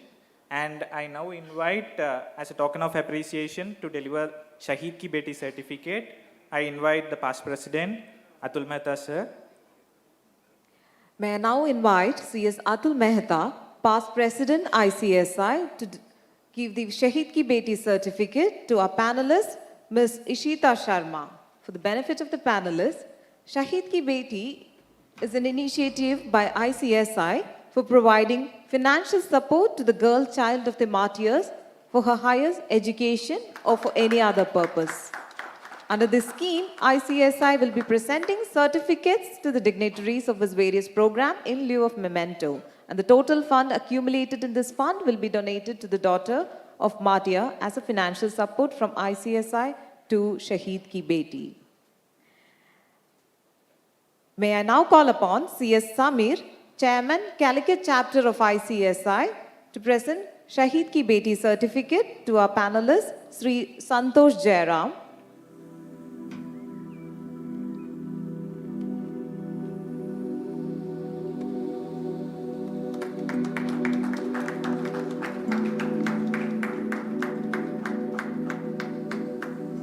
Thank you. I now call upon Sri S. Sukesh, Chairman, Thrissur Chapter of ICSI, to hand over the Shahid Ki Beti certificate to our panelist, CS Sujit bin Ali.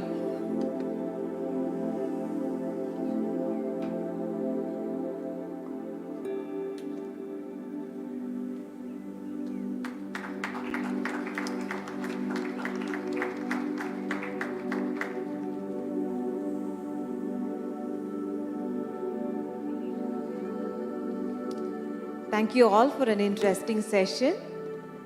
We have now come to the conclusion of the second technical session. Thank you.